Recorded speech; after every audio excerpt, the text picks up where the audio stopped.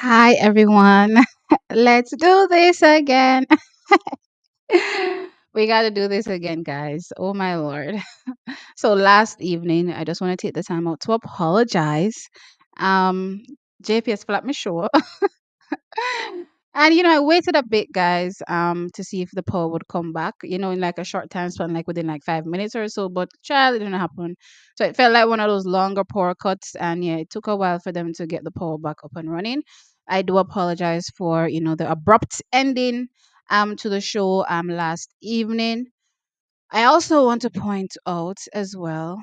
What did I want to point out? I don't even remember. My brain is spiraling, but yeah, anyway, long story short is I do apologize for what happened. Yeah, we've been having some terrible weather. I don't know if you all know, but we've been having a lot of rain, right? So I don't know if that had anything to do with it, but I just know that it hit the fan and there was no power, right? So I do apologize for the abrupt ending. So we're gonna continue today's show. Hopefully it's as exciting and as fun as it was yesterday. It was exciting. It was a whole lot fun. But before we get into anything, first thing, please remember to hit the like button once you're here. I really appreciate it. Thank you. Also, mic test. I'm gonna have to do this on every stream now. Mic test 1 2 3. Am I sounding good? All right. Let me know how that is going, audio related, and also sound off in the comments. Let me know who is here with me so that I can begin the show. So I see Keisha. Hey Keisha, welcome. Hey guys, please remember to hit the like. Yeah, remember to hit the like. And remember during the discussion, feel free to call in. Yeah, I'm gonna be sharing the streaming link. I'd love to hear from y'all today. Why do I look so wet? What do you mean? I'm not wet, guys. I don't know. So anyway. Don't care, cute it. Don't come flat me sure. Hey Lennox, what's good? Hey Track Universe, what's good? Good evening, Q Synergy. How are you? Why do I look white, guys? Is there something wrong with my makeup? I don't know. Am I already oily? Jeez, I swear to you, this makeup lasts a whole 5 seconds on my face. But anyway, I'm hoping that today will be another fun show. On the docket today, I want to talk about a lot of things. Clearly, I want to discuss Elaine Thompson-Herah. I guess we can continue with the Brianna discussion since that got cut short. I want to talk about the 4x4s, and I want to talk about the European Championship. So that's pretty much what I want to discuss today. Okay, Q Synergy saying he was joking. All right, I get that. So it seems that I'm a bit early. Maybe I should have scheduled this time for 7 o'clock when most people are, done with work and would be able to join. But it is what it is. Started a bit early today because, yeah, I apologize, Cosmic. Hey, what's up? I thought 6 o'clock would be good, but now I'm thinking about it, and I'm thinking, okay, this was probably a blunder. 7 o'clock is the best time where everybody is, available, coming from work, that kind of thing. So I'll not schedule it for 6 o'clock unless there's something going on where it has to be scheduled earlier. So I'll stick to the 7 p.m. time. I apologize for the early start. I thought, let's just get this out of the way and done. You know what I mean? It's been dragging for days and days and days and days. And I kind of just want to talk about this and be over and done with. You know what I mean? I don't want to be continuing this conversation because y'all know me. I tend to get pressed. I get pressed 100% when stuff ain't going right and I'm in my pressed mood. So because I'm in my pressed mood, I don't want to drag this forever. So I'm gonna put the link in the comments. So I'm gonna invite y'all. Feel free to join. Um I think this is one of those shows where, yeah, my mood to discuss what's going on is not, I'm not excited. That's for sure. Um, oh, it's 6 p.m.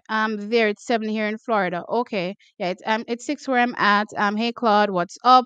So guys, that's the link. Anybody that is interested in joining, please feel free to smash it and join. Right? Please feel free to smash it and join. So let's get into the first conversation. Let's talk about um Elaine Thompson here. Let's start there. I want to kind of just talk about this and forget it. Not sure what happened last night, but I'm happy to see you're live again. All right, so JPS, that's the Jamaica Public Service. Well, is it public? I don't even think it's public, but anyway, our power company. Yeah, once there's an outage, there's nothing I can really do about it. But you know what? Now that I'm thinking about it, this is probably where my trackies need to step up. Y'all need to start maybe donating a bit more so that I can pay for to get a generator. Maybe. Maybe y'all have me sitting here and y'all don't even want to donate sometimes. So start, sending in some money or just donate the generator. I'll be fine with that. You know what I mean? So that I don't have to go through issues like this anymore. Oh, and another thing, I'm dreading the Olympic Games coming up and I'm covering the Olympic Games and whoops, JPS just cut off my light. Look here. I'm not here for it. I am not here for JPS and their foolishness. So y'all feel free to send in some coins or donate a generator or whatever the case is so that I don't have to struggle anymore. Y'all love seeing me struggle. Look how me nice. Look how me nice and clean. Come sit down every day. Well, not every day, but from a Wednesday/Thursday now, since you know what happened last night. And uno no want support me. Come on, uno support the thing. Um Throw it out there, T. Yeah. Go fund me a generator right away. Right away. We can't have Olympics roll around and I'm left looking in space. Because let me tell you something, I'm one of those people that will break down. I'll probably start, destroying stuff around me if the FPS pulls out with the light. But anyway, let's continue the conversation. So Elaine Thompson-Herah. Let's start there. Over the weekend, it feels like so long ago, but it's actually just Sunday gone. Wow, crazy. Anyway, on Sunday, Elaine Thompson-Herah took to the 100 meters for the second time this season, and she finished in last place, eighth, ninth. How much lanes were on that track? I don't even know. Right? Yes, I'm melodramatic, Claude, and she finished way down the track. Clearly, but what came out of that, as far as I'm concerned, sent ripples through the track and field community, being as the fact that she's a double Olympic champion. She clearly, visibly, suffered some kind of injury setback during the race, right? And that was a whole, shock, especially from a Jamaican perspective, because you're thinking about the Jamaican trials now 2 weeks away. That starts on the 27th of June, and you're now questioning, will she be ready for the trials? Now, for me personally, guys, as long as the background training goes in, as in the athlete was able to do the background training, then they only need a couple weeks, literally only need a couple weeks to get that peak performance and turn up and run really fast. So I'm not really concerned about what's going on from that perspective, but clearly no, it's the injury. How serious is this injury? Long will it keep her out? And will she have enough time to do that prep work heading into the trials? I think that's the biggest question on my mind right now. So coming out of that, Elaine Thompson here did indicate that, all right, I felt something during the race when I pushed out. I think she said when she pushed out, but my assumption is when she pushed out of the block, she literally felt something, but she continued to go. It didn't get any better clearly, and then I believe like at around 60, you could see her, slowing down and be like, all right, I can't give any more, that kind of thing. And then after she crossed the line, clearly we saw the images of her, taking her shoe off, then going down on the track, and then worst after that, we saw her being lifted from the track. I think at that particular point in time, again, it looked worse. It looked bad. It definitely looked bad. And again, for me, that was definitely a shocker. Wasn't expecting to see anything like that at all. So since then, Elaine Thompson-Herah posted a picture, and I know people have concerns as it relates to when the picture was taken, because clearly pictures can be taken um, at a later point, at an earlier point, sorry, and then posted later. So yes, there's no way for me to confirm when the picture was taken, but I did look at, her hairstyle clearly, certain little things that matched what she was, in on Sunday. So it looks like the same time span for me personally. And she was wearing what you guys may call trainers, I call them sneakers. She was wearing a sneakers, full shoes situation. So that gave me some hope as relates to, okay, this may not be as bad as it seemed to be originally, right? So that's a good thing. But then today we get news that she's gone to see Dr. I call him Dr. Magic Hands. If you guys were around watching track and field during the whole Usain Bolt era, you'd remember people calling him Dr. Hands. I don't know if they called him that because they couldn't pronounce his name, or because every time Usain Bolt went to him, he just magically was better. So everybody called him Dr. Magic Hands. So she's now going to see that particular doctor. She could be seeing him as we're speaking, you know what I mean? The sooner the better, right? But now we have to literally wait to see what's going to come out of that, right? Now there are either two ways to spin this whole situation with the doctor, Magic Hands, in my opinion. And I talked about this earlier in a video that I did post. I hope you guys did watch, right? So I said on one hand, it could be the case where, okay, we're clearly out of time, we don't have any time to dally, right? So we need to get whatever this is, because even from me, just if I hurt myself up at some particular point, I need time to recover, right? So they need to cut down that recovery time, in my opinion, to the shortest time possible. And I think Puma probably stepped in, and because that's a Puma link, that's one of the biggest links for Puma, for you to get to see that doctor. Not anybody can see that doctor, I can tell you, right? They talked about it for years, where you have to be the creme de la creme to see that doctor, and then some, you know what I mean? So for me personally, that's like a Puma link to me. To Puma probably stepped in and like, all right, we're not have time for waste with this, we need to get this resolved, and I need you to see the best doctor. And they linked her up with Dr. Magic Hands, right? um, so there's that opinion where, okay, it could be the case where, okay, we're just short on time and we need this fixed right away. We don't need to dolly with any, random doctor that we don't even know their credentials. Let's just go to the best and get this working right away. Or on the flip side, it could be that it's really, really bad, really, really bad. And if it's really, really bad, still trying to work some kind of magic and see how best they can navigate heading to the trials, right? I'm praying that's not that serious, but guys, it's still not a good sign. It's a good sign, but it's not a good sign. I don't know if that makes any sense, because I'm thinking two things at the same time. I know I'm, stressed out. I'm stressed. Okay, I am stressed.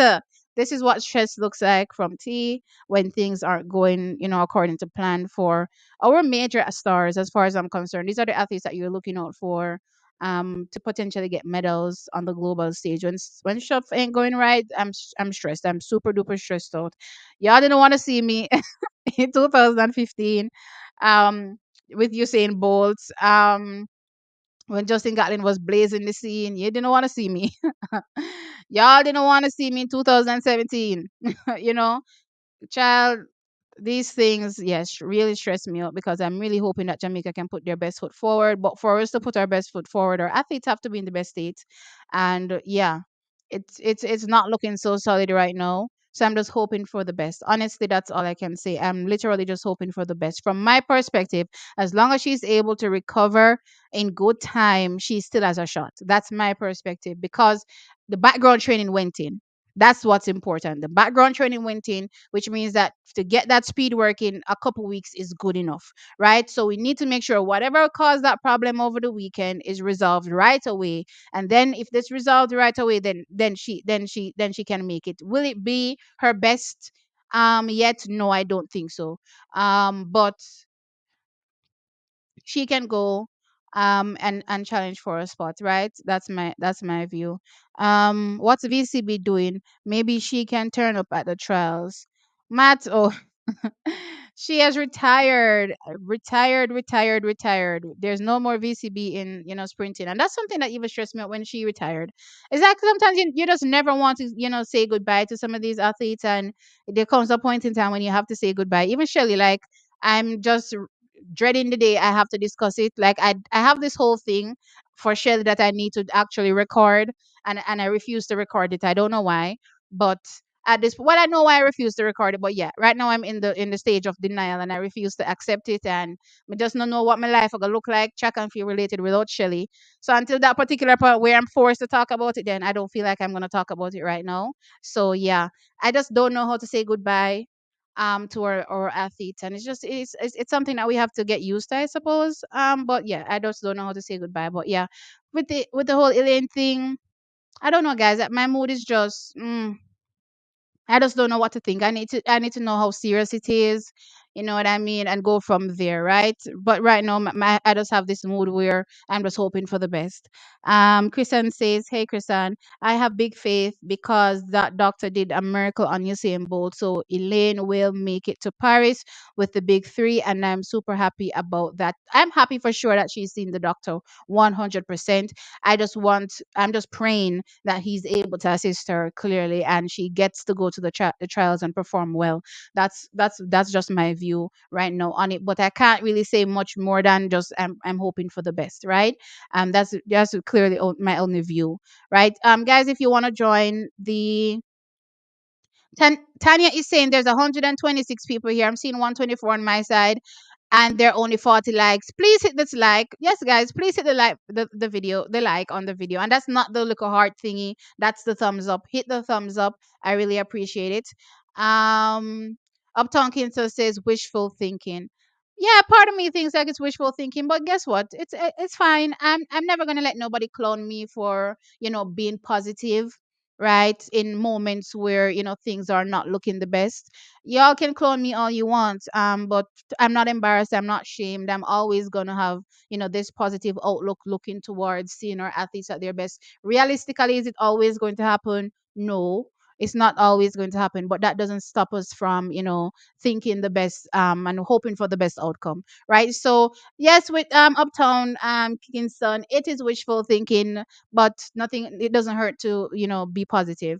um she might be able to make the team to Paris for real tea, like your analysis and positive attitude. Yeah, as long as whatever this, because track is, we don't know what this issue is based on images that we saw. It didn't seem to be the Achilles, and we all know when it's the Achilles, one, she's in that massive boot, that medical boot. We didn't see her in the medical boot, so that's a good sign also. So we have to take the small things, track is, as positives. Yes, we know that she's injured. We don't know how serious, but we can look at the little signs around and take these small things as positives, in my opinion. So one, we don't see a medical boot. If y'all remember last year, after the trials, she was in a medical boot, right? She showed I have the video clip of that. It's someplace in my archives track is, I don't even know where to find it, but she was in a medical boot right after trials, right? So you have to take those small things as positives to say, okay, it's not serious to the point where she needs to be in a medical boot. If she was in a medical boot, Chuckies, I would just throw my hands up in the air and say, okay, it is what it is at this particular point. But considering that I didn't see any medical boot, again, that for me is a positive, right? Also, again, knowing the fact that the background training did go in is a positive, because I keep mentioning it, and as I keep continuing to cover track and field, I learn more and more. And I've been talking to you guys. I think I think it's from around Sharika time, when Sharika started to come out and run, and you guys were flabbergasted by the performances by Sharika, and I said, don't panic, because how it takes a coach literally 2 weeks to get these athletes sprinting fast, right? 2 to 3 weeks, and these athletes are sprinting super duper fast. So do not panic seeing Sharika in the state that she's in right now. And then when you logically think about as well the times required for her to make the Jamaican team, she doesn't have to in this moment be running at 21-4 to make the Jamaican team. No, right? Give her any random sub 11, sub 21, sub 22, I mean, and she's good to go, right? So I don't think there's a challenge there. And then when you take into consideration from this moment to Paris is more weeks. So she has more weeks to fine tune. So she'll be able to turn up in Paris in her best shape, which is why I was never ever, concerned about what was going on with Sharika at all. As long as they're healthy and able to train, I know that they'll be able to turn up in good stead. The issue now becomes when they're actually still suffering, from the injury, which is, or an apparent injury, which is what's going on with Elaine right now. She is still suffering, and we don't know what level it is at this particular point in time. But as long as the background training goes in, as long as whatever is bothering her can be resolved, then she still has a shot. And again, never let anybody call you down for being positive in a situation. Track is there's always a light at the end of the tunnel. Maybe sometimes you can't see the light, right? But there's always a light at the end of the tunnel. So we just have to keep, faith, keep hope, and just keep chugging along and keep supporting our athletes. That's just how I see it. Um, let me see some of these comments. Da, da, da. Where am I? Okay, Sonia said she hit like already. Thank you, Sonia. I appreciate it. Um, it's good to be positive. We also have to embrace for the inevitable, which is why I gave you guys the flip side. Where on the positive side, this could be the case, but brace just in case the things go left. Just be mindful that this is the situation where we're at. So I'm not being blind to what I see. I've been talking about what I'm seeing, but I'm still remaining optimistic.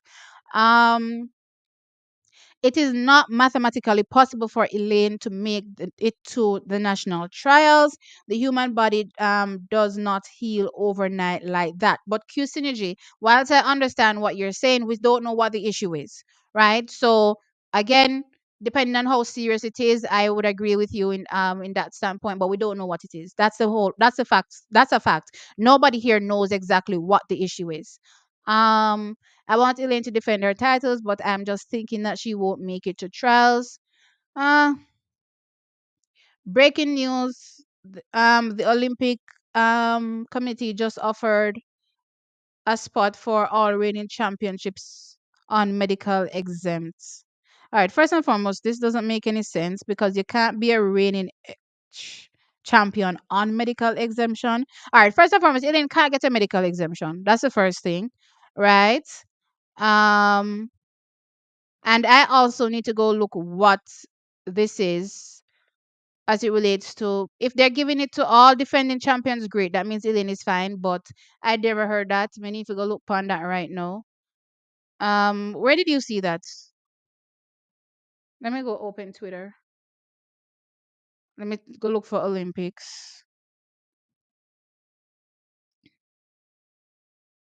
Your likes are now private. Okay, that's interesting. Your likes are now private on Twitter.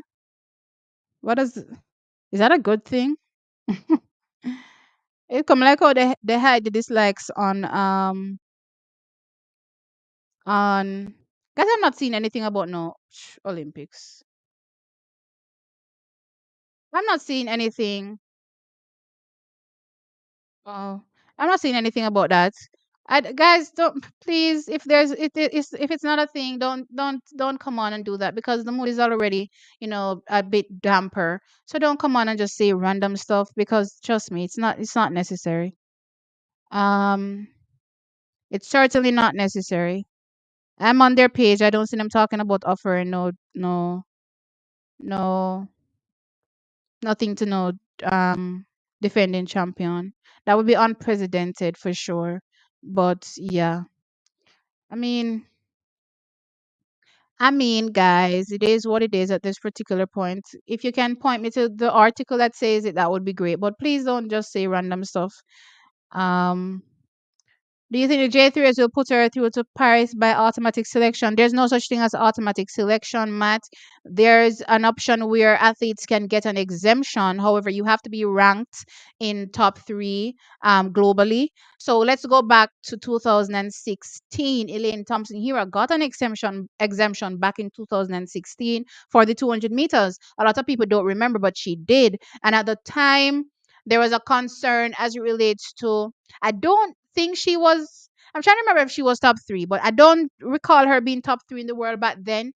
But because she rarely runs, well, no, she had to be top three because she was coming off 2015 with that 21.6 so 6.5. So she clearly had to be top three, right? Anyway, let's continue. So um they gave her an exemption back in 2016. A lot of people don't remember. She didn't run the 200 meters at the trials. And back then, there was a lot of fight as well for her getting the exemption because people are like, why we're giving her a spot when she hasn't really proved her fitness. And Stephen Francis said, well, we don't care.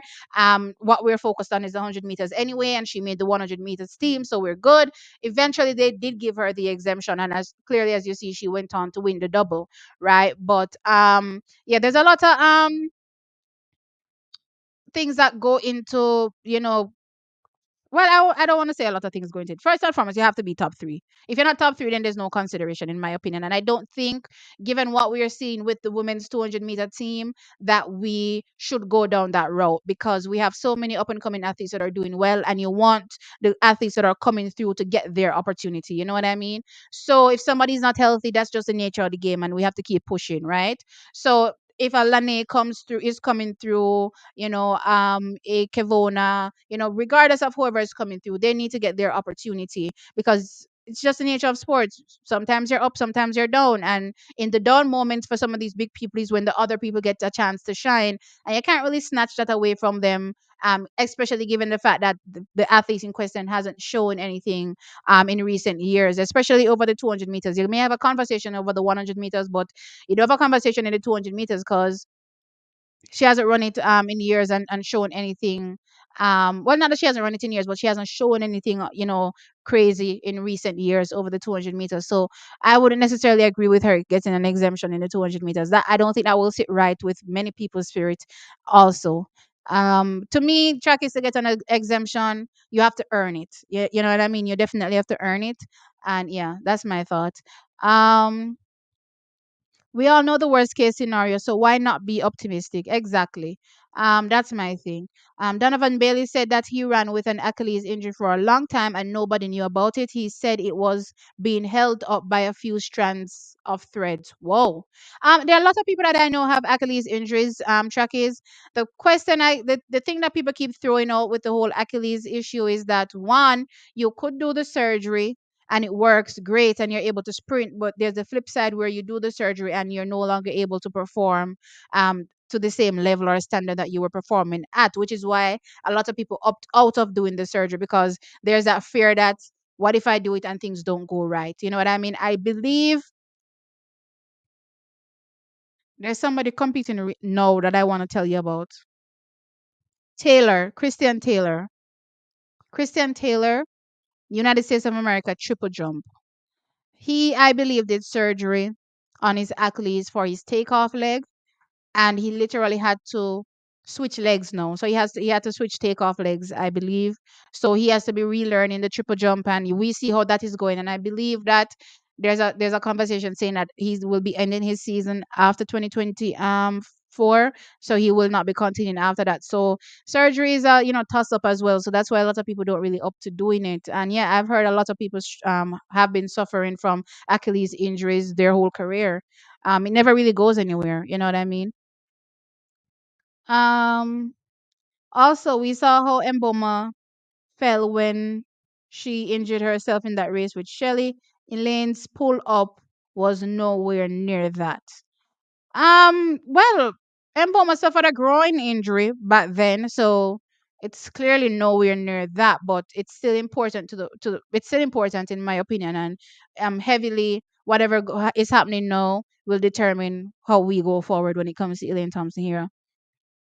Atta said our medal count will be low this year. I know our athletes will be giving their all. That's enough for me.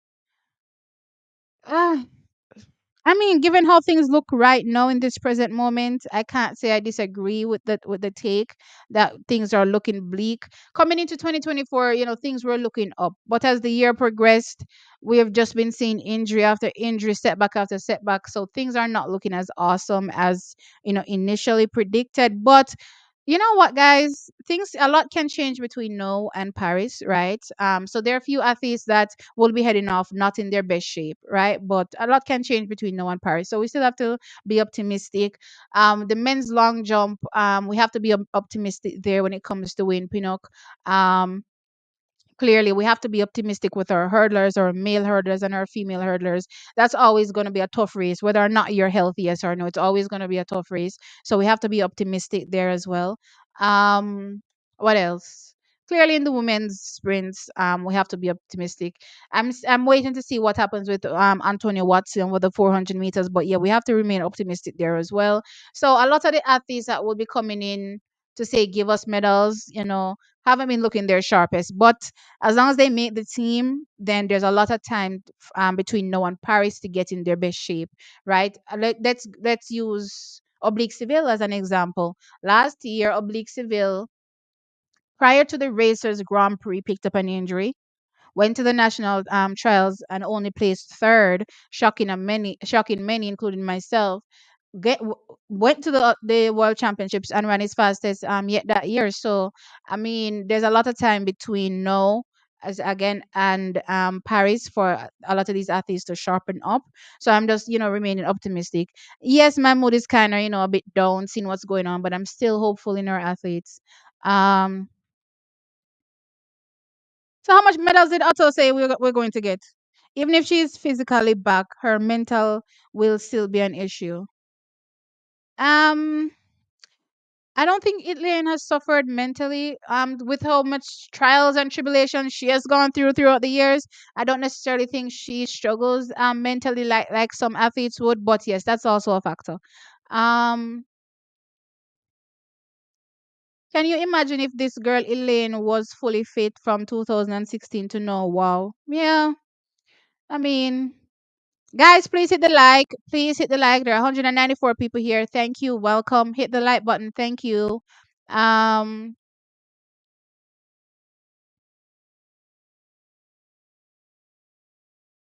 if the big three don't make the team, Alana, Tina, Tia, Crystal on that plane. I don't even want to, guys. I don't even want to entertain a conversation about the big three not making it. I swear to you, I don't even want to entertain that conversation about them not making it. Elaine aside, Sherika is still very much still in the conversation. And Shelly's, even though we haven't seen Shelly, she's still very much in the conversation. So, Elaine aside with her struggles right now, I don't want to entertain the big three not making it to Paris. That to me would be the wildest outcome for 2024. And I don't think my heart and mind is ready for that. No, thank you. um, See, also this goes to show that a fit Elaine is the best sprinter of her time. Yeah, I definitely think a fit Elaine Thompson dominates all, but the caveat to that is fit. Um, his name is Dr. Muller Wolfart. Yeah, I know, but I want to say Dr. Magic Hands because that's easier for me to say. Jamaica will easily win more than 10 medals. I haven't done my medal predictions yet. I want to go. I want to see what's happening at our trials first. I really want to remain realistic, in my estimations. So first, I need to see who is making the team, right? And not because you make the team means you're getting a medal. So let's get that clear. Making the team doesn't automatically mean medal, right? So I need to see who is making the team first, and then I can start saying, okay, medal there possibly, and medal there possibly. You know what I mean? So I'm not jumping the gun yet with my medal predictions. I need to see who is making the team first. Okay, Suchan, Q Synergy. Um, Dang T, I've never seen your energy this low before. Everything good? Guys, I'm fine, which is why I'm opening up the floor. If you want to join, please get on to the stream. Where's my thing? Let me put the invite thing back in the here so you guys can get on the stream. My energy is low because I'm sad, okay? So that's the link. Please use the link to join and we can have a good conversation. Y'all can, be the energetic people here today. But yeah, it's low right now. I'm not gonna lie. Um Come on people, even if Elaine gets an exemption, would it benefit us? Let's be for real. Yeah, I don't agree with Elaine getting an exemption at all. Regardless of how I feel about Elaine Thompson-Herah, personally, I won't go down that road. I think it robs other persons of the opportunity, for sure. So no, I won't go down that route. It's only done for the World Championships presently, but I think IOC should look into giving buys for the defending champions. I think the problem with the reason why the Olympics does not do that is because 4 years is a long time, and so much can change between now and the 4 years later, and it doesn't make any sense having spots for athletes that are not going to be running at their best. You want to bring the best available to the Olympic Games. The Olympics is the standard, right? You don't want it to be watered down in any way, shape, or form. So I can agree with them not giving out buys for the Olympics, because 4 years is a long time. You know what I mean? People will be retired by then. So much goes on between now and 4 years. So I'm not gonna just randomly say, oh, let's have a buy for the Olympic Games when people are not even competing anymore. Yeah, 4 years is too long in my opinion to have buys. A year, 2 years is cool, but a whole 4 years, no, I don't know. So we have our first guest. Hi, NK. Welcome to the stream. Can you hear me? You're on mute. Hi, good night. How are you? I'm doing great. How are you? Well, my I'm energy is okay. low. Other than that, I'm fine. Is your energy low too? Yeah. Me at first I'm not go. hearing you. You're low. You're coming in low. Right. 1 second. While you're fixing that, let Can me you hear read me some now? more comments. Yeah, I'm hearing you. Can you hear Okay. me? Yeah, so I'm fretting too. Oh, you're Cause fresh.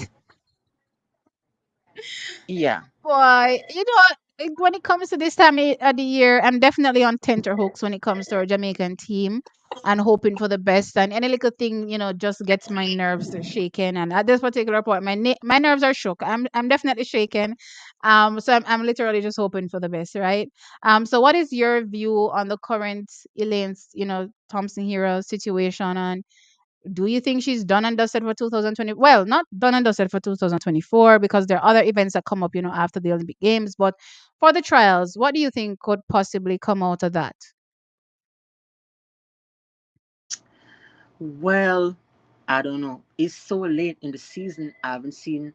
Well, she hasn't been doing well, as we know. Nobody's seen Shelly.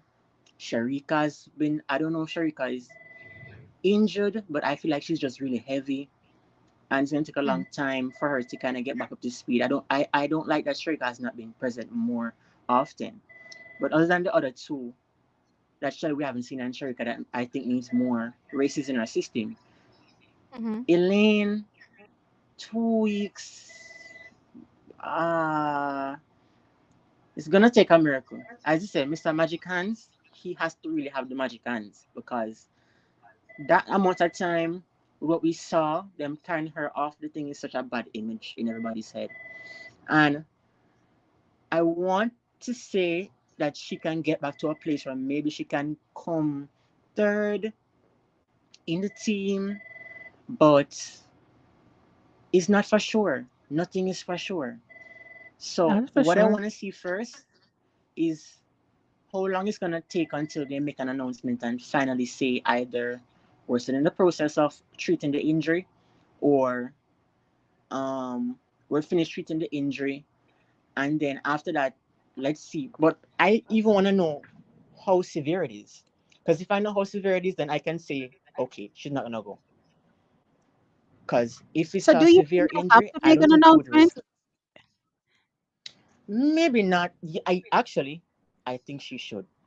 It would be maybe some people say she don't have to, whatever. I think she has to, because you're the defending champion. Everybody in Jamaica is looking to you to defend your title and win us back that double double, or at least one of the two. I'd say at least 100, because Sharika is at the 200, so we expect one from her. But at least for you to announce that you won't be doing it, so that we know for sure that you're taking this season off. Okay, fine. Elaine is not gonna be there. Let's look to the other two. But for her to just not show up, it is gonna be like the last thing we remember is you being carried off that other track. That's the last image we're gonna think of you. And I don't, in terms of PR, I won't like that image for Elaine in everybody's head. I want everybody to think of her as double double, 10-5-4. She's injured right now. She'll be injured for a while, but don't worry. Next season, she's gonna come back and kill them. So I just want in all of our minds for us to be rested in that she's okay. She's gonna come back later on, maybe next year, and she's gonna do better. But if it's severe, I don't think she's gonna do it. And I wouldn't want I her don't to. know. I wouldn't want her to pull a to hurt herself more. I'd rather it be a case where hopefully Shelly's okay, Shelly come and Sharika come, they get the two spots, and a junior come and get the third spot. I was hoping Brianna would continue. She's also injured, she don't want to continue. That's perfectly fine. She has many years ahead of her. So she has a bunch of time to recover. But if a Shelly, Sharika, I don't know, Brianna, Williams, if she come and that's the three that we get, perfectly fine. No So, all problem. right, my But thing is, do you think it's in Elaine's best interest though to announce something like this leading into the trials? I understand maybe post trials, and in my opinion, Elaine is the type of athlete where even if she's running on one foot, she's going to turn up at the trials, in my view, right? Because she's that type of a woman, in my view, that will still try. Even when things seem hopeless, she will still try. That's the vibe I get from her. So I'm wondering if it's in her best interest, contractual obligations and all, it be in her best interest to announce something like this prior to the trials, where you're pretty much telling people that don't look for nothing. Like, what does that mean for all the deals that she has going on? I know she did sign the recent Dior deal. That's a big thing where they're looking out to see her in Paris, right? Is that Would that yeah, be a good look for her to come out and announce something like that? but boy, you know what? See, I'd prefer Elaine have a. I'd prefer all the contracts she have going to jeopardy, and she come back next year and kill everybody, than for her to uphold the contracts, go to trials, and then suffer injury so severe that she would not run again. I would rather her lose Dior, lose everything she have, and come back next year and run 10-5 and bounce off Shak'ari and everybody and make everybody scream and ball for them mama. Than her run right now, and then guess what? I All don't right. wanna call the guy's name. But you know what I'm thinking? Who did the same thing and now he is permanently injured. He's having a hard time as well because of what he did. He made that mistake. I don't want to call his name. But I don't want her to go in that same situation, to go and try. She goes there, she in the finals, halfway pull up boops, and guess what? That's it. No more I racing. I don't don't want that know. in I for think her. my view is a bit different from when I think about Elaine versus like a Brianna Liston situation, because one is at literally the end of their career, and the other one is at the beginning, right? So there's not much years left for Elaine Thompson-Herah to potentially be at her best and come out and run super fast. You know what I mean? There is Right. a clock in track and field. And at this particular point, I don't know if I can agree with you and say wait for what we don't know if it's ever going to be, because this could very well be it. You know what I mean? You may be saying, oh, next year, when next year comes, it's the same problem, and then we continue this on years on end, and it never gets better to the point where she just has to retire. You know what I mean? So I can't say Maybe. 100%, which is why I did indicate that I am conflicted. I don't know if you were on the stream last evening before we got cut off, but I was saying I am conflicted when it comes to Elaine Thompson here and this whole situation, because I know where she is in her career now, and I don't know if giving up 1 year is gonna everything is gonna turn out great the other year, because the type of injuries that she suffers from, according to Stephen Francis, she always has to manage it, year in year out. It's never a case where she's gonna have a year, injury free, right? She breaks down consistently, throughout the months leading up to whatever trials there may be slash championship. So that's never going to go anywhere. So we can very well come to next year and we're going through the same thing all over again. This can be something that continues to happen year in year out. So there's literally no guarantee, and I just don't know how to look at an athlete that's at this stage in her career and say don't go.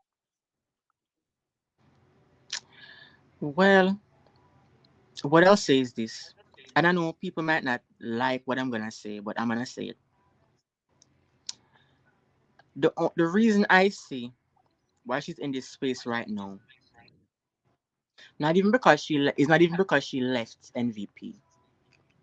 It's because the people who have her right now don't really. I'm not gonna not pertaining to the doctor that she has now in Germany, Mr. Wolfart. Not pertaining to him, All for it. but pertaining to the Mm-hmm. Wolfart. Not to him, but to the team that she has now with what do you call him, teacher? What name? Um, Ronald Walcott. Shelley Walcott, right? Mm-hmm. I don't think his team. I don't have to think anything. They don't know enough in terms of Elaine's body, in terms of how much she can manage. They haven't had enough time to actually sit down and test and say, okay, this cannot work, that cannot work. They just got this girl. Walcott was over No, MVP, but fine. I don't know But if I can agree with you there because Shelley was in the same and by Shelley I mean Shaniki Osborne was in put in the same situation and she had to figure out workouts around the type of brittle athlete that Elaine Thompson-Herah is. So the no, but same Shanika was thing would closer to the her at same the time. onus say that again. Shanika was closer to her when they were back at MVP. And Shanika No, worked with I Elaine get more that than much, Walcott but did. she still had to create workouts around it, right? She had to create her own workouts Sure. around it. So my thing is, Elaine Thompson-Herah would be transferring this knowledge of what was happening prior. You know what I mean? This is what I went through at MVP. This is what they used to do. This is what Shanika used to do. You know what I mean? So I don't know if coaches, just going blind, like especially a coach, to Elaine Thompson here. I don't know if that's a thing where they don't have, prior knowledge to what was going on, with training before.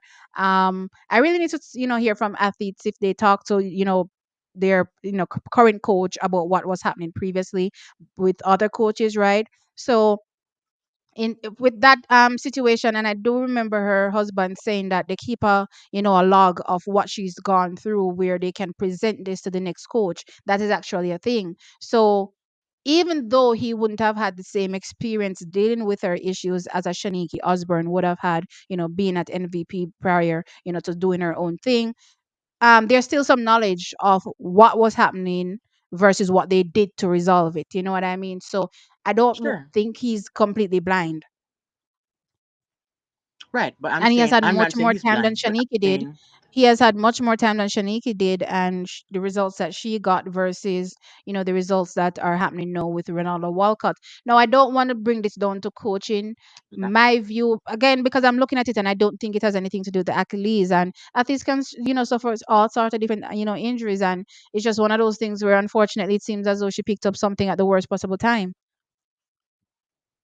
sure. What I'm saying is that even though Walcott is a better, more experienced coach, and I think I respect him. We respect him more because we know what he can do with Shelly, what he did with Shelly, what he did with all these other athletes. Respect him, and I think he's one of the best coaches we have. All that being said and considered, if Elaine was healthy from the time Shaniki had her running 10-7 up until now, even I don't think if I think if she had stayed with Shaniki, despite Shaniki not being a better coach than Walcott, I think it wouldn't have been as bad as it is now. I don't think so. I don't know when the injury came, and again, I don't know if the injury is the recurrent one that we're thinking of. If it's a new injury, I'm not sure. But what if based off of my assumption, it's the same kind of tendency she's been having for years. If that's the case, then I think if she stayed with Shaniki from then till now, I don't think she'd be where she is right now. I think she would be at least 10-18 or back at the 10-17 or even better. I don't think she'd be where she's right now.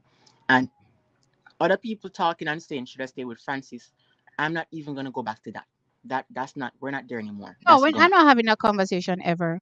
I'm not having that conversation. My thing is, Right. I'm hearing you Right. rate Shaniki, but I don't know if I can rate And Shaniki as I'm not low rating her, as you're rating her in comparison to Walcott. No, I'm saying this because Walcott Mm, clearly, branched out sooner than she did, and has yeah. now gotten to the where he has a whole team around him, and she has now taken that step, recently, right? So she has to Right. know get to that level where people know trust in her program and gravitate towards her.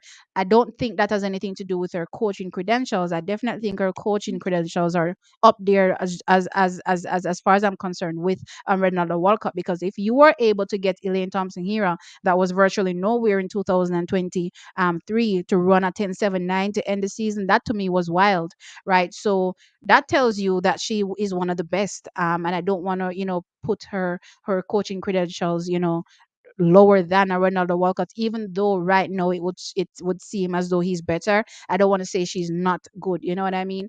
But Right.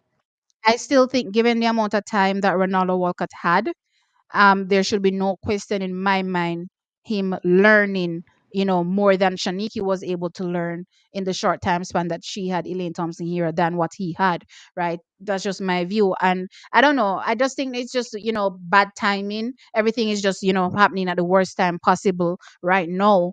Um, I don't know. I just don't think, I don't know. I don't think I can agree with you 100% with some of the things that you're saying.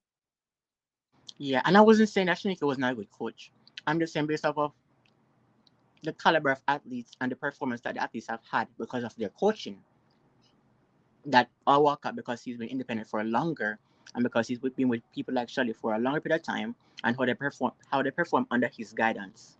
That's why I put him where I put him. Not because she's not good or whatever, no. But yeah, all that being said, I do wish her the best. But another elephant in the room that we're gonna have to come to realize is that if Elaine is not gonna be 100 by the time in trials, God forbid, if Shelly's not 100, God forbid, by that time as well, if Sharika is the only one there, it's gonna be a very rocky road in the 100 meter for Jamaica because I don't think that any other substitutes along with Sharika is gonna give us a sweep.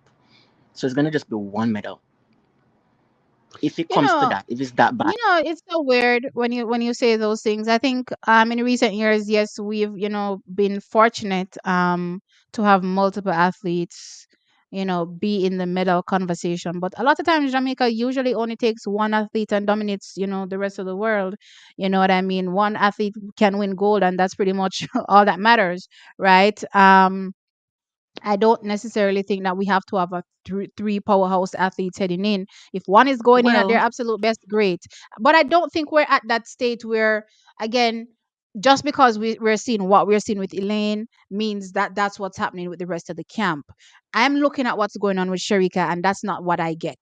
I'm not getting that she will not be ready for Paris. She may not run her fastest, yes, at the Jamaica trials, right? But that doesn't mean she will not be at her fastest by the time Paris rolls around, right? Because again, I keep looking at what Stephen Francis and her coach Paul Francis seem to be trying to target, and for me, the vibe I'm getting, the target is absolutely not the national trials. No, yes, it's important because we have to fall into top three, but I don't think there's a question in their mind once they prepare her to a certain level that she will not be a part of the team. There's no question there. So now, okay, we can get Sharika to point B by the time Charles rolls around, and then by the time Paris rolls around, we can get her to A plus, right? I think that's the thought process when it comes to Sharika.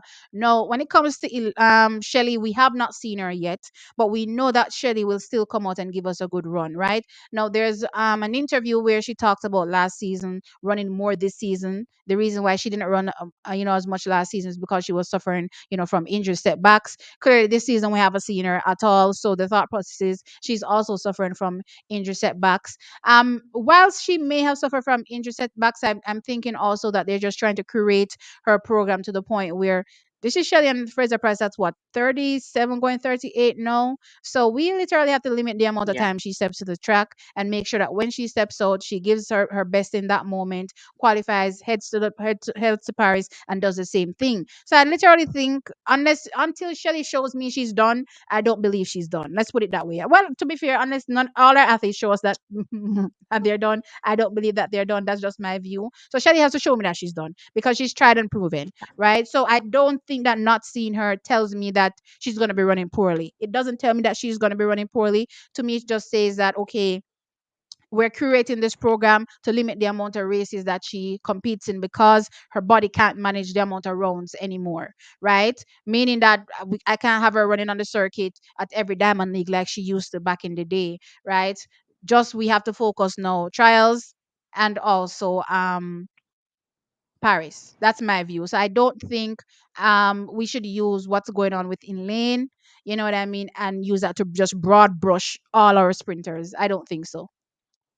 No, not a broad brush, but just to say that, and again, based off of what Sally said last year, just assuming that because we haven't seen her, that might be the case. They might be preparing her for, you know, a better, because she's older, giving her a better schedule because she can't manage like she used to. She's not young again, so she has to have a different training regimen than what she had before.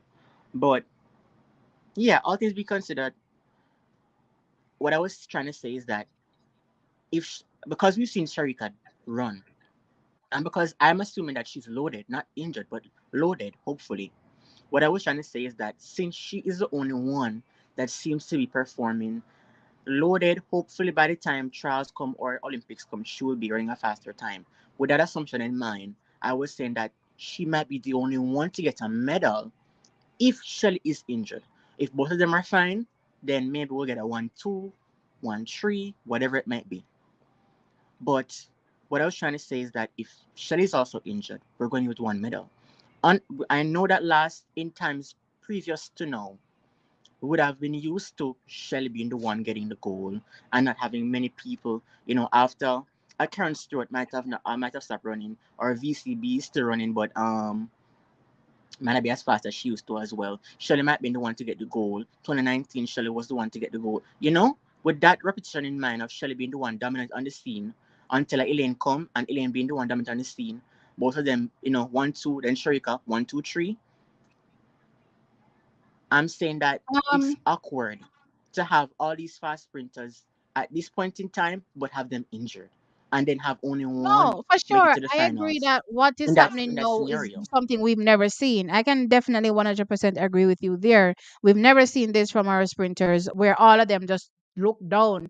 You know what I mean? Well, we haven't seen Shelly, so I don't want to necessarily say she looks down, but that's just the assumption because Right. nobody has seen her, right? Um, that being said, though, I don't want to be pessimistic because again, that ruins my mood. And y'all need to know that I am a diehard track and field fan where I soak up the energy from track and field and then I give the energy to you guys. So if I'm not getting the energy from track and field, I have nowhere to get no energy from. Right. So I literally have to be, trying to keep myself level above water pretty much in this situation and just trust in the process because just like the athletes are trusting in the process and knowing that their coaches will get them ready in the right time. It's the same thing for us. We have to trust in the process. So yes, things are not necessarily looking the best, right? But I'm just trusting in the process and hoping that things will go according to plan. And that's pretty much just how I look at it. So um Yeah. I want to divert from Elaine because we've been on Elaine for almost an hour now. So I just want to, just switch over a bit. But Jordan says, wait a sec. What do you mean a fit Elaine dominates all? Jordan, I don't think I stuttered. No, a Why fit that? Elaine Why are you dominates all questioning? in that 100 meters. I'm not taking that back. Does that mean Elaine Thompson here doesn't lose a race? No. It doesn't mean you're infallible. I've always said athletes are not infallible. They will trade, wins here and there, but if Elaine Thompson here remains fit, then yes, she dominates all. And I'm not taking that back, Jordan. Definitely. All right. Let's move on over to the other topic, another topic that I want to discuss. Well, I see some people saying I need to touch on Brianna. I don't know why I need to continue this Brianna thing since I already said it was hogwash, but so Brianna Liston came out and made multiple posts, oral traces, videos saying that she's gonna, switch allegiance to America based on, certain moves that she's making. One, she's twanging like a foreigner. She doesn't have any Oh, Jamaicans come on on. her post, on her Instagram, stuff like that. I thought about it more in depthly last night, and then something hit me when it came to what her posts on Instagram could possibly really mean. No, I touched on it last evening when I said she's probably creating her brand at this particular moment and at this particular point when I'm not, the social media savvy person where I'm, into it like that, but I do understand what it means for branding, right? So, with that said, I've always been talking about our Jamaican athletes and them appealing to markets outside of Jamaica. That's where you're going to be getting the major sponsorships and the major deals. That is a fact. When Yeah. you look at all the Americans now, they're soaking up deals left, right, and center. Every 5 seconds I open my Twitter, I see a new deal from Shak'ari Richardson, Noah Lyles, Sidney McLaughlin, Leveroni, Gabby Thomas. Everybody left, right, and center. They just have so many deals floating at them, right? And in my view, to get these people in that market to um appreciate you, you have to appeal to them. It doesn't necessarily mean you're going to be showing them Jamaican flag left, right, and center, because that's not what they're interested in. You know what I mean? Show them what appeals to them. You know what appeals to them? The NCAA system. That appeals to them, right? And a And lot you of know times something? it's so funny. Go ahead. No, you can continue. Hmm? You can continue. I'm I sorry. didn't hear that. I say Say you that can again. continue. I'm sorry. Oh, okay. So, where was I? I don't even know. I think I lost my train of thought. Um, right. So yeah, the NCAA system. A lot of times I hear people say when they're talking about their accolades, they put their NCAA accolades above, getting a NACAC medal or a, Commonwealth medal and so forth. And I keep wondering to myself, why is it that an NCAA medal is ranked higher? You know what I mean? Or the performances there ranked higher in their view. And I thought about it a lot last evening, and I said to myself, I wonder if what Brianna Liston is doing now is literally trying to, appeal to the American market, where when she finally decides to take that step or that leap into going pro, or even now that collegiates are able to get NIL deals, right? She'll be able to get more than just the Adidas deal and Adidas NIL deal. Maybe she can get others by appealing to that market. And that's important, which a lot of Jamaicans do not understand. You can't stay in a little Jamaica, little under your rock, and feel like say you're going to be getting where you need to go. No, you're not going to get there. You need to put yourself out there, in my view, right? And I think that's what's happening with a Brianna Liston. Do I think that countries haven't approached her to potentially represent them? No, I don't think that countries haven't done that. We've heard throughout the years, all of our best athletes have been approached by countries all over the world, to represent them. Does that mean that they're going to take up the opportunity to represent another country? No, but I just think that's what's happening with Brianna. I don't think she will be, representing any other country. I don't think she wants that Yeah. heat too. And let's be real, I see a lot of people saying, "Oh, why should Jamaica care what Brianna Liston does? It's her thing." And I'm like, if you think Jamaicans don't care, you have a next thing coming. The reason why it is such a topic is because Jamaicans care. And best believe that if she should ever, take it upon herself to go rep anybody else, yes, what it's her business and she can do whatever she wants to do. Just know that Jamaicans will never let it go. Mm-mm. Welcome Sanchez to the show. Oh, go on, big up yourself and bless up. Big up, big up, big up, big up, Yeah. big up, big up.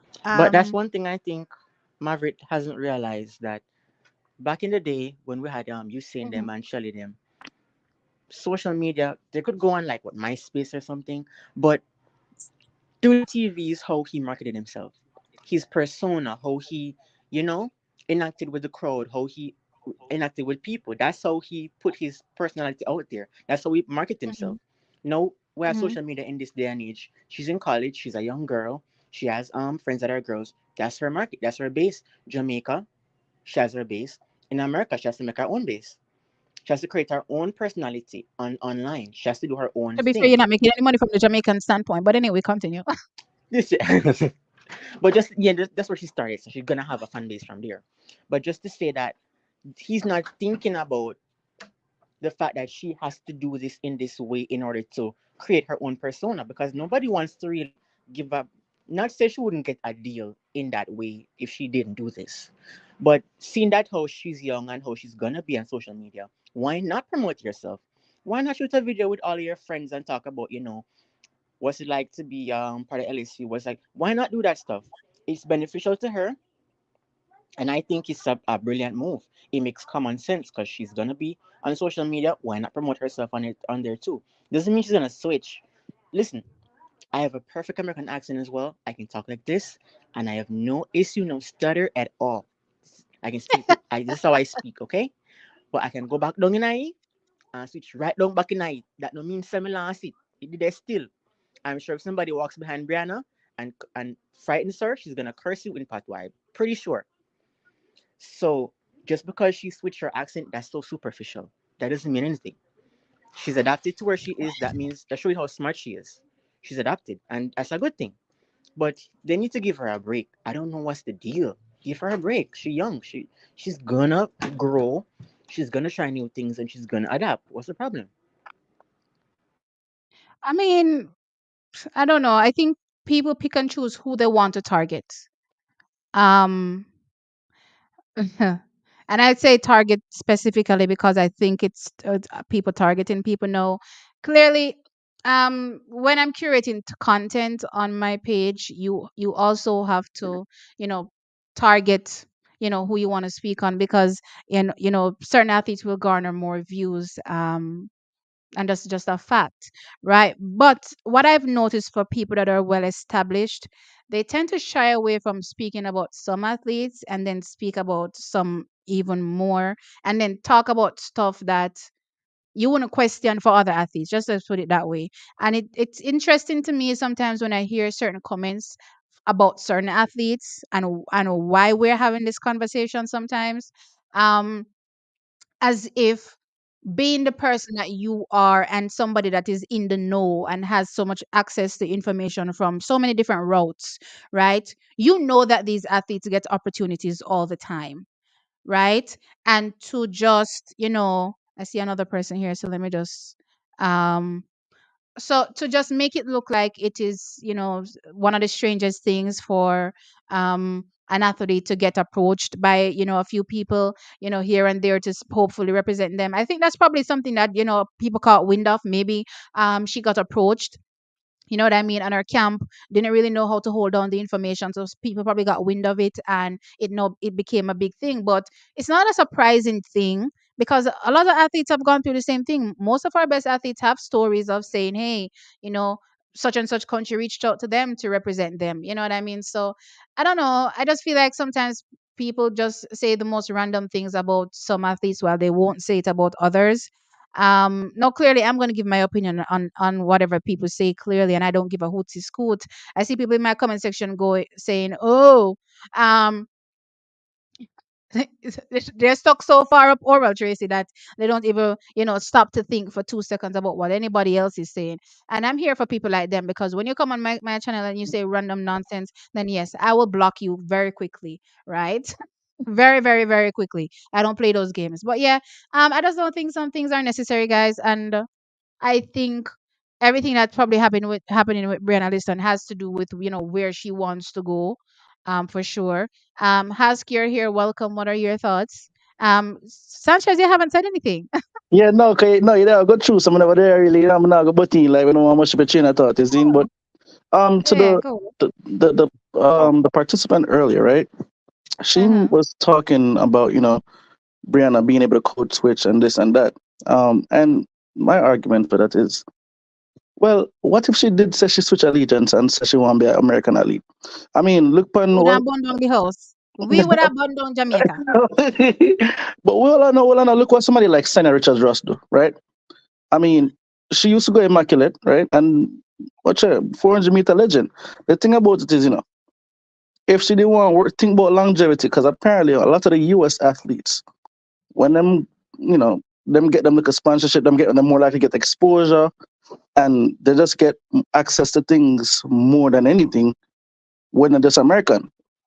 Checking, case in point, Miss, what's her name, Shak'ari there? We call her Weedy, right? Muma just got him first global championship last year, but Mhm. her net worth was way above even Shelly and Elaine and who are like at least 10, 15 times decorated over than her. But what? She just had exposure. She's also controversial, so her nature goes into that, her personality, whatever. But if I'm saying if Brianna made that decision for say, may I come up for an NCAA, probably make it transition go pros, get a little exposure, probably get some, because at the end of the day, track don't really make money like that. It's not really like a sport that garner that much attention, even, in the wider like society or, hemisphere. So yeah, that's a, Well, for my thing, when it comes to, especially when I think about Shelly, when I think about the sport of track and field, and I think about the heights that Usain Bolt was able to reach, both of them started out the same time, right? So the same level that Usain Bolt is on, mind you, she hasn't gotten the world records, but for me, the accolades speak more than the records. I think I've said this multiple times. She should definitely be on that level, and of course, Elaine Thompson-Herah coming through with her double double in recent years, should be up there. I just think that we're in a market where these people haven't realized that you don't target Jamaica. Jamaica is not the target audience to make money. And I brought up Usain Bolt in a previous, I don't know if video or live stream or whatever I was talking, and I said, look at Usain Bolt. He targeted Europe and America, right? You saw him on the same shows that you see Noah Lyles on, right? You saw him on those shows. The difference is that Usain Bolt is clearly the Jamaican, so you probably won't get pushed as much. You will get pushed, but not as much, right? But you have to be willing to put yourself out there. So if it's one, meaning that you have a team, or a base in America or in Europe where you frequent these places and try to get yourself ingratiated into their system, right? As much as you're Jamaican, so that you can get those deals. So people get comfortable with seeing you on their TV and not wondering, who is this advertising Kroger? Who is this advertising whatever? I don't know this person. You know what I mean? Worse, they're not American, but get used to the idea. So yeah, they have to have a base there, and I think lost opportunities for Shelly and lost opportunities for Elaine Thompson-Herah as well. Their teams did not take advantage of what they have and marketed them, to the global audience. You have to have a team that's willing to put you out there. You know what I mean? You can't just sit down and say, well, I have the accolades and think it's going to come. You know what I mean? The team has to go out there and do that. Get a base into these countries and work from there. You know what I mean? And I think there's a lot of missed opportunities when it comes to our best athletes. I don't think that has anything to do with what's going on with Shakiri. I think she's getting what she deserves. She's the world champion in an event, and she's getting all the highlight and accolades that well, not accolades, but the deals that should come with that in this moment. She's hot right now. She's trending right now. Yeah, she's getting all the deals that she should Well, get. well. Before even Hold whatever on, let me work, finish. Wait, 1 second. Let me finish. So when you look at what happened with Shelly and Elaine, you may be looking and saying she shouldn't be getting it because Shelly and Elaine them haven't gotten it. No, that's no fault of Shakiri. You know what I mean? So Shelly and Elaine should have been getting these deals and then some for years on end. If you understand what I'm saying. So what's happening with her now? It looks like, oh, how is she just, winning a one medal and a one gold medal, and here we have her getting all these deals. What should have been happening was when Shelly them get them medal from 2008. They should have been getting one all the available deals in Jamaica, and they should have also been marketed to the global audience. I don't think social media existed that much in 2008, but whatever could have happened back then for them, they should have taken advantage of the situation and got themselves out there. You know what I mean? It didn't happen like that. So we can't fault what's happening with Shakiri, in my view or in my opinion right now, and say, oh, Shakiri shouldn't be getting what she's getting. I'm saying our athletes should have been getting what Shakiri is getting now, and then some, given where they are right now in their careers. That's just my view. well, so that's what I was saying. When I was highlighting what Shakira was doing and what she was getting, that was not knocking, Shakari or anything. I was just Hmm. highlighting the fact that I think a lot of groups or agents within the Jamaican diaspora have sort of like a lack of knowledge of like branding and marketing to like other sponsors, companies. So that was what I was highlighting, and that was where I was saying like, look at the amazing work Shakari is doing on the non-track and field and the attention and all this money, and we just apparently Shirley and Elaine are kind of like super late to the party, so that was what I was actually highlighting with regards to like what Shakari was doing. So like I don't know if it's a thing where whoever they may have to switch up whoever their team is. I don't know if it's even like it's not exactly, I guess, hurting them, but there's just a lost opportunities going for them. Just to chime in, good evening, everyone. I agree Hey, to that. has. I agree to that point in that, sorry, Shak'ari is, I give her props as a brand, a living brand, living and walking brand. But the PR and marketing persons for respective athletes are very lacking, to say the least. Even on the Jamaican standpoint, you could have gotten a more, intertwined with the sponsorship and more brand deals for our local athletes or local, we call it brands. But internationally, I just think that because the concepts that we're not Americans, they're not going to buy into wanting to put us on a Google ad or a Beats ad if we're not like a creme de la creme. If Shelly was breaking world records, Elaine world record, probably. But given that we're not breaking any world records, we're getting no traction. Um, in regards to Elaine, previously, sorry, just to chime in on that point. I This is the pray. That's all we can do is pray for her, hope for the best, and Hmm. that's all we can do. Pray, hope and pray. And if she comes out, hope and pray when she's in the blocks. Hope and pray when she gets out the blocks, and just hope and pray when she finishes the race. That's all we can do. I would want her to be healthy, but if she has a spirit to go and can go, she should go. Run, you know? I mean, at the end of the day, it comes down to again the performance at trials. So whoever takes three, that's just the athletes that will go from just Elaine Thompson here and what she was looking to do clearly, try to defend. And yes, it's a sad moment in time, but we also have to, appreciate who is actually there and who is coming through. A lot of young athletes are coming through and they're looking for this moment actually, to try to, one up athletes that are not necessarily showing up at their best. So even though my mood is down right now and I'm sad for Elaine, best believe that, whoever makes the team, I will be excited for them, you know what I mean? And supporting them going forward 100%. That yeah, but for now, it's just hoping and praying that Elaine turns up at her best for true. That's just my view as well. All three Um, to be honest. no, well, yeah, well, to be Every fair, I'm not gonna everybody. lie. I'm the type Everybody. of person that I'm not just gonna say randomly that the house is burning down when just because I don't see anything happening. You know what I mean? So, my view is that is not that anything is wrong with Shelly, and even though I see what's happening with Sharika, I can see her getting to a particular time at trials, which makes her clear, which makes me confident in the ability for Paris. So not necessarily seeing the fastest times at trials, which I'm getting that we probably don't see the fastest times for all our athletes at trials. Although Shelly has the thing where she can just pop up and run 10 6s, right? So Hmm. that's possible when it comes to Shelly. But when it comes to Sharika, I'm possibly not seeing the best times at trials per se. But for sure, by the time Olympics rolls around, I definitely think the times will be rolling in, for sure. But these athletes have to be willing to spend money to make money. You know what I mean? True.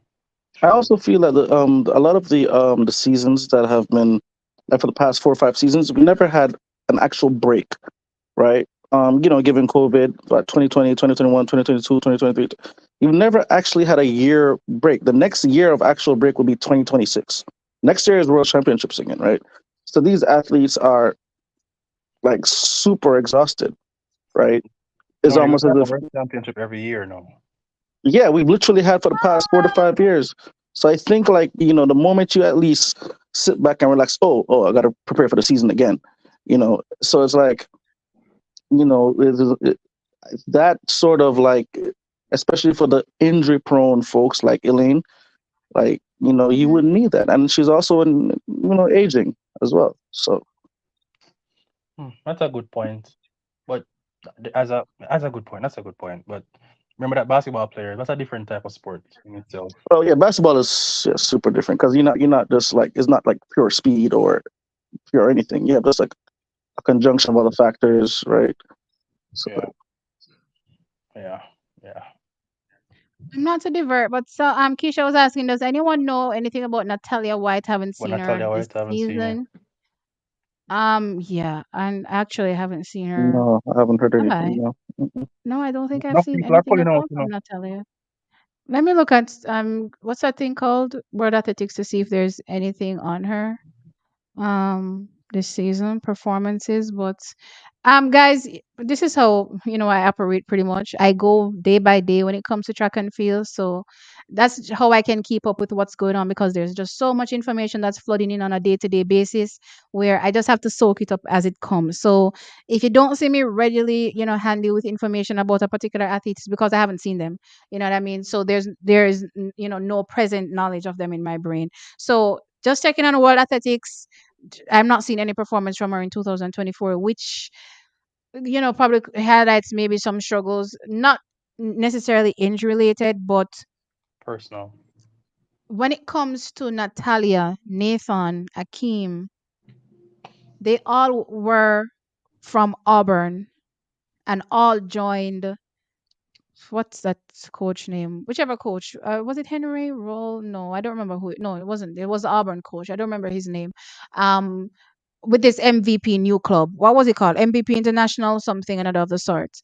Um, right? But things didn't necessarily seem or don't seem to be working out the best. We saw recently where Akeem Bloomfield, sorry, eventually, retired, and he has switched, multiple times, changed, I believe, coaching multiple times. So has Nathan as well, and so has Natalia, I believe. So I feel like athletes that don't necessarily have the best program to go into heading out of college, from the United States of America, and don't choose to come back to Jamaica, if it's not like 100-meter sprinting, 200-meter sprinting, they struggle to find a camp overseas. Something I've noticed, like these athletes can't find the best setup for them overseas. So it may be time for Natalia to come back home, because I've been watching her for a few years. I believe, what's the other girl name that used to go to Wilma's? I believe she came back and is training with MVP here locally. But I just noticed that Natalia was still training with the MVP international crew. So I don't know. Maybe it's time for her to come back to Jamaica, find a camp here. We have good sprinting setups here in Jamaica. If it was like some other event, then maybe I would say, go find another camp XYZ. But maybe it's time for her to come back to Jamaica and get her career rolling again, because it's track and field, and you don't last long in the sport. So yeah, that's my view when it comes to her. Um, Rocky Hill says overseas college students cannot market themselves or sign NIL deals. What are you talking about? I see multiple collegiate athletes right now on NIL deals. Brianna Liston has an Adidas NIL deal.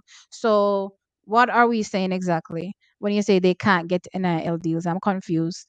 Um, so I want to jump on over from this Brianna, and I want to talk about. I'll be scrolling through the comments and trying to pick out comments here and there, guys, to target. But I want to talk about the 4x4 relay. Um, the 4x4 relay. So Jamaica will be sending a team, I believe, on the 16th. Let me Sunday. just pull up the information, because I had all this information up on whichever day, I think that but this weekend, right? now I lost it. I think it's this weekend. Yeah, it has to be this weekend. Football. Which is Sunday, I think. Right? No, I don't. I realize I don't have the name of the meeting on me as well. But It's anyway, a I'll try to Brahma get that. But they'll be sending 6 athletes apparently, to try to for Jamaica to get one of the last 2 spots on the team. Um, not on the team, to the World Championship, to the Olympic Games, the 4x4 team, right? So the team is that they're sending apparently is Kimar Farquharson, Tyrese Roden, Raheem Hills, Javon Powell, Shavoy Reed, and Malik James King. Now, I had a very interesting discussion with one of my trackies as it relates to the team that is being sent. So I'm just gonna tell you my thoughts as it relates to the team. I was actually hoping that Sean Bailey would have made himself available. Now, guys, sometimes you guys not me when I say athletes should make themselves available for these relays, but this is my view, right? And it may sound harsh, but it's also realistic. When we look at what's going on in your event, from an individual perspective, the hopes of you getting a medal in that event is little to none. That's a fact, in my opinion. That doesn't mean you can't turn up and run a good race, on your day, get a medal. I'm not necessarily saying that, but realistically speaking, a lot of these athletes that are going to these championships have to depend on the relay to get a medal. I don't think, I'm, making things up there. Other than a few sprinters, there's not much, hope for any other medals individually, you could say, right? So when I see stuff like this, and yes, I understand the individual, aspirations heading to an Olympic Games and wanting to, make the finals and go to and clearly win a medal. The reality is that given the field in some of these, events, you probably won't, right? So with that being said, it would be awesome in my opinion if some of these athletes, the best athletes running it, made themselves available for the relays. Sometimes I see it not happening and I have to question myself and say, why do you really think? And again, this is not to knock anybody's aspirations, but sometimes even when I look at the 4x1, I have to be saying, do y'all think you're going to be beating out some of these girls to a medal? I don't necessarily see that. So why can't you make yourself available for a relay? To me, it doesn't make any sense, right? So in this point, with this point, I'm saying I would have loved to see Sean Bailey, because you're the one that is going to benefit from a 4x4 medal. That's my view. I don't necessarily see, well, things may change, right? But with how things are looking in the 400 meters, I can't say that it looks as though he will be getting a medal individually, right? So the medal will probably be coming back from the 4x4. So it's not wild for me to say, make yourself available for the 4x4, right? But anyway, he hasn't made himself available. Who has made themselves available smartly, and I'm happy, is Javon Powell, Raheem Hales, Kimara Farkas, and Tyrese Roden, Trevor Reed, and Malik James King. Now, with this team, maybe I should share it so that you guys can see what I'm saying. Let me see if I can share. Present. Share screen. Share window. Okay, this window. Okay, so you guys should be able to see my cursor, hopefully. Um, Let me click this off. Okay. All right, here we go. So this is my order based on what I'm seeing here, right? These three men, Kimar Farkason, Raheem Hills, and Javon Powell, both participate. Well, not well. Yeah, all of them participated in the 4x4 for their collegiate teams at the NCAA Outdoor Division One Championship. So that was just last weekend, right? Was it last weekend? Whenever. Um, Based on what I saw, Kimar Farkason runs a very solid third leg. He ran a 44.3, I believe, on his leg, right? Then there was Javon Powell, and we've seen Javon Powell run, for Team Jamaica. He also had a strong 44. What was it? A 44.2, I want to say, on his leg. And I think he ran a second leg. Then Rhyme Hills ran a 45, I believe, 3 to start. So when I look at these athletes that that they're sending, I think it's a good team. But I think how they structure the team and who they use is also important. No, Kimar Ferguson runs the 800 meters. So off the bat, you're probably looking at this and thinking to yourself, well, you probably go with the 400-meter guys over him. But based on what I've been seeing him do on relay legs, for me, he definitely gets a leg on this team for sure. And I'll probably just leave him in the third place. As a matter of fact, I'll probably leave these athletes in the positions that I see them running collegiately, right? I see Javon Pod running second. I think I would leave him there. I think I'd leave Kimar Farkason on the third, and I definitely think I'd leave Raheem Hills on first. We definitely need somebody aggressive on second leg. Javon Paul definitely gives you that, right? And I think, Kimar Farkason just will continue to, hopefully, put on a strong performance and, keep the time within the range that we need it to be at, right? The problem I'm having with this team now is who takes last place, right? So I'm going with front loading the team. So we go with a strong first three legs from Raheem Hills to Javon Paul to Kimar Farkason. That's a strong first three. Then no, the last leg has to be between Malik, Chavoy, and Therese. No, I do know that Therese runs the 4x4 for Clemson. However, they didn't make it to um the finals. So, and I didn't get a split for him, so I don't know how impressive his 400 meters has splits have been. They haven't looked, visually that impressive, so I can't say he beats out a Malik James King. So I'm leaning towards, Malik for this final spot. Now, I did, as I said, have an interesting conversation with where Malik should run. Now, this person was saying, hey, Malik should probably run second. No, Malik looks very small to me, and the kind of aggression that you need on the second leg to jostle four positions, I wouldn't put Malik there. You know what I mean? I want Malik into, clear open space running, right? And I don't think that's the second leg. And given how I'm structuring this in my mind, I'm saying let's go with Malik on the last leg. Chavoy, unfortunately, also doesn't get the opportunity to run on the 4x4. That's just how I'm looking at it. So I'm going to go from Raheem to Javon to Kimar and ending with Malik. And I think this team will be able to get us qualified. What do you guys think? I don't really know most of these people by name, but probably by face I know them. I know Javon Powell. I know Malik James King. I remember last year he was devoured Max on that Yeah, that's why the second. What was he? I think he was on second leg. So you can't put him on second. He will get no. devoured. So we're keeping him in open space. He did a nice performance. It was a race. It was the invitational or one meet. He did a nice coming after the tour the curve. He came up really strongly. The Um hurdles. That was the yeah, hurdles. yeah, I think you've been seeing him in. Yeah, he's been running yeah, really good over the hurdles. yeah. So Javon Paul's second leg is a good thing for me. Kemar 800s stamina and speed to hold on the last first 400. I put Kemar first, Javon second. And here Is Tyrese Kimar would good be out of the blocks though? That's the question, because actual block running is different from. 800. So given that he's an 800-meter athlete, he never runs out of the blocks, Mm. right? So would it be wise to put him in the blocks? That's Nah, a yeah. I wouldn't put an 800-meter runner for come out of the blocks, especially if endurance and warrior thing. So I probably would drop him on a third leg, really. yeah, because I think Mo was on third leg in 2022. Yeah, She gave it to Sydney McLaughlin. Yeah, yeah. Mhm. yeah. I think I'll give him the third, and then the only other name I know is Javon Powell. I'm not too sure about the other guys. Um, If but I wouldn't get copyright striked, I would probably show you what they look like running relays. But this is NCAA's, and I'm not gonna take the risks with that.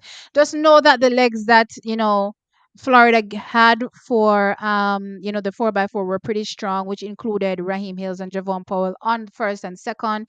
Kimar Farquharson, I believe Arkansas went away with Texas A&M. Sorry, I believe How did we win the 4x4 day? Was it It Arkansas was or Texas Texas A&M? I A&M. believe Texas A&M. A&M won. Yeah, Huh?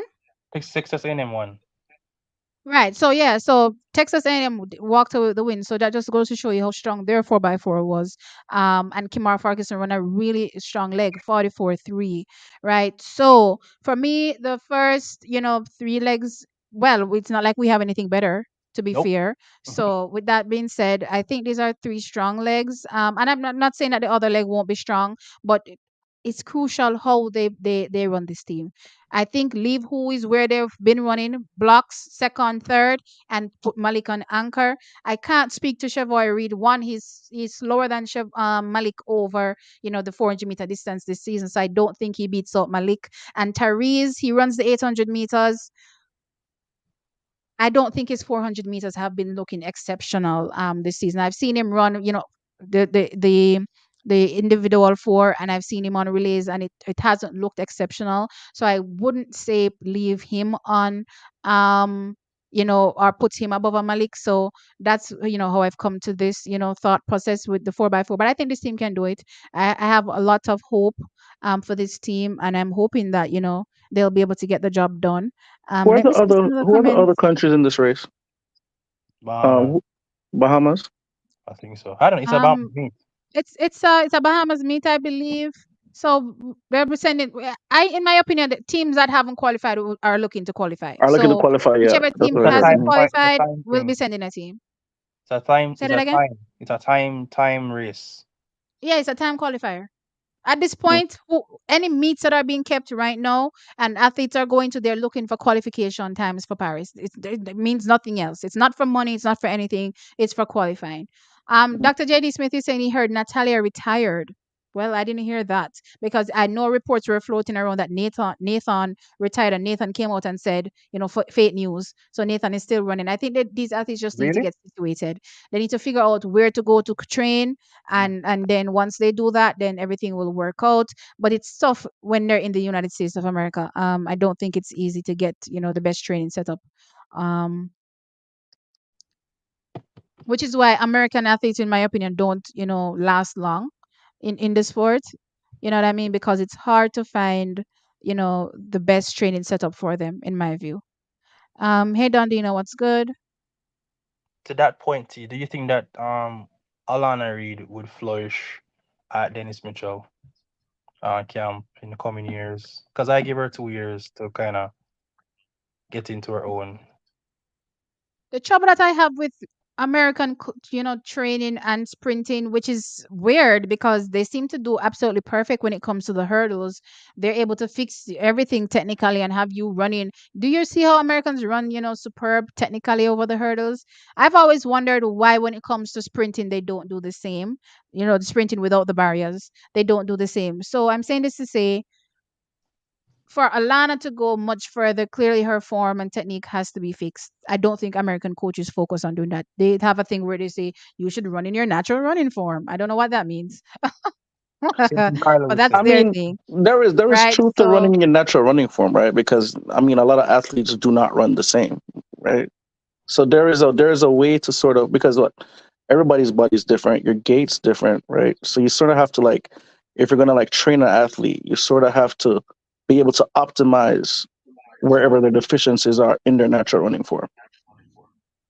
right. So, but it doesn't mean you don't fix anything. So you're optimizing it correct. So everybody's Mhm. still not going to look like let's use Elaine Thompson-Herah, that's presently running as the basis.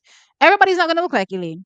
That's Or a fact. Asafa. But you're trying to get the athlete to run the best they can technically. And in my opinion, the American coaches don't do that, and I don't know why. When it comes to the sprints, and that's a short sprints, the 100 meters, 200 meters, they fix everything else. But when it comes to that, they have this weird thing, where it seems everybody's just left to run however. I see all the athletes still running however they run, no particular change in them. And it kind of gives me force running. You know what I mean? And I talk about it a lot. I look at how Gabby Thomas runs. She still runs the same way. Shak'ari still runs the same way. Her start has gotten better, but she still runs the same way. TT Terry still runs the same way. All these athletes still run the same way. Kyrie King. So to me, say that again. Kyrie King was the same from high school to this day. Right, they all run the same way. There's no real focus on, fixing their craft technically. No. If you've noticed, the ones that focus on fixing their craft technically have been able to successfully go faster, right? Let's go. Yes, let's use Flojo according to according to Flojo. Um, the reason she was able to run so fast is because they were able to optimize her sprinting and make it effortless. So why have we forgotten all this when we get to this point when it comes to present day USA, coaching? I don't know. So that being said, I Well, don't know, that's a for them if problem he can still. bring her to her best. Say that again. Yeah. No, I said that's a for them problem still. Them not them don't make them fix it. Make them make it. No, I get that, but you're asking about Alana. So Alana falls in the same category, unfortunately, because she's training there. You know what I mean? So for me personally, they'll definitely need to make sure that they fix her running form 100%, for her to be the best version of herself. Will she get it there? I don't know, but I'm hoping at least they don't make her regress. So at least she should be running in and around where she was in previous years. That's my opinion. So she was on the verge of breaking into 10.8. You know what I mean? So hopefully we can see that kind of progression from her. I just hope she doesn't fall off. That's my thing. And I if she think falls off, then she can come back a yard. I think I one want to say person that. Go ahead. I think one person whose technique improved from 2004 was Jitta. Jitta technique improved as years like up to like 2008, 2010, 2012 was her peak form when she ran 10.64, 10.68. So that was her peak form. Our form was flawless. That Yeah, Jetta. Yeah, 2012. Jetta literally in her peak. Yeah, she had like literally almost like no error in her like form or technique at all. People Yeah. don't respect Jetta Yeah, that much. better. I don't know Mm. why. They should talk. Hmm. She did a really, but that's how time goes. People really don't kind of forget you, even though I they I forget. will say this, that from at least from my standpoint, a lot of the American athletes, especially the ones who run at the NCAA, they seem to be loading on a lot of different like events. They do a lot of different events, and what you may have happening is that for some athletes, at least, their the bad habits kind of carry through different events, and once they're like sort of over that hump, or they're done, or they're transitioning from college, they try to find a home. It's almost as if these bad habits have developed over time, and it's sort of like really hard to correct it when you go to certain, like certain clubs, certain. So it's almost like, I guess. yeah, so that's from my standpoint. I could see that being also a thing for a lot of athletes, American athletes at least. All right. So Basil is calling me out and saying, "What, Sean Bailey? What are you talking about? Why are you calling names? Speak your mind and leave the name calling out." Track is this is my thing with some of y'all. Sometimes I do not like the hypocrisy. You know what I mean? We're talking about the 4x4. Y'all want me to bring a program to you and be real and tell you my thoughts. That includes calling the athlete's name. This is no disrespect to the athlete. I want to see Sean Bailey a part of the team. Why should I not say I want him to be a part of the team when Sean Bailey himself is going to be benefiting once they qualify? How does that not make any sense to you?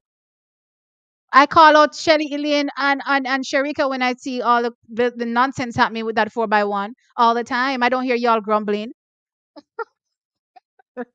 See, um, to that point, hmm, people like yeah. Basil's thinking is the reason why track and field is broke, because they feel like people cannot be critique. People are paid millions of dollars to critique basketball players, football players, millions, which is an influx into the You industry. know, it's so funny. I watch Stephen A. Smith. I don't know if y'all watch Stephen A. Smith, but I Yeah, watch him what a is- lot. And people, the how people look up to him in terms of whatever he has to say, whatever analysis he has after post game, whichever game he watched, right? And I look at how Jamaican street people doing the same thing, and I think to myself, Jamaica is broken. We are broken, and it's not just in this facet, it's just in general. We cherry pick when you're allowed to speak out. I'm like, what? Yeah, the We are selective talking outrage about is Very kind minor. sport. of This is no destroying the personal thing. attack. Whatever is being said here is no personal attack on any athlete. I'm just spitting facts. The fact is, given how things are happening right now in terms of the best in the world in certain events, right? You may not be on the podium. So your best other option would be the 4x4. Why not make yourself available? What is wrong with saying that? I don't even know. Y'all cherry pick sometimes, and look here, tonight is not the night for the nonsense because, as I said, I'm already in a down mood. Tonight isn't the night. And to that too, some of the athletes are prima donnas. They think that I don't have to do this. I'm at a set level now, right now. Why should I have to do a one-off meet or a relay when that's not my thing? I'm training for the big thing. But Well, some of them will as me never say, get a you medal. cannot benefit if you don't if you're too good to run the relay to qualify. And I said this from when we were talking about the 4x1s. If you're too good for turn up a relay camp, if you're too good for all these things, then you're too good for run in the final and win gold medal, win silver medal, collect the money, all them things. Yeah, you're too good for it too. One person I look at was Anastasia Leroy. She ran the 4x4 and 4x1 from 2006 or 7 to like 2012, 2014. And she collected a lot of medals. And she never if Okay. her butt. And she just went and Okay. she performed. Okay, because some people understand that at the end of the day, realistically, people are just out there faster than you. Yes, you're in the sport, trying to attain the best, possible outcome for yourself, which is winning at the end of the day. But the reality is that sometimes in sports you will never win. Count the people that have won. Count on your hand how much people have won in an event, and you realize how hard it is to actually win an event or even medal in an event. So it's not me bashing anybody by saying, oh, realistically, where are you going to be medaling? This is real. The 4x4 is most of these athletes' best opportunity to get a medal. That's real. I'm not, Chucky's, I'm not here to fake, you know what? Let me continue. See some of So them runs you're losing Henley on. says, Be realistic. Hen- If you're know your Henley says potential. Roden splits a 44-2. That's interesting. Where did he split this 44 to? I think I want to see it. Um, because if he splits a 44-2, then unfortunately, I'm going to have to boot Malik. Unfortunately, I'm going to have to boot Malik. And I don't necessarily think I'll switch anything up either because I kind of love how he's aggressive as well. So I was watching him over the 800 meters at the NCAA championships, and he really attacked, the first 400, and tried to hang on for dear life, in the final phases of the race. Didn't really happen, but still a fantastic run for him. Got a personal best out of it as well. So with that being said, I think I would just leave him on anchor, let him do his thing on anchor. He can do it. So that's the only change I would make. I think I still leave the first three the way I set them up. What do you guys think? I agree to you. I agree. Yeah, no qualms with that. Yeah, I'm agreement with that. Just want everyone want to get all them all, but still be mindful that you have to run next 2 weeks. Just want them healthy after them run. That's really it. You understand? Listen, you see this whole conversation about them healthy after they run, they will be running in training. So it means that if they get Basil is here to cuss me out. Wait there, Basil. Me so wait for your cuss out. Um, what was I saying again? I lost my train of thought. You talk about this thing about being healthy. Oh yeah, being healthy. They will still be running in training. So if what injury gonna come, it would have happened in a training too. So them going on the track to run one race is not going to injure them. I think people think athletes are so brittle. It's ridiculous. Them are running a training, Them are run consecutive, over again, in a training, back to back to back, back to back reps. It may not be as long as a 400 meters, but they're doing reps over and over and over and over again on repeat. So you can't tell me say one 400-meter leg, I go somehow mash them up out of the blue. Am I saying that things don't happen? Sure, things happen, but why are we always hoping for the worst thing? Oh my lord. Anyway, Basil, welcome. I'm ready for it. Hello? Basil, are you there?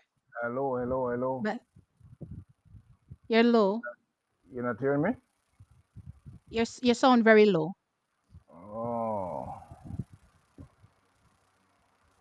I can't see if I can fix something here.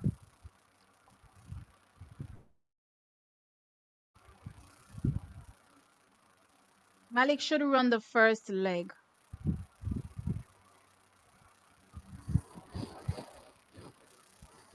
All right, Am I Dondino. am I If better now? Malik runs, yeah, you're much louder now. But give me Oh, 1 second. Dandino, if Malik runs the first leg, are you saying that Malik is going to give us a better performance out of the blocks than Raheem Hills has given us?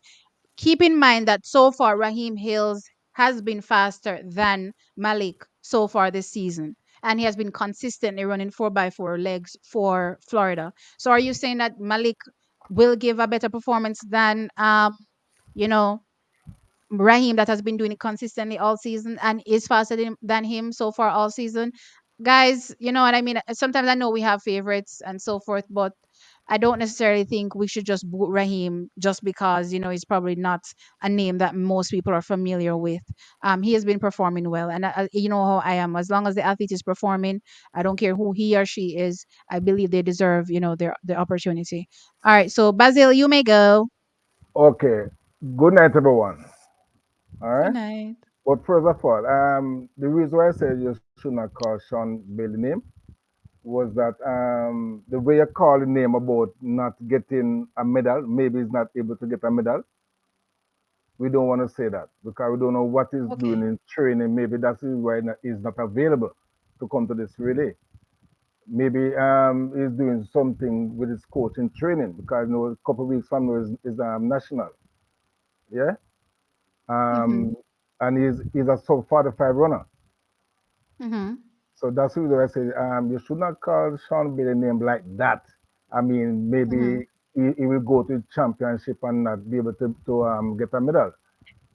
But I just All want right, to I remember get that that he was point. sub 45. He was sub I get 45. that point. I don't want to say athletes are not going to medal. All right, Yeah, I yeah, stand corrected. yeah. I take that. Well, not to say I take it back because I still want Yeah, them to make themselves available. because But I want T, our athletes to be listen, able to run their best. The next thing, I mean, you're training for maybe 6, 7 months, and the Hmm. national is coming up.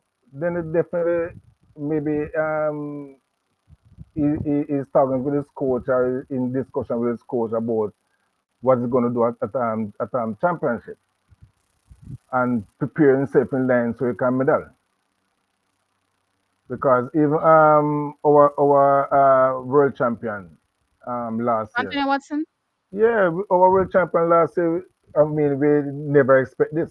Basil. Let me just tell you We right never now. expect that. If Antonio Watson wasn't visibly hurt at Racers Grand Prix, I would be saying the same thing. He should have made himself available. The only reason I didn't say it for Anthony Watson is because he was visibly, he suffered a setback at the Racers Grand Prix, and I need him to be, 100%. And it may not be the best to have him go out there and run right now. So that's the only reason I didn't say it for Antonio Watson. I spare. Listen, my opinion doesn't change.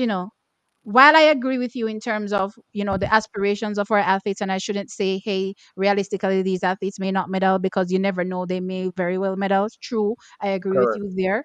I still don't change my view in that these athletes should make themselves available because they are the one that stand to benefit. And that is a fact. I mean, you can They're the always ones that call are going to names. get the accolades. Say You that can again. always you can always call names, but not in a negative way. Okay, That's no the only thing problem. I'm saying. That's the only No thing I'm saying. problem. And No, no problem. No if I problem. can But say something, my point still stands though, yes, I wherein understand. these athletes need to make themselves available because it's baffling to me why athletes expect other athletes, you'd say lesser athletes because that's how people look at it, to go out and qualify you, and then you stand to benefit when you head to whatever championship is going on, whether it's Olympic Games or World Championships. That to me is wild, right? Yeah. Sometimes some of these athletes don't get the opportunity to rep Jamaica on the global stage, which means that one, they don't get any other money. And they are best believe the ones that need it more than the ones that are known and acclaimed. The ones that are not known and acclaimed are the ones that need it, right? But they don't get the opportunity on the global stage because the athlete with the name comes in and pretty much boots them, from their position that they earned for them, right? So it doesn't sit well with me that athletes pick and choose and cherry pick when they want to be available for a relay leg that they stand to benefit from. That will never sit well with me. You know what All I right. mean? And it's The so next I want crucial at this point. It's crucial at this point because we are literally on a limb, right? This is do or die. This is it. Meaning, say, if them go Sunday and they don't run fast enough, that's it. There's no more opportunity, to understand. The next right? thing I want So to say, I have at two this more things I moment, want to say to you. I have two more say things that I want again. to say to you. I have two things I want to say to you. Mm-hmm. What is doing in the 400-meter hurdles? Clayton, I think she I will didn't do hear that. wonders. Clayton, I think she will do wonders at the Oh 400 yeah. meter hurdle. I think she will do Mm-hmm. wonders this year. Yeah. I Mm-hmm. think she will surprise a lot of people.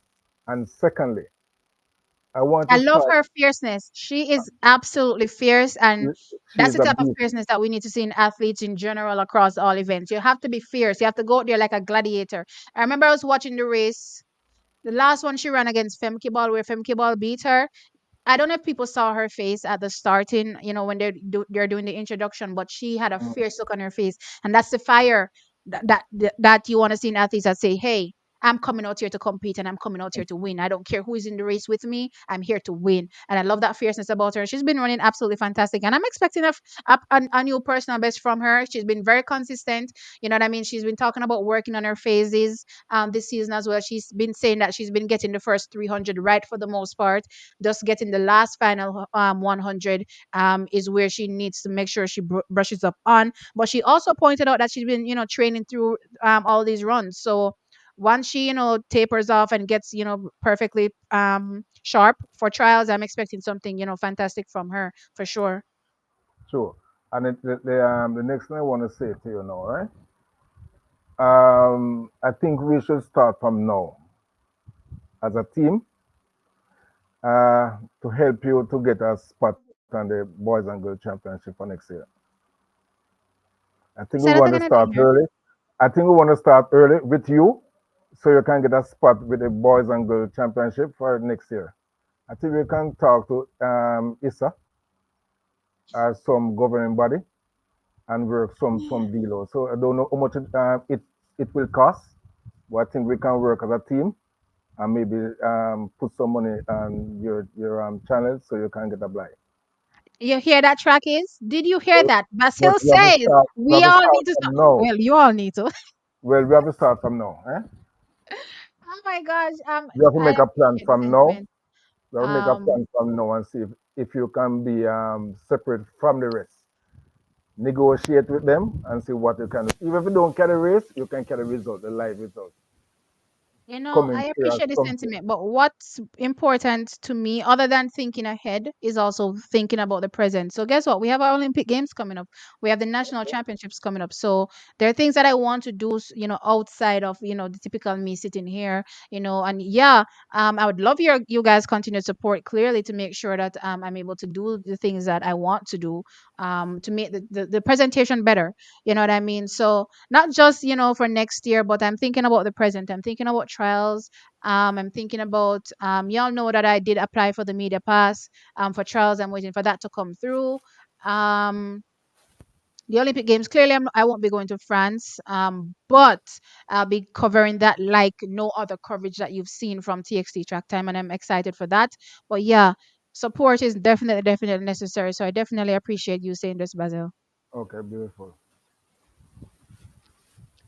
So any other final comments that you guys wanted to say on the 4x4? With now the new information about Tyrese Roden with that 44-2 split. Um, I put him in. I think he has more races on his belt, so put him in there. I don't know. Just hope for the best. That's all. I don't even. Because I don't know how they look like. I don't remember how they run, so I can't really say who was a better form. I know Javon Powell has a really good form, and Kemar Fargas. So I don't know Roden. I know Mike James King. But let's hope for the best. Yeah, I'm not too Before I get to familiar with that mad those comment, names, so yeah, I couldn't tell you. before I get to that crazy comment down there, Henley, I specifically said I do not know the splits that Therese did. So because I don't know his splits, I can't add him, and I specifically said that. So how am I disrespecting him when I said I don't know his splits? Some of y'all don't even listen, man. And here's this person rolling in with me being prejudiced to black people. What? That's ludicrous. You need to look on that. Of all people, I'm prejudiced to black people. Okay. Let's just say the man are trolling, man. The man are trolling. No, mess him like that.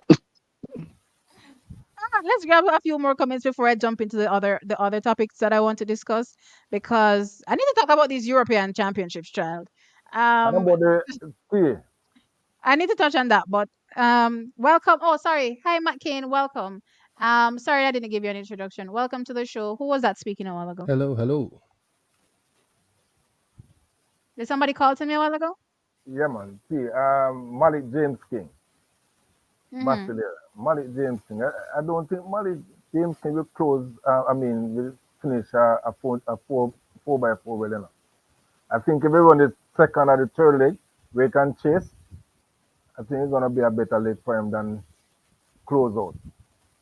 Brother Basil, did you see him at the World Championship get swallowed on the second leg? Or was it third? I think it was second. Did you see him get swallowed? That's the same reason why I don't think he can close it. They will swallow him same. I don't think he Is it can you close don't it. want him to be on? I don't think he can close it. I definitely don't think he can close it. You don't think Based he on his can close time, it? based on time and split. No, Uh-huh. I don't think so. So where would you put him? Minus the new information about Therese, where would you put him Well, well, if well, he had well, to be a part of the team? well. If there's only four, and we don't have Uh-huh. another other person to run, I'll use him on either second or third.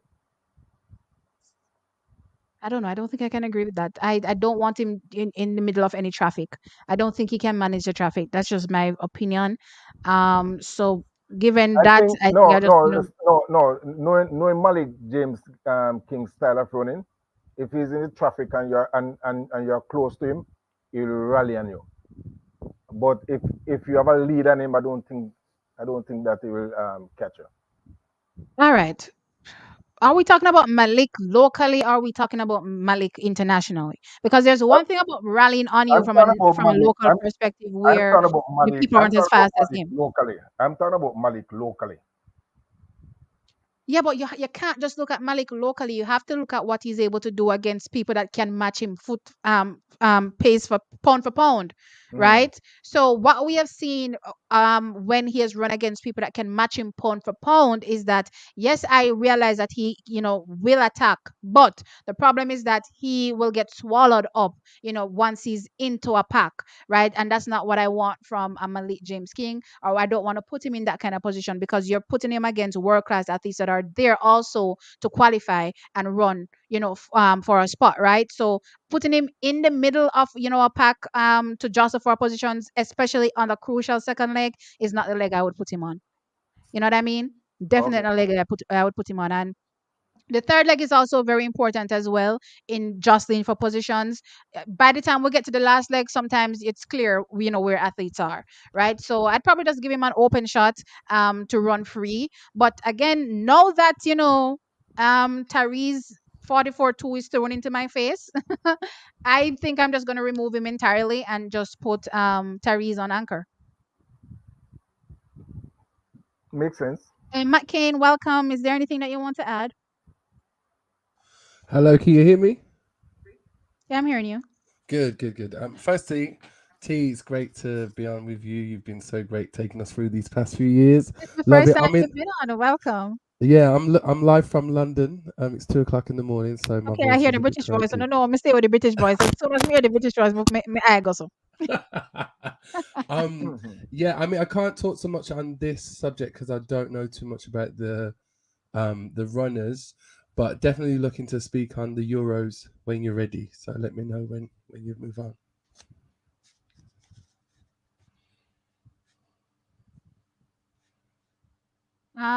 Basil, I don't even know when you made this comment.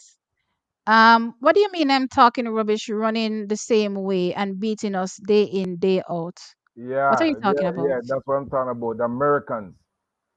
Since Uh-huh. Americans are changing their form and not try to be perfect sprinters or whatsoever, but they're still beating us. They're still beating us. Yeah, because they're faster. They are our number one competitors. So you can imagine if they are running it in their true forms. Can you imagine if they're running in their true form for real, Yeah, right? well, They would be, yeah, that much better.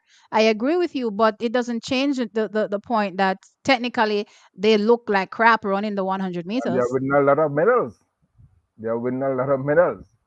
So, I so mean, what is the lot of medals that we're speaking of? Because Jamaica is still, outdoing I them mean, when we talk about sprinting. Jamaica is So, up there. Jamaica is up there in recent years because of Usain Bolt and the great Johan Blake and Asafa the Powell. women, hold up, And, hold up, hold up. and the women Let's as well. not No, do no, this no, to our women.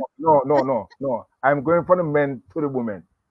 And they have Okay. the mighty three with Veronica and so forth. But at the same time, we have American winning relays and other things. So if they are winning in their form and still winning, they are our number one competitors over the years. Yeah. So I definitely don't think the farm talk is don't make any sense. You can see Oh, Veronica Campbell Brown. She win a lot of medals in her own style. mhm. Hmm. Wait, see, Malik. Did you say Malik should run the last leg? I think he will be solid anchor as well as Raheem. Um, I don't know. For the most part, most of these athletes have shown good stuff on the legs that I really spoke on. So it's not me really, moving them around. It's pretty much looking at the legs that they've already been running.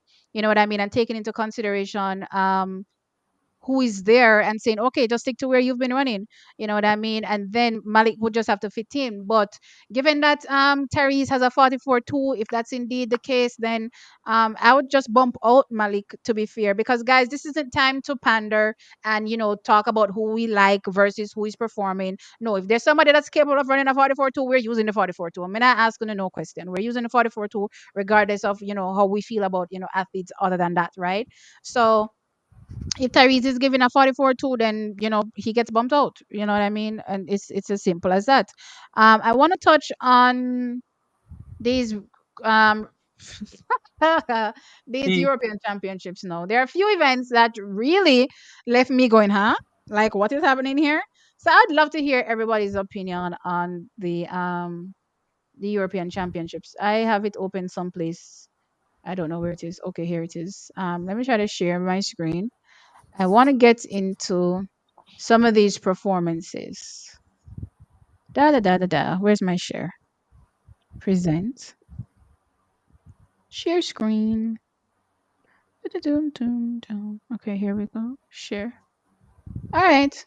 So I was on the women's long jump, but we don't really have to start at the women's long jump. Let's start here. The women's four. So Natalia Kazmarek runs sub 49, running a 48.98, and Rashida Adedeke finishes second, runs a 49.07. And interestingly, Lika Claver, that has been having a fantastic season so far, didn't dip below 50 seconds. She ran a 50.08. I'm not gonna lie to you all, and I think I said this in my video. Whilst I understand the uptake for Rashida Adeleke, so it's not strange or wild to see her run a 49.07, even though this is her first 400 meters of the season. Um, it was pretty wild to me seeing Natalia Kazmarek run a 48.98, especially given her history um as it relates to where she's coming from, where she's consistently run. This 48 98 seems a bit wild. Not gonna lie. I'm just gonna give you a roundup of the events that I was looking at, and then you all can tell me what you attribute these performances to, right? Are these athletes pretty much running the best they've ever run in their lives for this Olympic season? Does it have something to do with the track? That's something that has popped into my head a lot thinking about this, but I'm also looking at some performances and I'm saying, why am I not seeing the fast times there as well? You know what I mean? So, that's a thought I have. But anyway, let me go to some more. The women's 100-meter hurdles is another one. These athletes for me were on this trajectory. So again, I can't really say this is surprising. I've been watching Samba Mayela all season. She's been running well, and the Olympic Games are being held in France. So it's given that you will see some French athletes, doing ridiculous things this season because they're getting the support they need to make sure that they're at their absolute best and running their fastest, right? So she runs at 12.31. The Taji Kambunji has also been having a fantastic season, and she runs at 12.4 season 4.40. Sorry, she may end up being the better of the Ditages as we progress through the years, and she's very young. I think she's only 20. What is this? This is 2002. Which year are we in? She's 22 now. She's old. Okay, I thought she was younger. Yeah. And then this Polish chick, Pia Szajowska, I think that's how it's pronounced. She ran a 12.42, right? So there's that hurdles, that looks like, okay, we can't really call for a second or third anymore because things are going crazy in the hurdles. The women's 400-meter hurdles for me is a given. And you're going to expect Femke Ball to come out and run fast. She runs a 42.49. I'm actually surprised she didn't go faster in this event at all. What else? Da-da-da. Women's long jump is another event that went wild. Malika Miyambo from Germany, she jumped a 7.22 meters jump. No hold in the world lead, snuffing it from Tara Davis Woodhull. That has been consistently jumping 7.1s this season. I have to say she's very consistent in hitting, high marks. This I think is the furthest jump since 2019, right? So great jumping from her.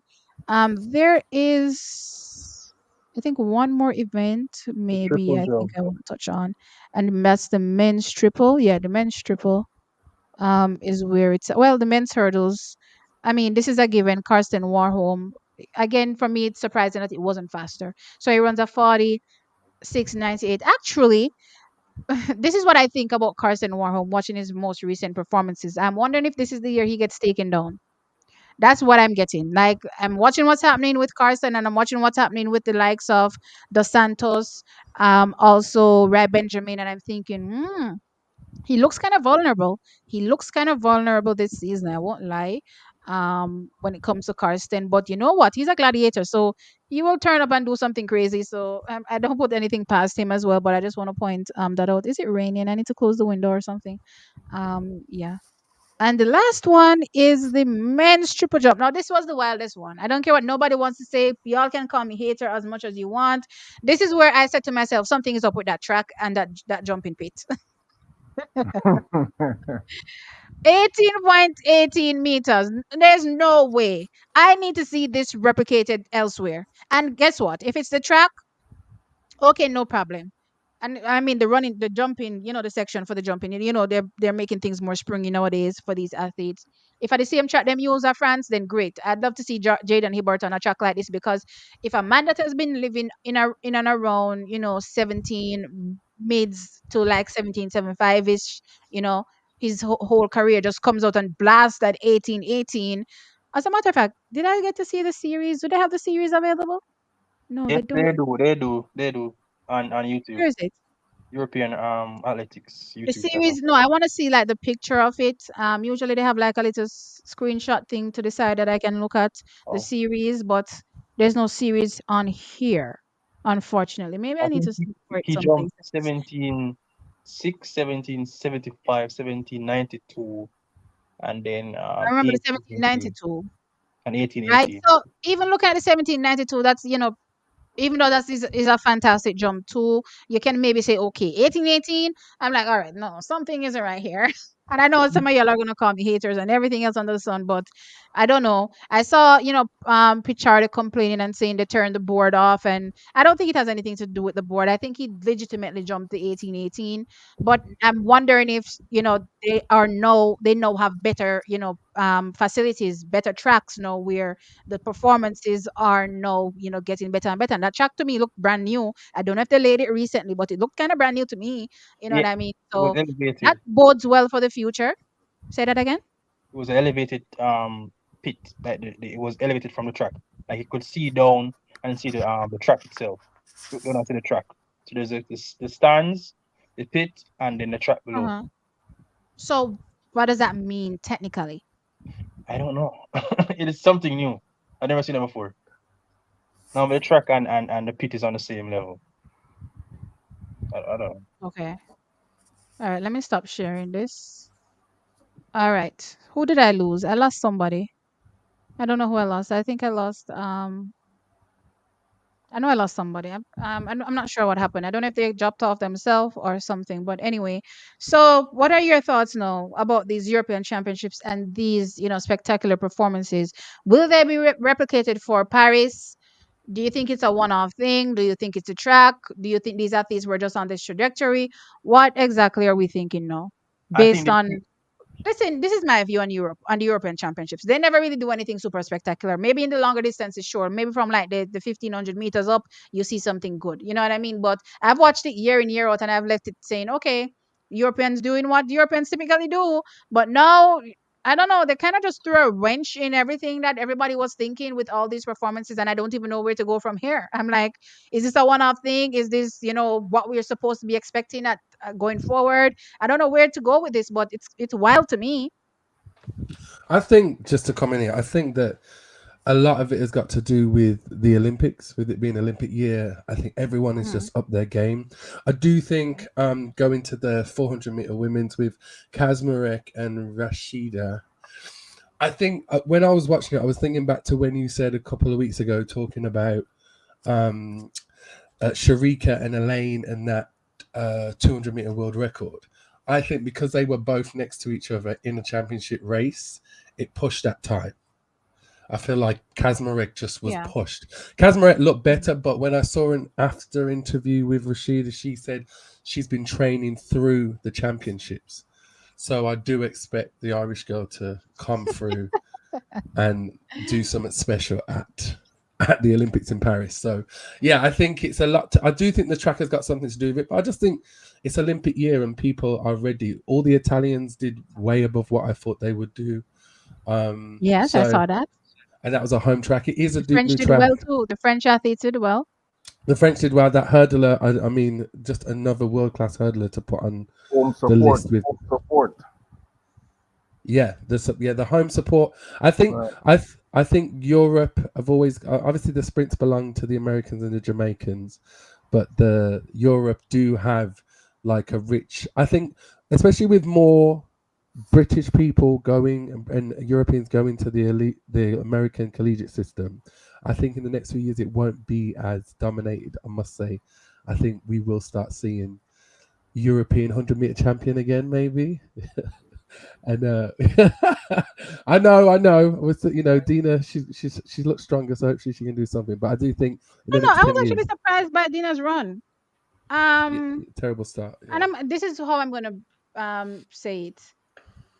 Given what I saw Julian Alfred run, I'm not gonna lie.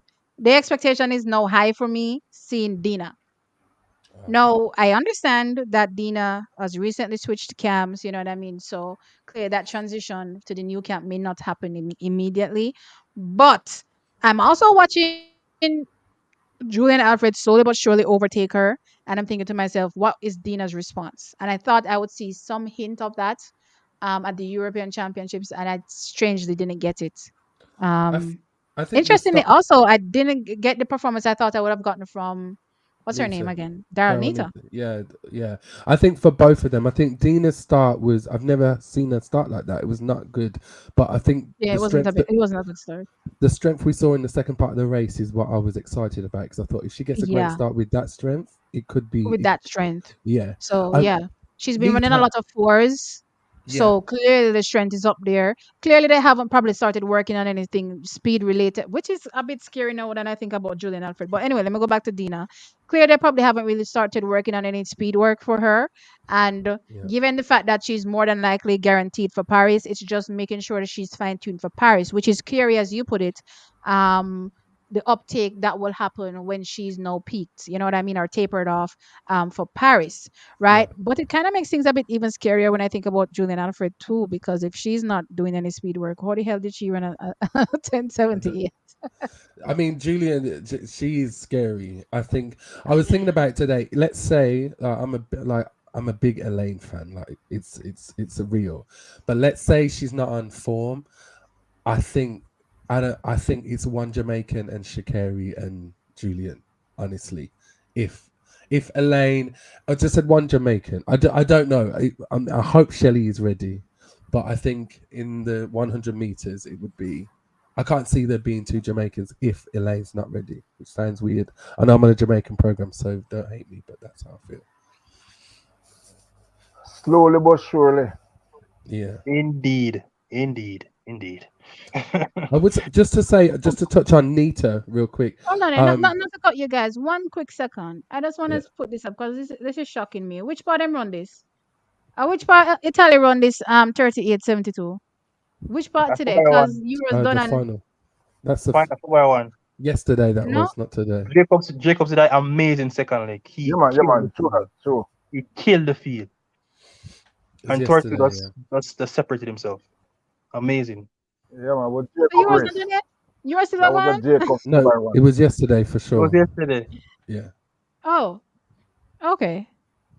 I think Jacob I is coming mean, back. that doesn't really put them, on, what America is doing so far this season and what I'm hoping Jamaica has to offer. But Italy's definitely, you see, the thing, this is why you never underestimate practice. You know what I mean? So These It, teams that consistently practice, they will come out on the day. And that's why they won the last time around. They're defending yeah. champions in the 4x1, right? So this time may not look very impressive, but by the time they get to, and I believe they took 1-2 in the 100 meters, or was it 1-3 in the 100 meters? 1-2. 1-3. I want. One Okay. 1-2, sorry. 1-2. Yeah. 1-2. 1-2, Okay. right? So by the time they get to Paris, look for this team to definitely be trying to defend as hard as they can. Clearly speed kills, as long as certain teams that have the faster foot speed get the button around, without slowing it down too much, then they will defeat them. But they're always a threat, for sure. All right, sorry to cut you guys. So you can continue what you were saying about the I I was just gonna say about Elaine and Nita. Nita was Tony. the point. that 200, I feel like was hers, and I feel like she should have won that race.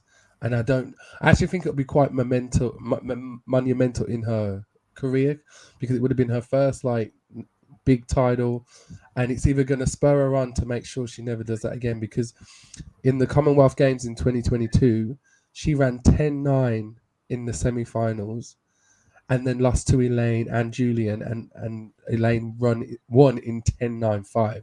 So she was in I great remember. form. And it's like, this is the second championship where I feel like she shouldn't.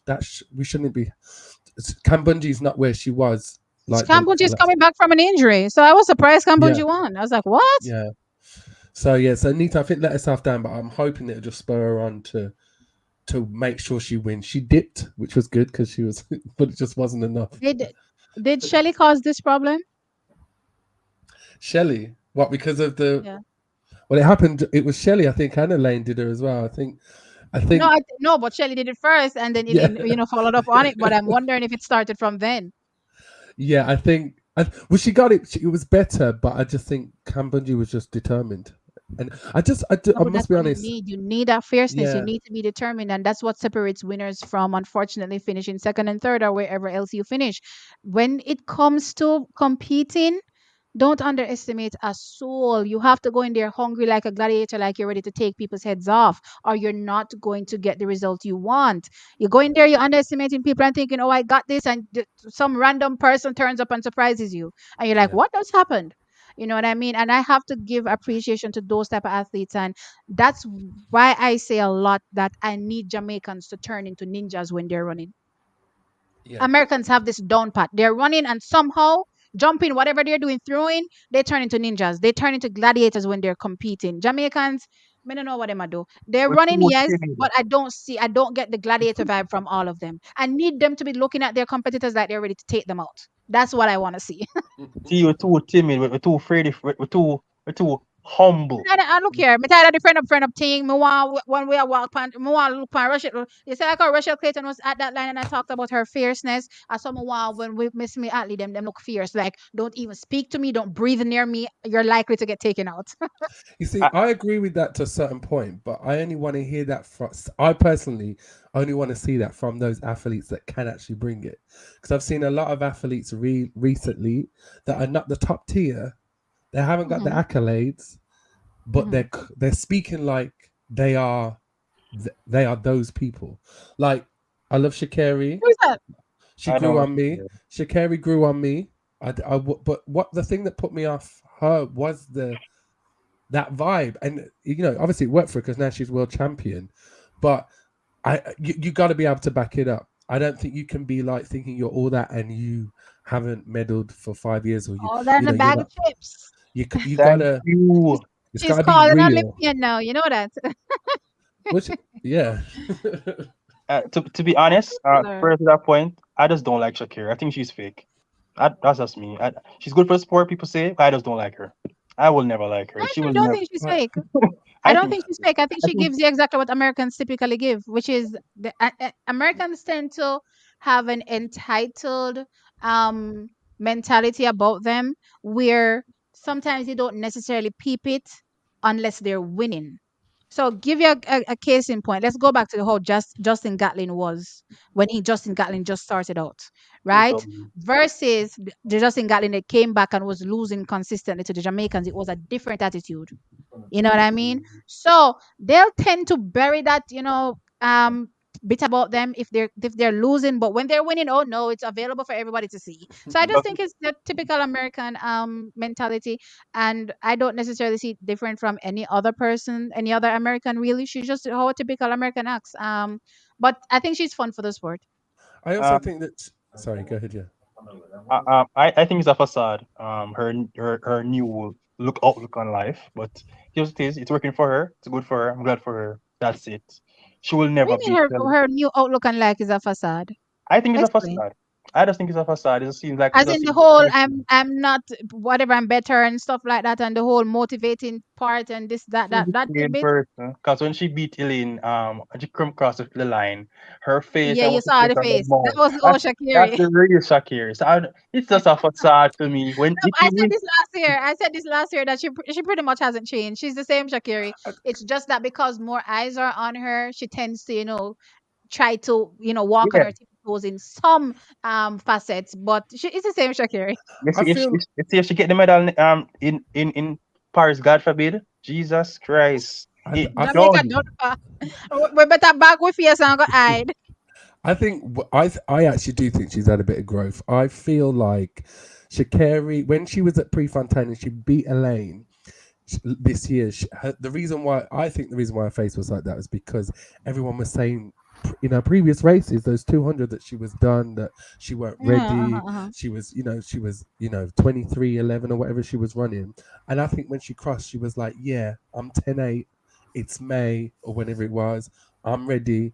Rather than it's because she beat Elaine. That's just from someone from outside. I do think we've seen growth in Shakari from when she's won. I don't when she took off that wig, I think she took off that old person. She said, I'm done. And now she's, because really and truly she is the face of track and field. And I know people are upset about that. I wish it was somebody else, but she is the deals, the money, the coverage, the American exposure. She is the face, and I'd rather her be a little more timid, not timid, but a little more humble than that she is this time, than the person that didn't make it in 22 or 21. This version of Shakari I like better. A leopard can never change its spots. Oh my god! Wow. And to that point, hopefully she will see a glimmer or a glimpse of what Shelley's consistency and legacy will be. A glimpse, Yeah, because most of them will yeah. never see that, No, and I agree. they fail to recognize the legend, who she is and what she has done to this sport. Well, I agree that she's the fourth face of the sport, yes, but yeah. Shelley is the epitome of track and field and sprinting. No one can tell me otherwise. And I said Elaine.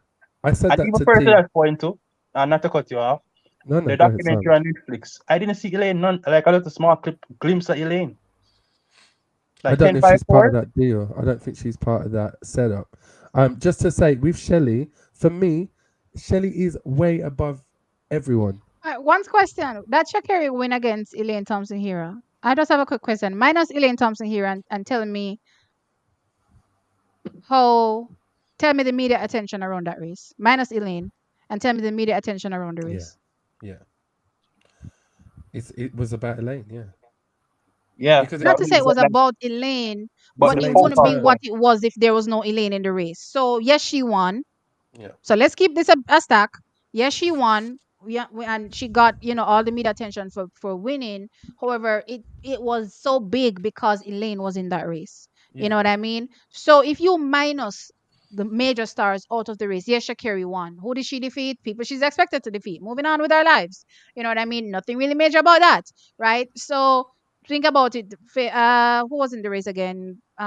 MJ, Alfred, Dina, Julian Talu, Alfred. Julian Alfred, Alfred was in that uh, race, right? MJ, Is she Alfred. expected to defeat these people? Absolutely, in my mind, Julian Alfred. it's expected for her to defeat them. Well, I had her defeating them. I don't know what anybody else thought, but I had her taking them out. You know what I mean? Y'all know I had Elaine winning, but I had her second, right? So, I mean, there's no real surprise there. The conversation is what can she do against these mega superstars of the sport? And that's what will always the conversation will always be, and which is why Yeah, the track and field seems so but boring now, but T, because even though everybody's running, nobody doesn't see the mega stars, so it's boring. But you have to understand that Shakira is a world champion. She beat them, yeah, Mm-hmm. Yeah, so she already Mm-hmm. beat them. So give her a praise, give her a yeah. She props. beat them. well, she did. No, I'm not giving. I'm not. Hold up. Don't misunderstand. I am not giving her her accolades. I'm saying that the face of track and field conversation is where you lose me. The face of track and field is where you lose me. It's definitely Shakira right now. She's the one that She's not the bringing greatest, fight but track she is and the field. face. She's not the greatest, but right now she's the one that the media is talking about. That, She's the I, one that I, the media I, is I, talking I about. agree with that. That's correct. But in, I call it, in our opinion or my opinion, she is not. To I say would it. say, until Shelly come out and do Yeah. a good time, it will switch right back to Shelly. But Shelly is not out yet. But Shakira is out. even I Shelly th- was, yeah, you can go. You You can go know, ahead. I saw somebody put up something on Twitter, something from Chat GPT, and they probably asked Chat GPT who is the face of track and field. You know what Chat GPT said? What? Armando Duplantis. wow. Okay. The He's, Broncos? he's So I understand getting all this media buzz and attention surrounding her win, after the 100 meters in Budapest, which she 100% deserves. But that a win in the 100 meters does not make you automatically the face of track and field. For But I but the think one me, the 100 and what meters is a female event. determines face of anything is your consistent performances over the years, consistent high tier performances over the years. This is just one global win. Let's see her do this for a few more years, and then we can say, yes, you are the face of track and field. I'm not giving you face of no track and field after one win. I that's why agree. I I think would say sorry, I would say like Noah is a better example because Noah has been more consistent since 2019 On the coming up. male Apart side, from the Olympics. on the He has male been side is consistent. Noah. On the male side is Noah. But on the female side is Shakira. She's the one that is running now. She's the one that is out. I think what we're misunderstanding is Yeah, when we but say face of track and field. I don't think that speaks to accolades alone. I think face of track and field talks to popular culture, and Yeah, she is right. when the average person in America, let's say, I don't think she's international just yet, which is obviously a big market. When you then how think can it about, be face? But Matt, okay, yeah, I Matt, you're hear, I losing hear, me. I Then hear, how can it be I hear you. face if it's not international? It has to be international. Face of Yeah, track and field is global. So we're looking at the sport holistically and saying, when I think about track and field, the first person that pops in my head is Shak'ari Richardson. That's pretty much what you guys are saying to me. It goes hand in hand. I yeah, agree. yeah, All of yeah. the media attention that she's getting right now, the popularity that she gets, goes hand in hand with her accolades, but they have to match up for me to say she is the face of track and field. I don't believe she's the face of track and field. I believe she's probably the face of the moment. She's the face of Yeah. 2024 and what's going on in sprinting right now. But for me to say face of track and field, you have to do more than just win one 100-meter race to me. I I agree. can see that. You I have can to see that. understand, T. You have to understand, T. The face of track and field is about, Because then it kind of waters it's about, down what no, the the other face, athletes in previous years have done to become Yeah, that is it. faces. What That is, Usain Bolt did to become face wasn't win one race. yeah, no, no, true. no. I understand what I'm saying, And no. Usain But didn't what become I'm face saying, of track and field until I believe after London is when they decided to say, okay, he's the face of track and field. Not true. I think it's So we down. can't just Yeah, water down people's performances and go, okay, one win makes you face. so Okay, face of the T, moment, sure. We're T, enjoying what she's doing. Absolutely. You know what I mean? And I love, as I said, the attention that she brings to the sport. But who's the I face of can't track say and that field she now? is the face of track and field. Who's the face of track and field now, T? Presently. Okay, Noah Say that Lyles. again. Who's the face of track and field and the female Noah side Lyles. presently? And the On the female female side. side, Uh-huh. I can't give it to Sydney, unfortunately, because it's just like with Shakiri, there's an imbalance. So So who? on on one hand, one of them doesn't have the accolades to match up. On the other hand, the other one has the accolades and doesn't have the presence. Um, then it has I to don't be know. I don't. Shelley. It has to be Shelley. There's probably there. If I say a Jamaican, you're probably going to be tell me that I'm biased. So I'm not even going to mention a Jamaican. It has to be I'm probably Shelley. Shakira, going to say there's other Shakira, than Shelley. Shakira, There probably isn't a face. Shakira is the face of track and field right now on the female side. At this current moment in time. At this current moment in time. Shakira is So all right, this is where I'll agree with you. I'll say she's the face for. Olympics.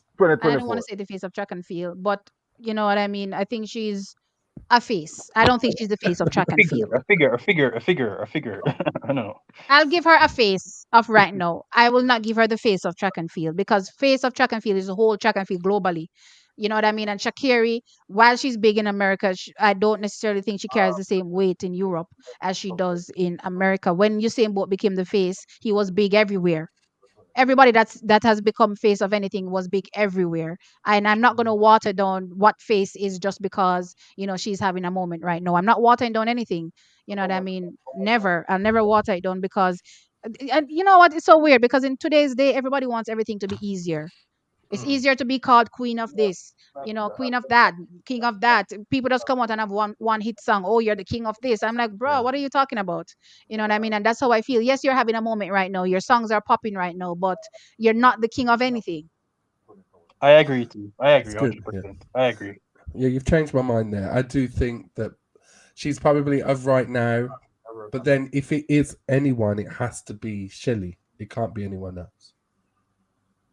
I honestly don't even know who I would give it to. I'm thinking about from a female perspective, and I don't know if we should separate face of track and field, male versus female. Honestly, I don't know, because I don't think we've ever had a female face of track and field. To be fair, the females just don't get the eyes on them like the men do. You know what I mean? They could be doing the same thing, and they're never really highlighted like that. So I don't think I've ever got the vibe that a female has been the face of track and field. Given everything that Shelly has done, I've never gotten that vibe. Um, from a male perspective, clearly we can say Usain Bolt has been the face since he has retired. Um, Armando Duplantis is doing fantastic. It's just that there's a kind of disconnect between the field events and clearly, what people consider the blue red ribbon events in sport. So I think the people that follow the sprints more are having a disconnect there where they probably can't give Mondo the respect he's due, considering that he keeps shattering world record over and over and over again, right? So um Someone in the chat said maybe Marion Jones. maybe Mondo, but the Yeah. closest thing other than Mondo would probably Noah, given his media presence right now. But I think it's probably Mondo. Yeah. I say Noah. Somebody here saying Marion Jones was safe, the face of track and field. Right. I remember back then. I agree. She was the face back then. She Until she was, and tried that Shak'ari isn't doing what Marion was doing, and I'm not just saying in terms of performances, but the face that she was back then, I don't think it's what we're seeing with Shak'ari. And given back then there was no social media to be hopping on and going crazy about, what Marion was able to do back then is crazy. actually she made a lot of money. I just think from a So from a commercial standpoint, you can't ignore that Shakari's no, probably going for to be sure, one of the highest paid female athletes of the year. she probably is the highest paying Yeah, female athlete right now. yeah, exactly. Yeah, yeah, and that's big. Other than when you take into consideration, other things that happen in the contracts where, oh, if you've won this for this and things start to stack, then maybe, when you talk about all those things that are stacked, then, Shelly would be up there. But given just face value, what a contract is worth, then sure, Shakiri hands down. Just no say Shak'ari when I medal Olympics. Her value gone up to a 10, 15 fold. Yeah, it's gonna go up wildly. And I Americans like know how to market. Jamaicans just don't know how to market anything to save their lives. I like her style too. And then we get mad when nobody knows about us. We can't be mad. We need to I we like need her to figure out style. how to use these things. All these Shakiri, available resources to us, we need to use. We're not using. We're just sitting down and be like, like how Jamaicans tend to be complaining about a lot of things happening in our society right now, I but never do nobody's anything to willing change to it. do anything about it. They're just I sitting there see, waiting for it to magically get fixed. I see, agree. I agree. Like Shakiri style. I like Shakiri style. I don't like Shak'ari though. I love her style. Yeah. It's good for the sport. I love her style because you have How to is come No, and I that? meet love her. her. I love what Yeah, she does I for the sport. love I her talk about it style. all the time. Like people think I hate Shakira. I'm like, no. If you go back and watch all my videos, back then I had my sister on, and we used to go back and forth. And my sister, is not a fan of Shakira at all. And I'm like, no, Shakira is good for the sport. She's making me talk. You know what I mean? And that's what is exciting. She's making me anticipate the performances. That is exciting. Nobody wants to sit down and, well, for me personally, I don't like watching nothing boring. You know what I mean? So clearly the mere fact that she's adding to the conversation for me just makes it that more thrilling and exciting to watch. So yeah, I enjoy Shakiri 100%. And I don't dislike her. I'm just saying I can't say she is the face of track and field. Can, can I That's just Alright. just my ask? Can I standpoint. ask this real quick? Like, I was just thinking about Mm-hmm. this the other day. Shakari has run 10.65 at One. what? Mm-hmm. At 22, 23. 23. So Elaine, Shelley, Sharika didn't hit that till like 28, 29 maybe. 20, no, 29 for Elaine. Much later for Shelly. So this girl could be like a world record breaker. Like it looks like What are you I, talking about? I talked about this last year. I did a video, which strangely enough, didn't get that popular. But anyway, I talked about it. I said, look here, if you take into consideration how old she is, and the peak age where people say you supposedly get to your best, which is around 29, Mm. right? Then we are in for a rude awakening when it comes to Shak'ari, and Jamaica is gonna have a warm time trying to take her down for sure. You know what I mean? Exciting times are ahead for America. It won't be that exciting for Jamaica, seeing us lose over and over and over again. But I truth. I'm That's here a for more. it. I'm definitely here for it. That's a more. I pray to God, Jesus, please. Make mama come back and beat her. Me not I'm not care. gonna say. See, I'm not gonna say that. I'm Because not but gonna say now that. not the next year. You have to, we don't even know about next year. Alien, we don't know. We don't know. Shelly gone. Shelly the I'm most not. consistent I'm. thing ever. I'm not gonna say that. You know why? You know why I'm not gonna say that? Uh-huh. Jamaica come with a champion every year. yeah. Mm-hmm. So don't worry about that. We will catch Well, her. true. We will True. catch her. That is true. But That's but it. Yeah, if That's you, that's what's Canada. keeping me. That's what's keeping me sane is because I know Jamaican women always deliver. If it's one thing about a woman, there's always somebody that comes out of the pipeline, somebody that you didn't even expect. Just randomly comes out of the pipelines and Yeah. starts to do it for us. So And I'm expecting that, the next thing I but the want to say, reality see, is we're faced with a very dangerous Shakari. the next thing I want to say, Liston, you see, if Liston was 100%, maybe she'll do faster than 10-8.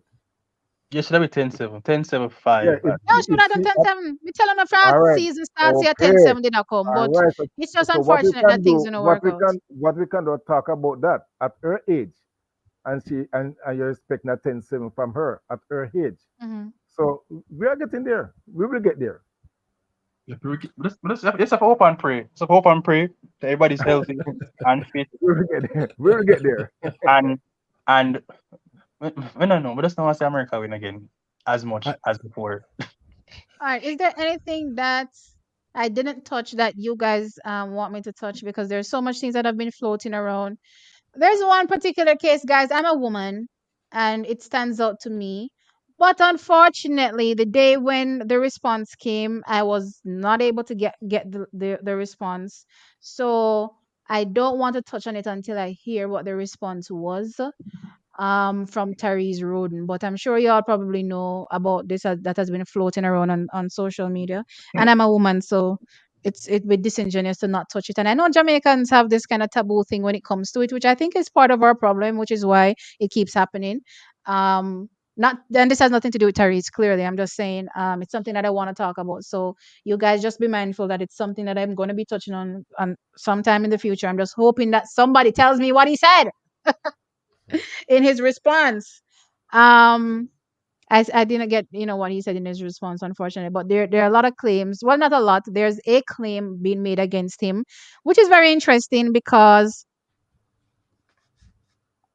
Jamaicans, we have our issues where, as a people, we definitely have not grown much in that facet. But I also don't subscribe to this believe all women notion. And True. I saw a few red flags in what I read, and the timing for me seemed very, very suspect.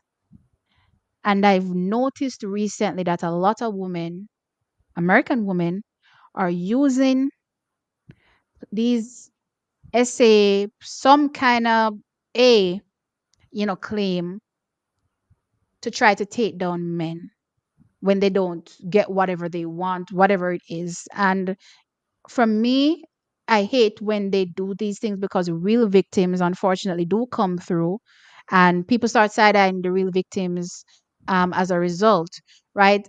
What I read, Chuck, is one, it definitely sounds like defamation because the whole thing was, investigated and he was found not guilty, which is weird for America. If you know anything about American women, your ass will get locked up immediately if anything comes through. Even before you're tried, you will get locked up for anything. So it's interesting that an investigation was done and he was found, innocent, but yet here we are to the point where she's now saying these things. Honestly, I it seems like you know what, I don't know what the truth is, and I don't want to sit here as a woman and side eye another woman, but it seems weird. It seems it definitely seems weird. Did you guys, get wind of what was going on social media? No. Yeah, I don't know the story, I'm afraid. No, first time hearing this. What is going on? Well, first time you guys are hearing of it. Yeah. Again, it's out there, so I'm not really afraid of talking about it. It's just that I missed Therese's response. So there's a girl that came out and made essay claims up on him. Guys, I can't say it out loud because YouTube and I their understand. I their understand. monetization policies. Um and I did read the passage. I could read it to y'all here, but given that I don't have his response, I don't want to read it because I want to have them, back and forth kind of. But I know that this is a problem in Jamaica. So I want to point out that Jamaicans have this issue, and we have an issue where we tend to protect, those that abuse people. Um, if you ask 95%, maybe 98% of the women in Jamaica, they'll tell you some horrid stories that they've been through that have been suppressed, right, for years.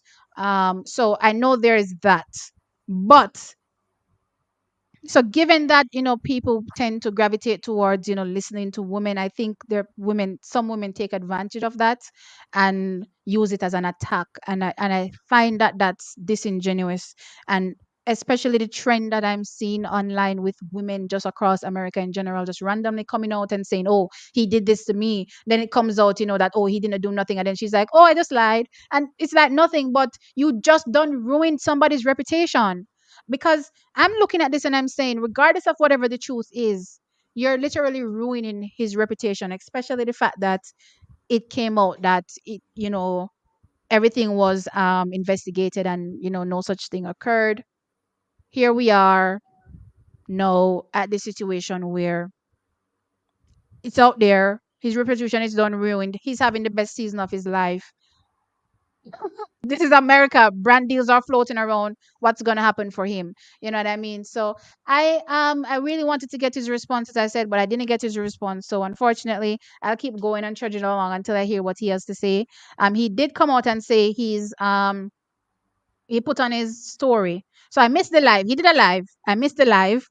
But he did put on his story that this is the last time he's addressing it, and he's just gonna move with his lawyers from here on out, which means that as far as I'm concerned, he's probably going to be carrying a defamation suit to her.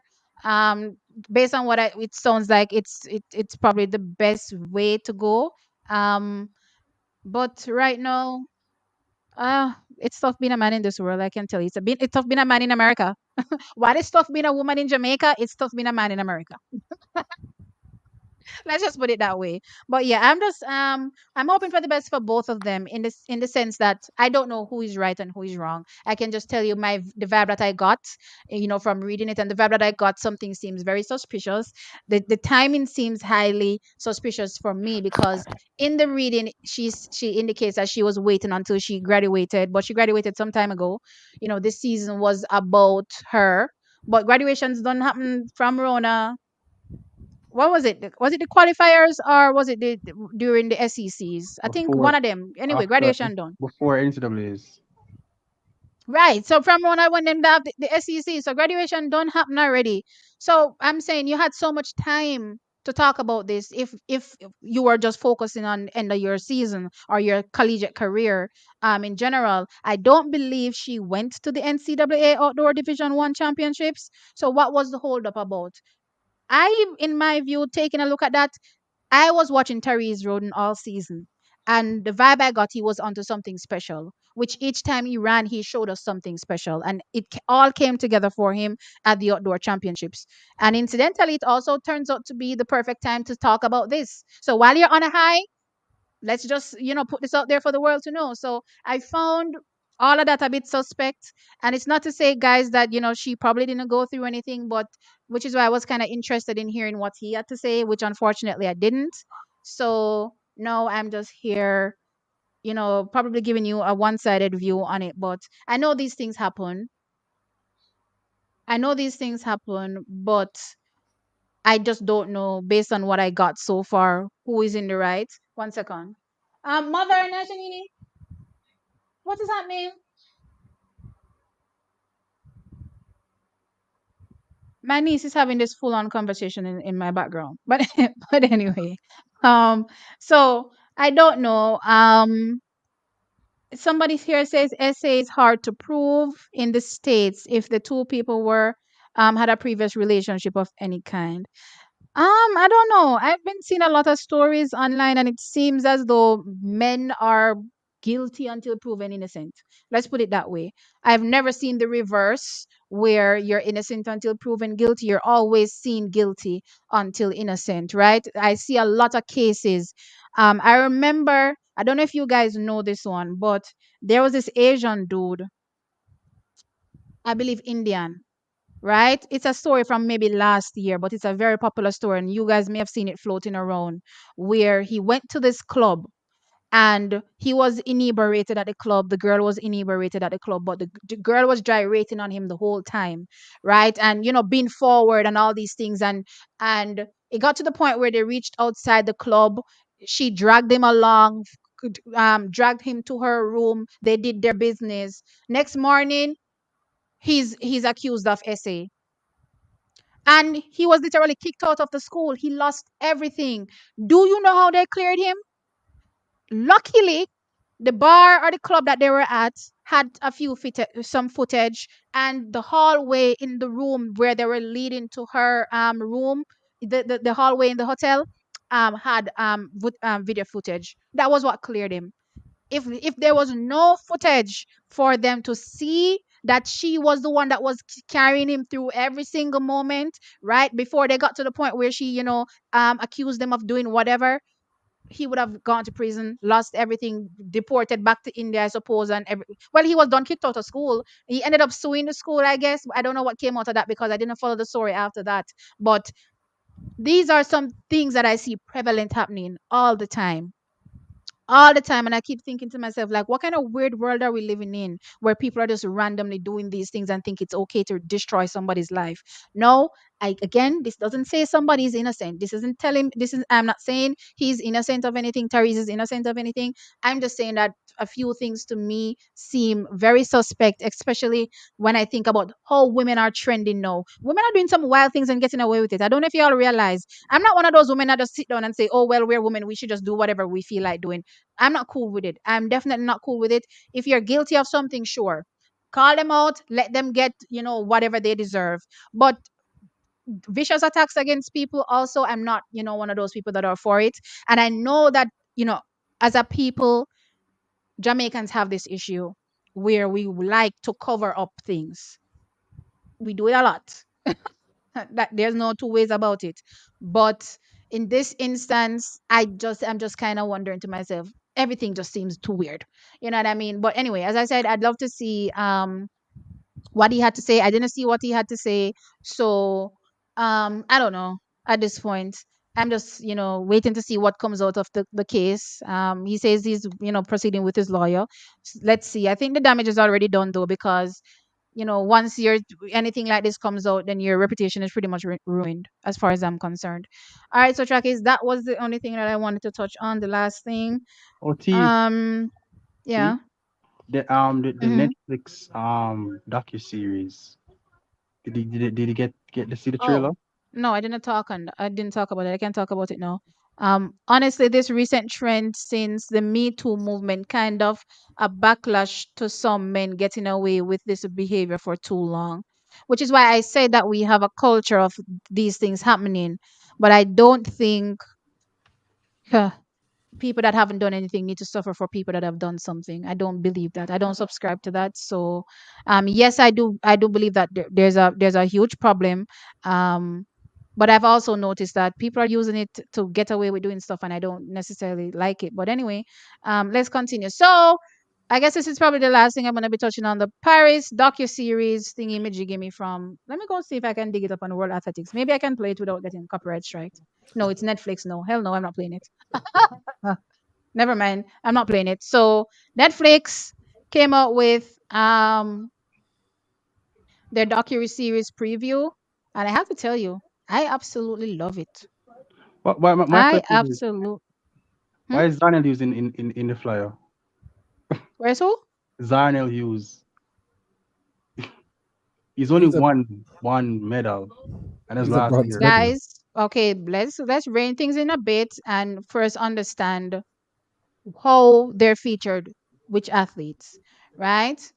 Please keep in mind that it's one athletes that wanted to be a part of the project. I'm sure they reached out to many athletes, and it's the athletes that wanted to be a part of it that are a part of it too. Darnell Hughes is from Great Britain. That's a huge powerhouse when it comes to track and field. He won, the bronze medal at the World Championships. It may not be the gold medal or any other crazy accolades that, we're thinking about, but from a popularity standpoint, where you're trying to sell this to an audience, Yeah. the audience that you're trying to sell to, and a Jamaica, because Jamaica not pay if you know Netflix. Jamaica probably parody every movie under the sun. Yes, indeed. So we're not pay if you know Netflix. But who are you targeting? You're targeting the American audience. You're targeting Europe. You see Zarnell Hughes is on it. You see also, I believe, Italy's what's his name? 100-meter Jacobs. champion is on it as well, Marcel Jacobs, right? So you have to make sure that the markets that you're trying to sell this ish to, the representation is there, or nobody's gonna check in, Yeah. right? It's just like as a Jamaican, immediately I'm looking for where are all the Jamaicans, right? That's all my thought is. Why am I not seeing more of the Jamaicans, right? But realistically, who is the target audience? It's not us. You know what I mean? It's not us because we're not buying nothing. We don't have the millions and millions of subscribers on Netflix or any of these platforms. It's USA, it's Europe, Great Britain, right? So yeah, those people are going to be there. From a presentation standpoint, I absolutely loved it. It got me excited. I was like, oh my god, I thought I was going to be mad, right? And the reason why I'm saying I thought I was going to be mad because I was wondering, why there weren't more, snippets of Jamaicans, but it was so well put together that I can't even be mad at the fact that they didn't have more Jamaicans on it. Or more Jamaican snippets, of us talking and saying whatever we need to say between, Shelly, Elaine, Sharika, whoever else, you know what I mean? I just needed to see more Jamaican representation. But as I said, I can't even be mad at it. It was well done. It was well done to me and it got me excited. I was like, okay, I guess this is a watch. This is definitely a watch. So yeah, what are you guys saying about it? What are you saying about it, Hask? Firstly, I understand why they put Shakira in the forefront. She is the, as quote unquote, face of the sport. Um, so it sells, and Don't you know what they're behind Shakiri? I laugh when we see yeah, it. Anyway, continue. yeah. I was like, Noah's, but that's what it is. I think there's some restrictions to who's going to able to see it on Netflix, because no one's saying he wanted everyone in the world to see it, but you have to pay for this and that, and Netflix wasn't going to do that. But the snippets look interesting. I barely saw Elaine. That was my only pet peeve that I didn't see Elaine. I saw Shelly. I saw Shakari. I saw Bolt. I saw Zarnell, Jacobs, and Noah. Um, but I hope it's good. I hope people can watch it. Um, I'm going to bootleg it. Just gonna be honest with you. I'm gonna be honest with you. Again, which is why they can't promote nothing to Wicca. We bootleg everything. But Well, I I, go to events, so I support. I go to the events. I go to the championships, and I pay the money. So that's my thing. But I'm looking No, but forward to no, it. Netflix needs to recoup their money from streaming, right? So they're not getting none of those event monies that you go to, right? True, true. I, But it's a good look. Hopefully it does good numbers. All people who pay for Netflix, go out and watch it, please. Yeah. I think Well, I mean, you just have to make sure that you're subscribed, so that you can get access to it once it drops. I mean, I'm not subscribed to anything. I don't really watch anything, guys. I don't know if I told you, but the older I get is the less time I have to focus on anything like those. I used to watch movies and stuff a lot, but I don't watch nothing nowadays. Unless it's track and field and anime, then well, sports in general. I watch sports in general, but unless it's sports and anime, then child, I'm not interested. But yeah, I'll definitely try to see if I can, get to watch it at some particular point. I won't tell you what I'm gonna do to watch it, but I'm gonna try to watch it. It seems like it's gonna be fun. Anybody else has any thoughts on the on Yeah, the I think it'll be interesting. I did see the trailer like yesterday. I think they're gonna have to, in order for it to reach outside of track and field, there's got to be people that are charismatic or like interesting to talk to or to watch personally. I think it's a really good job they've got Usain there, because he's like the That's so figurehead true. of the sport. Yeah. He can be a Mhm. good anchor. I think Noah's great. Um, I'm surprised to not see Elaine there, but she seems quite private anyway. So I think she probably would be like, I don't know which if is our downfall. But anyway, yeah. continue. And then I think I saw Shelley there. This is her last year. I expect her to feature heavily. I Mhm. think it'd be good, but I hope it's like a TV show that just keeps, so it entertains people that Yeah, are outside the because sport. not to cut you off, but at the New York Grand Prix, they were filming the season 2 at that Grand Oh, Prix there. Oh, that was season 2. Yeah, Wow. Okay. yeah, they're filming the current, yeah. To show like little after Paris or during Paris. Mhm. yeah. I would like to see people from Jamaica. Like I'd like to see Broadbell on there. Like those kind of, you know. I feel Broadbell's got a great personality, but I think I think when you're doing TV, you've got to think of it like casting. It has to be like who's going to really make this interesting to watch. So Yeah. yeah, As Shak'ari. much as the Jamaicans are interesting, nobody knows them outside of Jamaica. And I'm just yeah, spitting facts. The only people that people know outside of Jamaica are the big ones. We're talking about Shelly, Illy, and Sharika. And Sharika, we can subtract Sharika because if yeah, no, maybe subtract Sharika. Maybe that's Shelly and Elaine. And I'm being frank. Nobody know nobody else. The other day when Oblique Civil was gonna run at the Racers It's Grand that Prix, I read most, if not all, of these American articles, watched all these American vlogs. Nobody spoke about Oblique Civil. It was to the point where I was so annoyed that I came on, and you guys know I came on and I was complaining about how can you finish fourth at a world championship consecutively and even get mentioned behind Ferdinand Omanyala. yeah. But I remember you saying that, T. But I at the same point I understood it, because as much as Nobody know nobody. So but nobody's not gonna push to get them on because yeah. they're not exciting enough. They don't have a social media presence that will force the hand of the production people to ensure they get this person in and let them be a part of what is happening.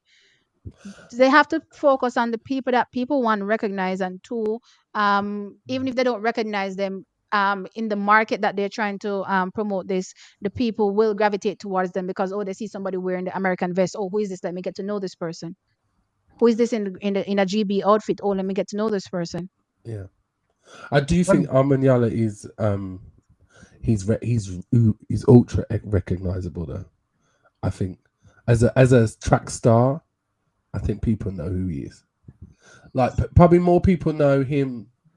He's probably the most well-known African sprinter, I think, in he the is. world. I think some athletes are Even though he's just not the fastest, but he's the fastest. Yeah, he's 9.7. So Do you see yeah, how big the African continent is? You think they don't be buying? They might pirate some stuff, yes, but they buy. yeah, You know what I mean? And that's and a they huge come out market that too. people are now tapping into. People never realized that they couldn't tap into the African market before. I know people are tapping into that. I never know say yeah. Africa have what's that thing? I listen to a lot of music. Gosh, the thing that they do the charting. So if you Afrobeats. want to be on Billboard, Yeah, so apparently they have a billboard for what's happening in Africa. I yeah. have The never music. seen a billboard for what's happening in Jamaica, both versus for sales. Well, they have reggae. They have reggae. I'm sure. They have a But billboard Afrobeat for makes reggae way and more money. charting the songs. Yeah, I have never seen that billboard. yeah. There's a reggae. Like I think Spice has been number one there before And they no, are they no, like, are they charting weekly the on songs that are Billboard. being released and how much they sell? Yeah, because Bob Marley is still in that chart. That's how big he is. Afrobeats makes more money than Bob Marley's still in the top except 10 for Bob Marley. reggae. Except Bob It's a Marley. bigger market. Yeah, Think about how much countries are in Africa. It's a bigger market. Yeah. yeah. No, Africa's huge. But yeah, that to your point, some athletes are just too they call it. I Boring. don't know. Symmetric. I won't say boring, I say Boy, symmetric. boring. Them boring. Them boring. Them boring. Me not gonna tell you no lies. But Somebody at them boring. Sometimes me up on social media try. I see people complain to me that I don't cover some athletes, and I say, okay, I'll go on their page and I'm trying to find something to talk about. Them not give me nothing. What me if you say? Even the T, interviews sometimes are just so just flat to me. T. I wish I could help them, but you know. Hello, T. Hello? Yeah, I hear you. I hear Yeah, you. man. Yeah, I'm man. hearing you. I think it J3 have a hand in this, because remember last time when Watson won, Uh-huh. I even seen both one time and they was celebrating. What they say disrespected to other athlete. Well, you're coming in and out, Basil. I don't know if it's me, but I'm not even hearing you. So let me plug in my headset because Yeah, I don't know. what I'm saying, I saw Hold on a second Watson. there. Hold on, because I'm not hearing you. I don't know if everybody else can hear you, but I can't. I'm hearing you. Yeah, man. I'm saying that Watson tried it once, right? And the J3 and the so-called elite beat him down. Watson. He was bringing a different style to the sport. Yeah, All everybody beat him right. down. All right. True. And I see True. I where agree with you I 100%. also see where on the international stage, people run and use a gun finger, and no one talk about it. All all Fred right. Look Curley, here. Everybody use the gun Bramwell, Yeah. finger. Everybody use the gun Tobago. finger. That's a foolishness. What they Mm-hmm. did to what they did to for me, Watson back then was the most nonsensical thing I've ever seen. And no, guess what? Them I ask you people be a bit different. I saw where Stephen Francis did an interview with Glenn Mills, I believe, and they were talking about, athletes needing to be different so that you can appeal to these markets. And I'm like, here the coaches are saying, yeah, they're doubling down on their athletes being themselves and, coming out and expressing themselves. But yet you have traditional media rejecting it because for them it wasn't good for, marketing. Because What even am I when sell? Me don't know what am I sell. Cause nothing could have never sell with our boring them are deliver things nowadays. so boring, like I feel like Everything I'm is an being delivered the same boring way. You know what? I have to big up Sportsmax. Sportsmax is the only one that I literally see trending towards where the world is going. They're over there on their program, they're reading hot takes from Twitter.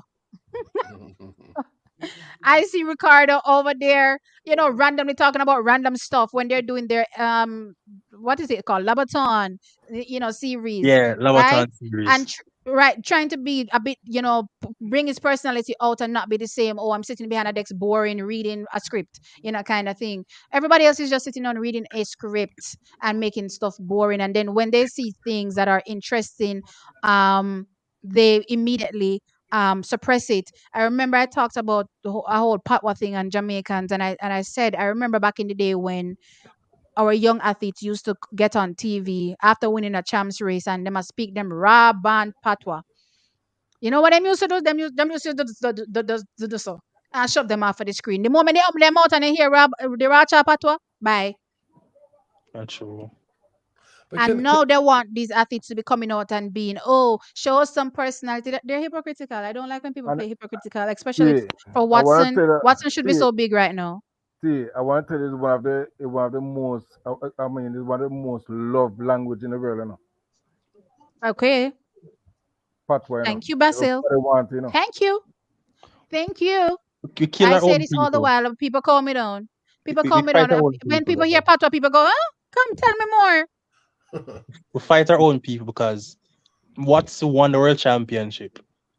Local brands in Jamaica didn't put a stand and say, yo, I'm going to sponsor you. I'm going to give you this ad. I'm going to try. You know what I say? I've seen nothing. At least Watson try. had to apologize. That to me tell me say we don't know what we are doing. If somebody had to, what is his name? Made a comment. Oh gosh, what is the Don head of Webley. Grace? Don Webley. I remember Don Webley. So when consider taking sponsorship away from champs. I said, on what grounds? On what grounds? Really? To be boring? Narrow minded? It was just so myopic to even I say could that. not believe. I said, "Oh no, where are we right now?" I'm so glad that Usain Bolt came out at that time and said something because if it wasn't for Usain Bolt, they would have crucified him. They would have crucified him because nobody wasn't going to listen to any of the little peons. Because me a peon, una peon, they only wanted to hear, from the people when name with their name. And I'm glad Usain Bolt came out and said something, because if he didn't say anything, gosh, I don't know what would happen to Watson. He would probably all quit the sport to all the people them to treat him. I say no, he's world champion. They treat him like a criminal. He was not a criminal. And I remember when last it was 2022, Fred Curry did the same thing, Bramwell did the same thing, Tobago did the same thing, all did the same thing and pointing at the fingers and then they start to Shelly, lie. everybody do this. This is something. This is a normal thing. I don't know why everybody found a problem with it. No, not everybody. Sorry, traditional me, because let me tell you something. The layman like me and you, I watch and we are right with it. So who did find problem with it? The old heads. You see, media has this tendency to push narratives. You probably not realize, but they push narratives where they, create a scene and make it seem as though that is what it is, right? And then you are led to believe that that's so it really go. So when they come out and complain and say, "Oh my gosh, problem, left, right, and center because of what happened," I'm looking around and everybody me know we watch this was enjoying it. Some me I said nobody people them have problem with it. Nobody not have no problem with it. So who have the problem with it? Hmm. That's we're not making any. That's why they're not making any money. I want him to tell you nothing. You see, next year this time, Mm-hmm. you are the biggest channel for the internet, because them talk, we have no problem with it. Them talk, we are talking, everybody come by your channel. Look here, you know, have to tell me about that, Them, the Basil. natural, Me know what going, on. hey man, the natural talk we make. Let me And tell them, if to that point, when you watch like, and I will mention the state the program and Olympics and World Mm-hmm. Championships is the same boring stage, the same people. The comments are just so mundane and boring. I was like, you have so much money, do something different. That's why I really praise Sportsmax. They're thinking out the box. So like when you watch like FX or like overseas coverage at NBC, the stage is so immaculate. It Look does look here, me wait for different. Sportsmax call me. As much as me always I draw out late and leave it. Me wait for Sportsmax call me. You understand what me I try to say? Because look here, if it's one thing me I'm looking at, and people probably don't prips what's going on YouTube.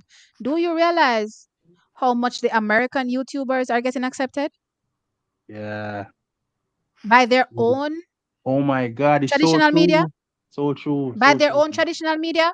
I be sitting on watching YouTubers that don't even, have as much reach as me on YouTube, you would say, sitting on the commentary boxes. I'm like, okay, what's going on here?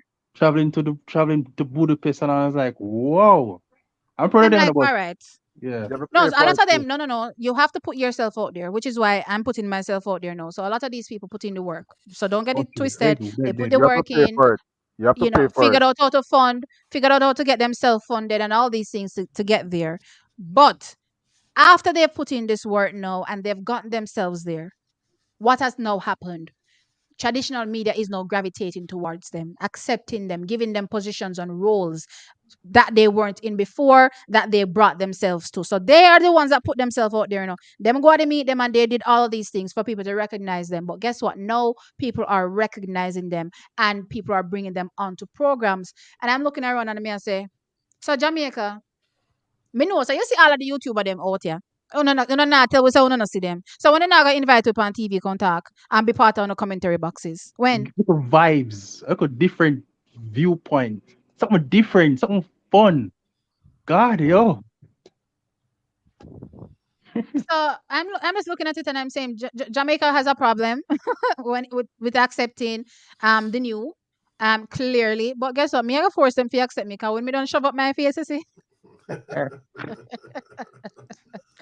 I am just going to be shoving my face in every space so that I'm going to become a name. No, I'm not. Again, I've never really been big on like Insta and Twitter, but I have to clearly, get into these markets as well because they're there for me to utilize. And That's if what I was it's going one to thing about say. the other YouTubers, they use these platforms as well. They use Insta and they use Twitter.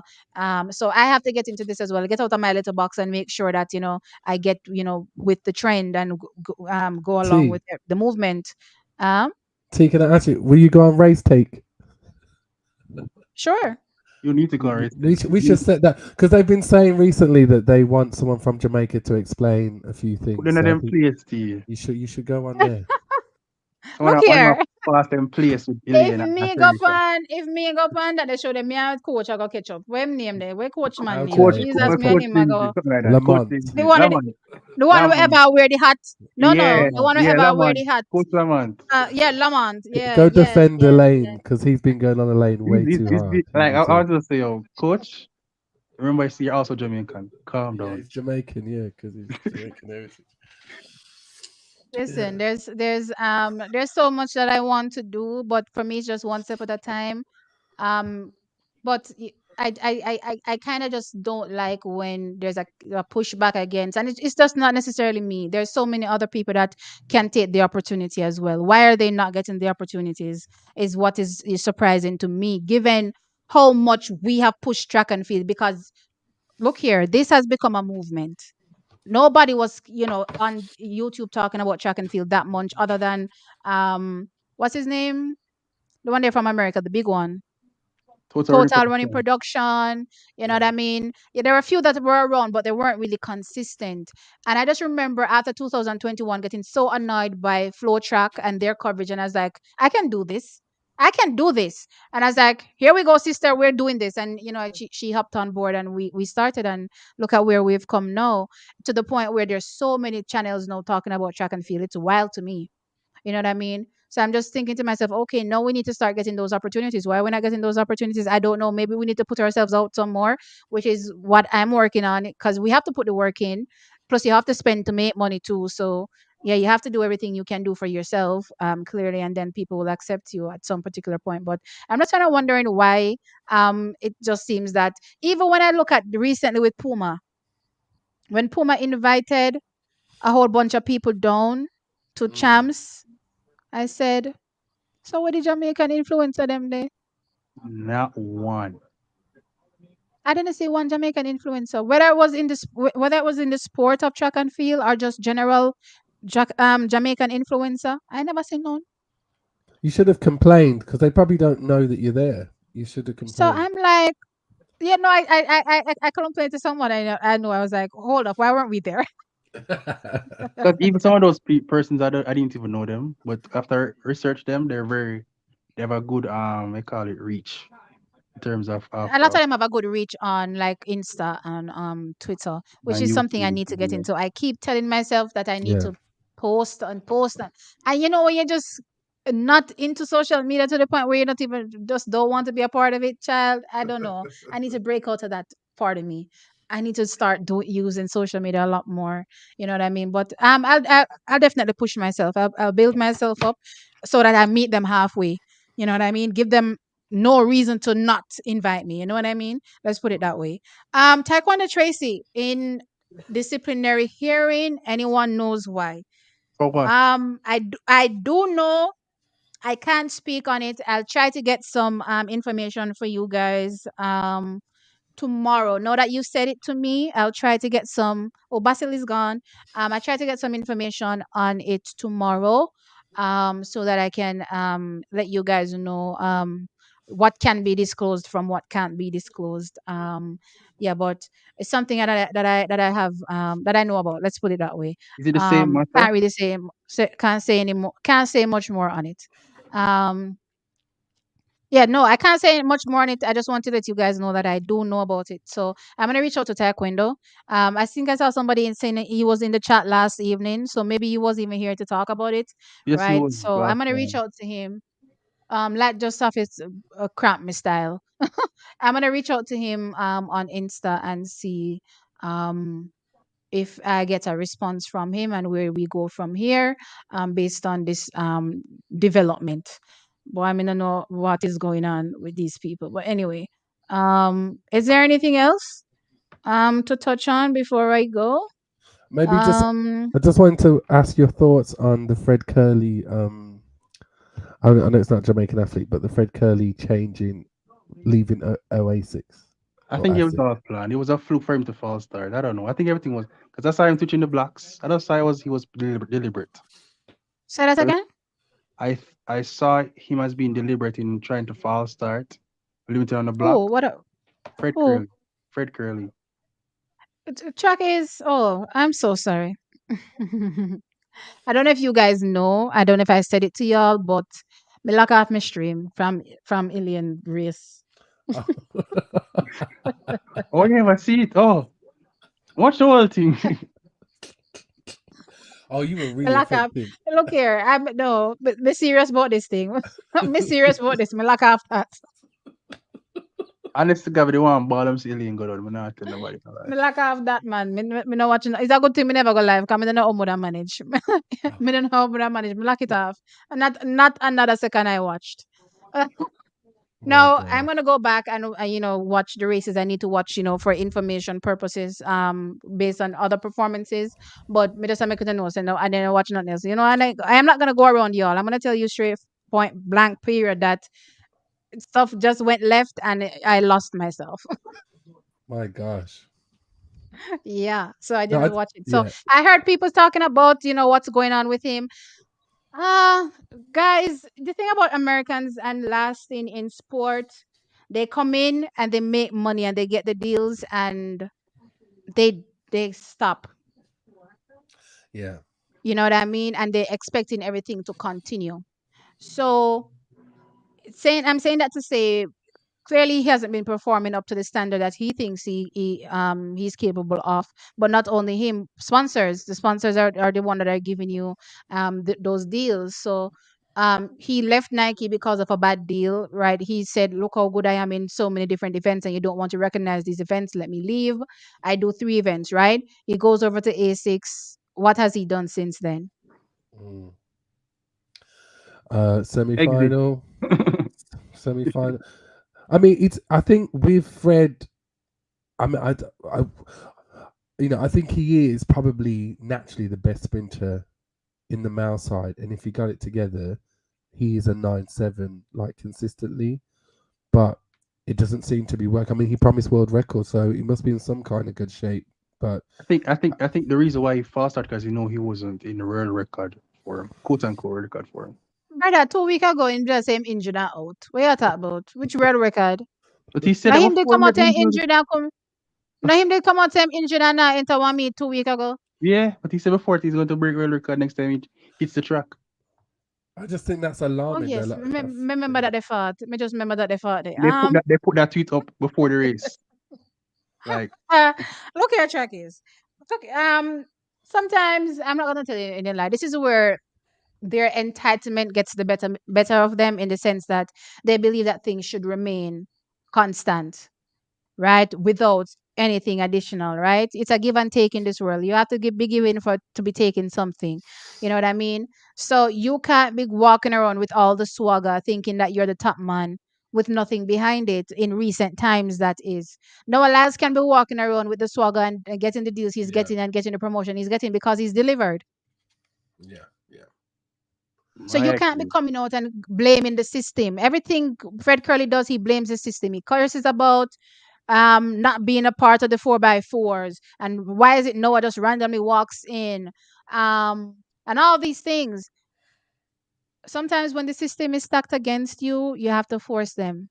You have to force their hand, right? So if you're doing something so exceptional, there's no way you're not going to be chosen. Do you Yeah, follow me? yeah. There's no way you're not going to be chosen. So again, I don't know what's going on with him. I'm wishing him all the best, clearly, but he needs to clean house mentally. He needs to clean house mentally and get back on track. Um, and that's the only way he's gonna get what he wants out of the sport. But it's definitely not to come out and grumble every 5 seconds. You see somebody else, and that's the same mentality we have against Shak'ari. We're sitting here grumbling against her deals and what she's getting and where she's going without Mm. doing anything. What are we doing for Yeah, ourselves? yeah. True. This is a fact. What are we doing for ourselves? We are marketing our athletes the way they should be marketing. How long me a grumble and a complain say why me not seeing an ad for we champion them? So Just true, the other day, see me see one. Just the other day, me see Flo do one for Ilian. And me alien. see Shelly get one. Must see today with Richard the Mille. Richard Mille, yeah. watch one, Yeah, Richard right? Mille I today. saw her, right, Richard Mill, right? So I'm seeing these things now, but given who these athletes are. Them supposed to have, ads on rotation with multiple different, sponsors. You know what I mean? They shouldn't be waiting until Olympics is right upon them before we seeing two little things come out. We're not really promoting the athlete them the way they should be promoted. Their PR teams are very poor. I'm going to say that. I'm not going to stop saying that. I'm telling you, I'm not Very asking poor.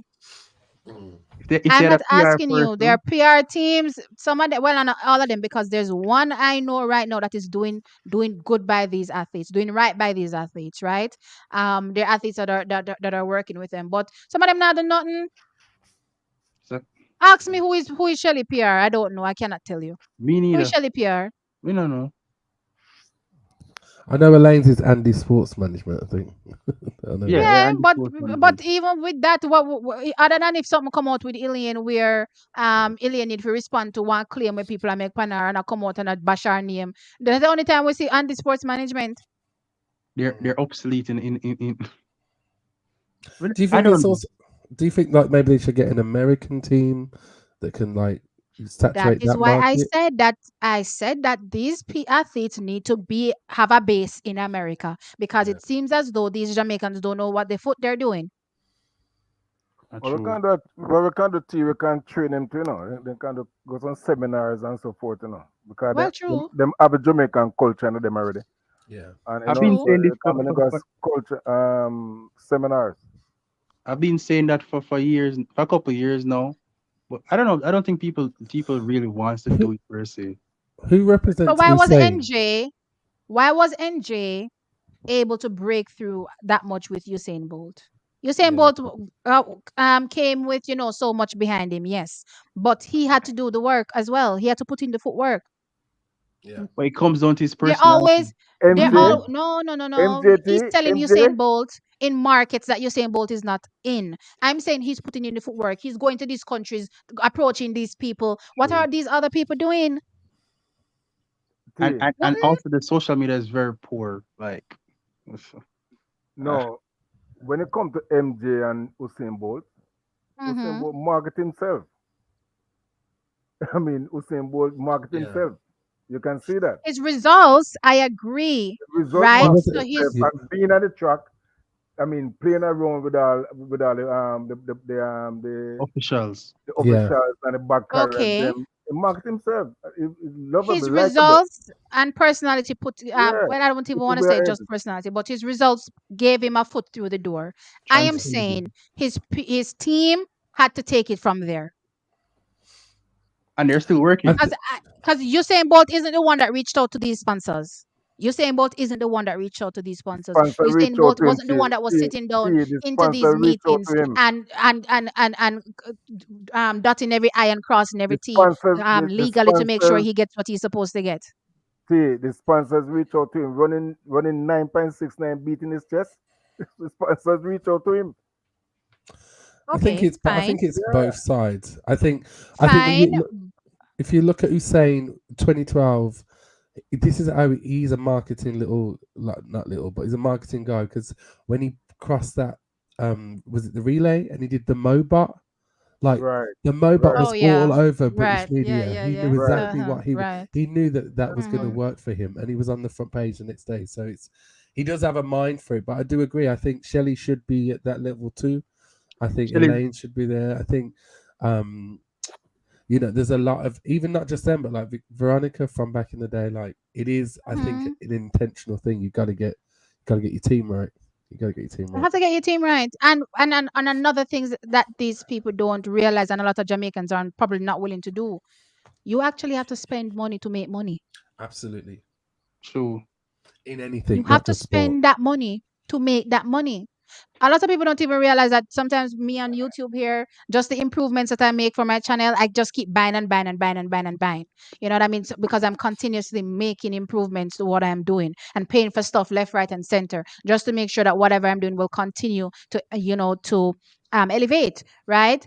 Some of these people are sitting down with their contracts and go and go hire one person up where if you handle your social media. You're not a time for your video yourself. Hire somebody for your video, you know, your training and Some get of those them things people they uploaded. don't want they Yeah. don't want part of the money. But the full money shall No, part. but hear what? that money that you're parting with in the short term is going to reap so much benefits in the long The term. seed. Yeah. But it's not just like that's the world round. Like people all over from different cultures and backgrounds just fear spending money, and they never grow because they won't sow. I don't know. So, I don't know nobody that is filthy rich that needs to know that they need to invest in the product yeah. that doesn't invest in the product. As a matter of fact, people that are filthy rich are risk takers because they understand that they have to take risks if they want to make the money. Make money. Yeah. Yeah. That's So true. it's not about hoarding. No, don't get me wrong. It's not about like you maybe looking at a Mark Zuckerberg that he's in a regular white shirt. You probably never seen him in a brand name anything. And for the life of me, I don't know how he's a billionaire and he's never worn a brand name anything. You know what I mean? Or has a beat up shoe for the last 15 years, But right? that is his I'm not brand, talking about really. So true. That is well, That's his maybe brand. well, maybe, but I'm not talking about what they personally invest, on themselves, unless, for maybe like a model, you need to look a particular way and whatever, then okay, sure. But for him, he needs to invest in whatever, he, business ideas he comes up with, and they take those risks, right? And I'm saying that for our people in sport, they have to be willing to take those risks. There's no guarantee that there's going to be a return. Yeah. There's no guarantee, but you're going in faith and hoping that once you put certain things in place, it's going to give you a return, Yeah. right? That's just how it goes, and you can't be sitting down thinking to yourself, okay, I don't want to spend this because there's no guarantee that I'll be making any money, and then you sit down with your two little pens and you never build on it. so true. You want to make money, you have to spend. You have to be willing to spend that money. But I want to say one thing. I, I thought about this today. With Shelly, like, you Hmm. know, her last year. I don't know if you watch X-Men, the series that came out recently, and they No. said that Omega level threat. So he's like a top level threat to the sport. Like, I don't know. I was the one they use that snippet for her when she comes onto the track. That'd be so sick. Like that'd be like that'd be a thing. That would be like a Can you trending send it to thing. me? Can you DM it to me? All right. Yeah, I can. I I can. I can. watch. Just to be clear, I said I watch anime, not cartoons. So meaning anything American, it seems too childish for me. Let's just put it that way. So I don't really watch anything, or they're trying to spin some kind of narrative that I'm not really interested in. So No, but this I was don't like really like a nineties cartoon. Like they kind of bring everybody from the 90s, same script and everything, but even better. Oh, So they could oh, use okay. that snippet right there for Shelly and Hmm. Omega level threat Especially approaching. if she has the white wig on, it'll be very good. Oh my god, yo, that's deadly. That's deadly. That would be sick. That would be sick. She'll go Okay, viral. I have a video. I have a video to do on Shelly. Try send it to me. Maybe I can put it in there. Put that snippet in there. Yeah, that'd be sick. Yeah, But I would I'm do that. still I would dreading do doing this video. I'm so dreading doing this video. You don't even know. Oh that. Lord. Oh, because it's the end of an era video. Yeah, yo, like It's today not. I was looking on her Instagram, the Richard Mille. I was like, oh my god, my queen is going to leave me. Like, why? Like, I wanted to cry. Sevens Media is doing an absolutely fantastic job. Fantastic job. I see their athletes getting deals left, right, and center. That's what a team is supposed to do for their athletes. I don't know what the other people are doing. I swear to you. Team minor cause a bad word. What did I say? Is there just a question? Like, was Shelley 18 when she won her first Olympic gold? No, 21. 21.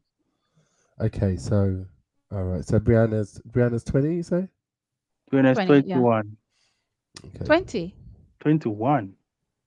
Brenna Williams or Liston? Liston. Williams. I'm talking Liston. Liston, 20. Okay. 20. Yeah. All right. Yeah, I think someone did speak This about year. someone This did year, I speak- think Brenna Williams is what, 22 or 23 this year, child. I don't even remember. Let me look her up. I think she's going to turn 22. I keep these girls as babies in my mind, I swear to you. So I don't really realize that they're aging. It's so weird. So she's 22. Okay, so she's born in March. Oh yeah, the other day was her birthday. I just remember a post was done on Instagram, right? So uh-huh. So she's 22 and Brianna Liston is 20. So yeah, 2 years separate. Okay, What were so you asking about Brianna Liston? so I'm just wondering, like, is she on? Let's for me, of all the young ones, she looks the most promising. Is she on a Mm-hmm. trajectory to have a, could I know Shelley is a one-off, but is she someone that could have that Hmm. kind of I dominance? would say yes, but given the people that are available running right now, I would say no. Because we're not gonna pretend like Brenna Liston is just gonna come in and walk past Shak'ari and Julian Alfred and all these people out of the blue unless she starts running 10.5s in next year. You know what I mean? But that's left to be seen. Let's see what happens for her to come. But I don't think it automatically guarantees her, catapult into the top. But at least, by 21, 22, she'll definitely be in the conversation for vying for a medal. That's my view. Well, I think she's in the conversation this year. I thought 10.7 was possible, but it just didn't materialize. I'm not gonna lie, I'm concerned about her coach. Mm. I just don't like how these athletes are always injured. It doesn't sit well with me. He's able to get these athletes to run fast, but why are they always injured? I don't like that. I don't All like of that. them from LSU were injured at So, NCAA. Who's his hmm? biggest name that he's trained? So far, I mean, the biggest one Shak'ari he lost was Shakiri. and Obs. Alia Obs. Okay, okay. And for me, people keep saying, "Oh, he's the best coach. He's the best sprint coach." Blah blah blah. But these girls still haven't done anything. Every time Hobbs is supposed to win a medal, she's injured. Yeah, she might not even make the US team Favour this year. Feely injured too. Alia I Armstrong feel injured. like I don't know. Aaliyah Armstrong, she didn't even make it to thin there recently. I was so hurt for her, and she has not been the same. I've been pointing this out. Where's our police bug in here? She hasn't been the same. I don't know if you guys noticed. She has not been the same. The same Aaliyah Armstrong. What did I run with Akira Nugent? A different somebody this. A different somebody missed it this year. So All of LSU I'm athletes at NCAAs one were one underperformed. year in college, one more year under Coach Shaver. Brianna, if you just go dislike me saying this, it is what it is. One more year under Coach Shaver and then run for the hills. I think Coach Floril is a better coach because how he kept Alfred and kept Hmm. her for world championships. That was a really good move Uh, by him. I like what he's doing. I'm mad at him though because of Kevona. I think Ivona Hart wasn't there though. I don't think her heart is not there anymore. She Do doesn't have we that fire. do we know where Um, Kemba Nelson is? Is she still she's at rocking? elite. She's still running. Yeah, she's supposed to be at trials. She could make the team. She's supposed to be at trials. Yeah. I want Soli over Kimber, to be honest. You want Slowly has what? exuberance, and does she has no fear. No one's expecting her to do anything. So I think Slowly has a better chance. Just like Shelly back in '08. No one saw Shelly coming. I had any expectations for Shelly, but Slowly is the same thing. So I don't think we can say slowly. Nobody is seen slowly coming because we're seeing her, so we can't say that, no, can we? before, 'cause when she Shelly's was a running different case. before, when she wasn't I before, and think the only MVP person or UTech person that I can compare slowly to is Elaine. This is pretty much the same trajectory Elaine was on right before she broke out in 2015. Where she was dropping, a few 10.9s, and then she turned up and did something great in that 200 meters, right? And then clearly the rest is history from then on, right? Shelly, for me, the year Shelly broke out, Shelly was running 11.3s, 11.4s. That was not seen, yeah, not at all. yeah, and then she dropped down to 10.78. Then no 10.85, I believe, at trials, and then 10.78 at The final. Beijing, which was hugely because it was Beijing. Let's be fair, Beijing is a super fast track. I think the 2009 year is what solidified her as a 10.7 athlete. Yeah, that final with In Karen Stone. Berlin, yeah, in Berlin is what solidified her as a 10.7 athlete. I don't think that 10.78 was possibly maybe a true reflection back then. You know what I mean? But a stronger athlete the next year around rolled up and did it again, and she kept doing it. You know what I mean? So I don't think I've seen anything like Shelly since then. Nothing like Shelly Simpson, and I can't say slowly reminds me of Shelly in any way, shape, or form because I know that she exists. Shelly true. was, you know, everybody's wondering who's this. Let's snatch her spot and give it to VCB. I know, yeah. I can't believe that. We don't know who this is. She's not tried and proven. Try to sit down someplace, girly. And it's so funny I'd because imagine.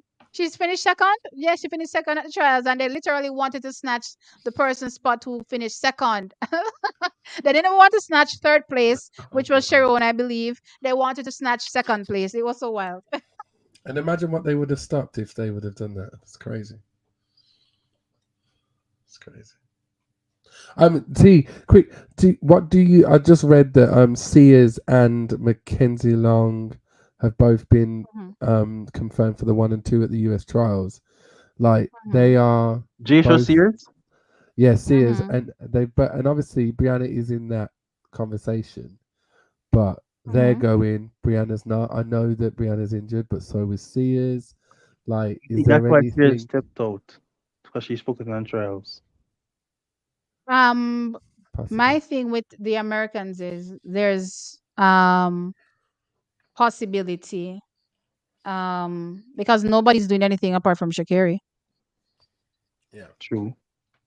So the type of you know things that they can get and garner out of qualifying from they don't even have to medal, just be able to call themselves an Olympian, they'll be getting so much deals. You know what I mean? It's a little bit different for a Jamaican, clearly, and I did outline my concerns when it came to Brianna Liston all season pretty much. Yes, she can continue to run, but um the wheels are going to fall off at some particular point in time. She would, in my opinion, walk away with a silver medal from this Paris Olympic Games, or gold. Am I calling this Paris silver medal? How dare I? Sorry, who will? Did Brianna I say we're Liston. winning silver? I can't believe I just said we were winning silver at the Olympic Games in the 4x1. Gosh. I rebuke you. Anyway, she would have walked away with a gold in the women's 4x1 at the Paris Olympic Games. But given how long her season was, guys, I kind of just understand. Sometimes it's best to step away for a while and then come back stronger. I think it's a different mentality from a Jasha Shears and Mackenzie Long is clearly in the best shape of her life right now. So strike while the iron is hot. But I don't want to compare what's going on with Brianna with Jasha, because one, Jasha has been healthy all season. She pulled her what appeared to be her hamstring And it's, during the race at the SEC championships. But what I will say is that Jasha Shears was walking after the race. She was holding the hamstring, but she wasn't down. Yeah. So, which may tell you that it wasn't that bad. So it probably was a cramp, which means that she's recovered, which means that she's good to go for the American trials, and right? I think it's a that bit was her different with third Brianna race. Liston. Say that again. That was her third race for the 100-meter for the season. Because she Yeah, did but the she's been one running from race. indoors. Yeah, But but she's that's been running 100 from meter, indoors. 100 meter. Okay. Yeah. No, so I think she's probably not even hurt. No, maybe we'll see when she turns up at the trials though, and see what the performance is. But sometimes for Americans, you don't want to wait because you'll get lost in the fluff. There are too many athletes coming through. By next year, if she's supposed to wait until for her trials opportunity next year, there are going to be 5 other new girls coming through Yeah. with the other new people, and you realize Abby Steiner still hasn't been able to make her mark. Um, Nobody has been able to make their mark since going pro. Actually, who has been able to make their mark? Shak'ari. Oh yeah. No, other than Yeah, Shak'ari. yeah, She's the only odd one out. I'm saying who has been able to make their mark. All of these girlies from America that have gone pro in recent years. Where's the who has been able to sustain what they were doing collegiately? I think more.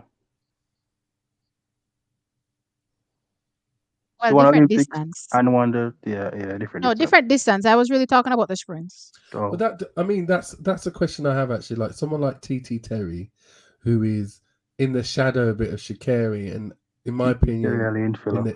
she's behind Hobbs as well. Like, how does she break out? Does she think about, I don't think she's ever going to go to another country, but she's got I talent. mean, first her training, I don't know, her thing there, her what is it has to be changed. Her running form has to be changed. Okay. TT Terry is a really runner. That is it for now. But she's 10.8. Like, she's better than most of the sprinters in the world. Like, Dina's but a 10.8, and Dina's in her current state, yeah. Someone on Race Tech said she's a lane filler. Oh. No disrespect. She's That's what they marketable said. though as well. Like, she's got her own little vibe. I think she could be on, like, She's nice. I like her. I like she TT. could be like on I don't posters. like personally. I have nothing wrong with her as well, against her as well. But if we're just talking based on running capabilities, I mean, the force running isn't going to take her far. That's as far as I'm gonna say. The Yeah. force She loves running to do isn't going that. to take her anywhere. That's a force running. How But she runs to me is force running. I'm not even a coach, and I'm looking at that and I'm like, that's not the best way you're gonna get the best out of you. For can me even look on personally, and Jason until they Shears. change those things, I don't even know. Jason Shears runs like that as well. What about Gabby? All I right, feel I like forgot she about runs like Melissa that. Jefferson. Melissa Jefferson is one to keep an eye on. Right, Melissa for sure. I like Um, What do you think about Gabby's form? Do you think Gabby Thomas? Gabby outperforms Gabby good needed to change on Eugene. her what? Her form? Her She always form, yeah. performs good at Eugene. So She I'm needs not to going change that form yesterday. Yes, from yesterday. That form they need for dash for a long time. I don't know. I mean, Jackie, I told you how I feel about technical execution. For me, I just think once you get your technique down, it should not necessarily hinder you, but make you go faster. I heard a quote saying, and I don't know how true this is, so I'm gonna say it anyway. They said to run your fastest, you have to actually be uncomfortable. Yeah. It's not necessarily being comfortable. So you running in your comfortable, whatever form you have is probably not necessarily going to get you to run your fastest, right?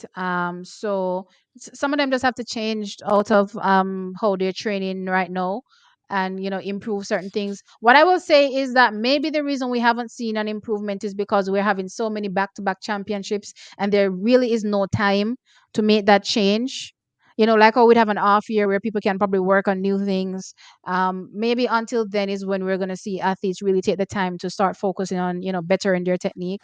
But right now, I mean, I know the whole Gabby runs is not. I don't know any American athlete right now that runs how they're appealing. I mean, Shak'ari is the only one that I can say, regardless of her starting issues, because she does have a start issue, is the only one that looks, acceptable. The others just look all over the place. And if I go to the collegiate athletes, they're no better. They all look weird running. Technically, Yeah. I'm not gonna lie. I think MJ's got good form. I think Yeah, Who? Jefferson MJ Jefferson. and Oh. Hobbs. I Her like legs, Hobbs' form. yeah, Hobbs. Okay, Hobbs. I can agree with yeah, Hobbs Hobbs. too. Yeah, Hobbs for I sure. can agree Yeah, with Hobbs. yeah. Melissa Jefferson. I'm She gonna have won to the look Looking, back title on back in Melissa. 2022. but I was gonna say with that off-year comment, like they're pretty much saying there isn't going to be an off-year now because they put that new championship together. Next year. Yeah, for Oh, that too. May 26. I forgot Yeah. about that. May I forgot about that. Well, I guess we're stuck with the running forms. It is what it is. Jordan says, "Look how she make almost the whole internet or Twitter attack about her yesterday without doing anything. We can more done help promote her and brag about her. Um, our version of Shak'ari better. Who are we talking about, Jordan? Brianna Liston, or she's saying that Brianna Liston created so much like an uproar that if we put in like a negative Oh, positive spin on it, she could be our own Shakari. We could promote her as it girl. well, the amount of videos I've done on on Brianna, if you don't know that, I think she's an it girl coming, for the future. Then I don't know, people are behind. But I guess, um, more people. I don't know if again, I don't really know what's happening on Instagram versus Twitter, but I know for sure people talk about her a lot on YouTube. She's highly promoted. What I would say for Brianna Liston is that she needs to do more for herself. She's too shy. That need for that way. Um, I don't care about whatever is happening from a personal perspective, because again, that's none of my business really. But when it comes to track and field, you put yourself out there. You know what I mean? Stop being so shy about everything. Just be fun. I was watching an interview with her post her coming second at the NCAA championships in the 100 meters. I believe. Who did this one? Is it? T. T. I don't T. remember. I don't remember who did this one. But anyway, T. point is, I got nothing out of the interview. She said nothing the whole time. The whole time she stood there, she said, it was okay. I was like, what am I watching? But I feel like have you seen her Instagram like videos that she does with the interviews? I think that's quite That's endearing. nice. I like that. I like those. Maybe I think that's who she is. I don't think she's gonna like I get a like new personality. the let's do the cam things with Brenna Liston, but Yeah. you need to understand that this is your moment to get people talking about you. You're on TV now. Okay. I get what you're saying. There is no guarantee that what she's saying Beauty and laughing. She said no shot. Anyway, there's no guarantee that what you post on your Instagram is necessarily gonna get picked up, right? By media, whatever media it is, whether it's traditional media, whether it's new media, YouTube, blah blah blah. There's no guarantee that that's going to happen. But when that mic is shoved in your face off TV, that's the moment where you be you, right? Give me something. Don't give me nothing. You can't give me nothing, then people are just gonna move on because they're gonna be like, okay, we're not getting nothing out of her. Let's look for the girl that's gonna give us something to talk about. That's true. That's what how That media that works. Yeah. guy. Let me give you another example of this. I was watching Nikisha Price, and after Nikisha Price done win the 400 meters, I didn't get an interview on her. I was like, okay, maybe she was going back to prep for the 4x4. All right, cool. And then I caught her, in an interview behind, the little, what do they call it again? The media Where they room. have all the other reporters there, right? And all four of the girls were there. This was after the 4x4. And Nikisha Price just allowed everybody to speak. Mhm. And I said, Nikisha, girl, if you don't open your mouth, you see? Mhm. I wanted to be her mother in that moment. And I was like, open your mouth, Nikisha, open up your mouth. Say something. And then she had a interview with her coach. And barely anything out of Nikisha. And I was like, oh my God. It sounds like they need media training. If that's It's I've not. No, been. that's not media. It's not media training. They are just like that. They're shy people. It's not. It has nothing to do with media training. It's just like me, where I say to you that I don't gravitate towards social media, so I don't make it. Like if you go on social media, you'll probably not see any posts about me, the yeah. person. You know what I mean? Because I'm not that type of person. Where now I'm realizing that I need to start doing it. And if I was doing it back in the day, I would have a bigger platform. I'm saying that they're now at the stage where they need to start putting themselves out there. Forget say you're shy and just start doing whatever. I don't It's really a care what it job. is. Give us something to talk about. It's a Mm. job. So you have to do your job. If you want more money, do the job. But I think media training can help with that. I think that if you just have someone sit with you and go, look, you look like this when you're on TV. Let's try this. Let's speak like this. Let's try and present ourselves a bit bigger, because on TV everything is enhanced. So if you're small, you're really small. If you're big, you're I've big. been advocating for them to do at the champs level. So before champs or after champs, have a little seminar session, educating athletes about brand recognition, the Yeah, loyalties, the contract, yeah, how to be your a walking, living brand, your own brand. Your being yourself is your own brand. yeah. But I spoke to some peer persons like in the position to kind of do that, but nothing has come to fruition. But I believe that one day, hopefully, I can Mhm. spearhead that movement. I want them to do better and be better and make money. Yeah. Well, I'm looking out for it because trust me, I need our athletes to be making as much money as they can, and being silent is not the way to make the money, for sure. You know what I mean? I get that some people. Why do I sound like I'm echoing to myself? Anyway, I get that not everybody. is the same, and not everybody's going to be have a fiery personality, but we still need something. We can't get nothing. We have to have something to talk about, right? And I need our athletes to know, graduate outside of that and understand that you yourself is a brand, and the best way to market yourself is to give us something. Just put something out there for us to talk about. You know what I mean? I see Noah Lyles making an effort to have these kind of fashion, walk-ins of meetings. And it's always interesting to me that I've never seen a Jamaican involved in it. The only time I Never. saw a Jamaican involved was recently with Jadon. And that's as unlike us. The- like That's true. And I Yeah. don't have Jamaica. Let me tell you how Jamaicans stay. Jamaican no like follow fashion. So they Yeah. not gonna like follow you. true. But me I look funny and me I say to myself, say, oh, no, some of them athletes are not writing in their mind, because you still don't tell think to yourself, so you're not follow no lies and you're not be follow fashion. But in the same breath, you stop your bag. It's but I don't, see somebody who doesn't live in Jamaica, like listen, every time that Shelley and Elaine would show up and their hair was all different colors and stuff, that was branding, that was marketing. It always was something Yeah. to talk about. That So was I that think, was a statement. yeah, I think they all, and they used to have similar colors as well. It was like they were a team, but like it's Mm-hmm. still. It was working. It's just getting it to that next level where it starts working monetarily, like they're getting bag for what it Because is that they're doing. Yeah. they that use the face of the sport, quote unquote face of the sport. They put her in different hair colors, and like she's saying that she's a person. Look And then here, the the comments mount say a that she's a hairstyle, person. Yeah. the mount a hairstyle when Mrs. Shelley and Elaine them in a, yeah. Right now, them need to get a sponsorship from all of these major companies for here for promote them hair products. Yeah. Oh Yeah. god, it's just I just want them to recognize that you're a walking brand. Therefore, you need to represent yourself Hmm. in a better light. You have to. I'm shy as well, but you want to make money, so you have to speak up. I think it was Sharika did this interview with what's that other lady's name from? Is it Barbados, Bahamas?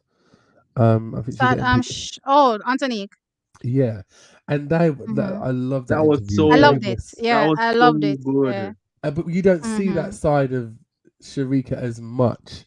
But it was and like when Natasha Morrison got 10.85 or whatever it was, that response Hmm. of Sharika when she was the one who ran the race. You don't That see. Yeah, she that jumped and yeah she and yeah.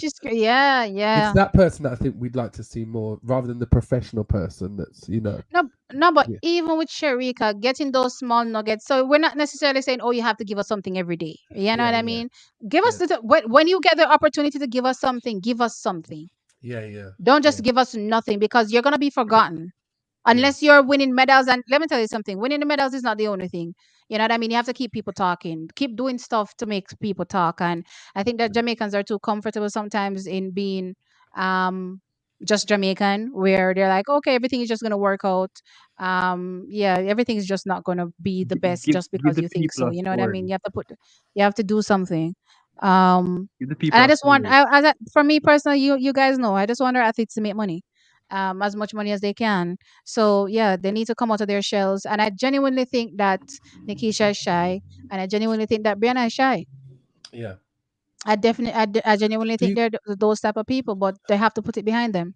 do you think that's a culture thing? Is it something It that is a culture they thing. just naturally are? Is it a problem with girls? Because No, I I think it's it's when both. I see Johan, Asafa, Hussein, I think Oblique is a little bit shy. Maybe he's a little bit. okay. I get where you're coming from. And Maybe I even could say, based even on how Jamaicans are, we're expecting our women Yeah, to carry themselves a particular way. yeah, So you don't want people to think you're ratchet yeah, or ghetto, yeah, right? So you're going to divert from doing certain things, but yeah, the reality is that you ended up stifling your personality because you're so concerned with what the Jamaican public think about you. Oh my God, I remember I was yeah. watching an interview with Miss Kitty. I don't remember where she was talking, but she said, "Oh, when people used to come out and say, oh, she loud." And she this and she that. And she said, no, we're about that. Rate, and I laughed to myself and I was like, I see when people laugh and tell me something loud. right? And I'm all sorts of different things, you know what I mean? But you know your purpose and why you're here. So at the end of the day, don't focus on the people, the Jamaican people that are looking at you and thinking and ready to turn their noses up because them not do nothing for you anyway. You know what I mean? Just be yourself. Be yourself, but also put yourself out there. So for the Brianna Liston that has found a little thing going for her where she does those camera thing, I mean mic'd up things where she's talking and we get little snippets here and there of her. Same thing with Anikisha Price. Do a little mic'd up one day before your training. You know what I mean? So she's like, all right, this is a day in my life of training. I think Give us a little something.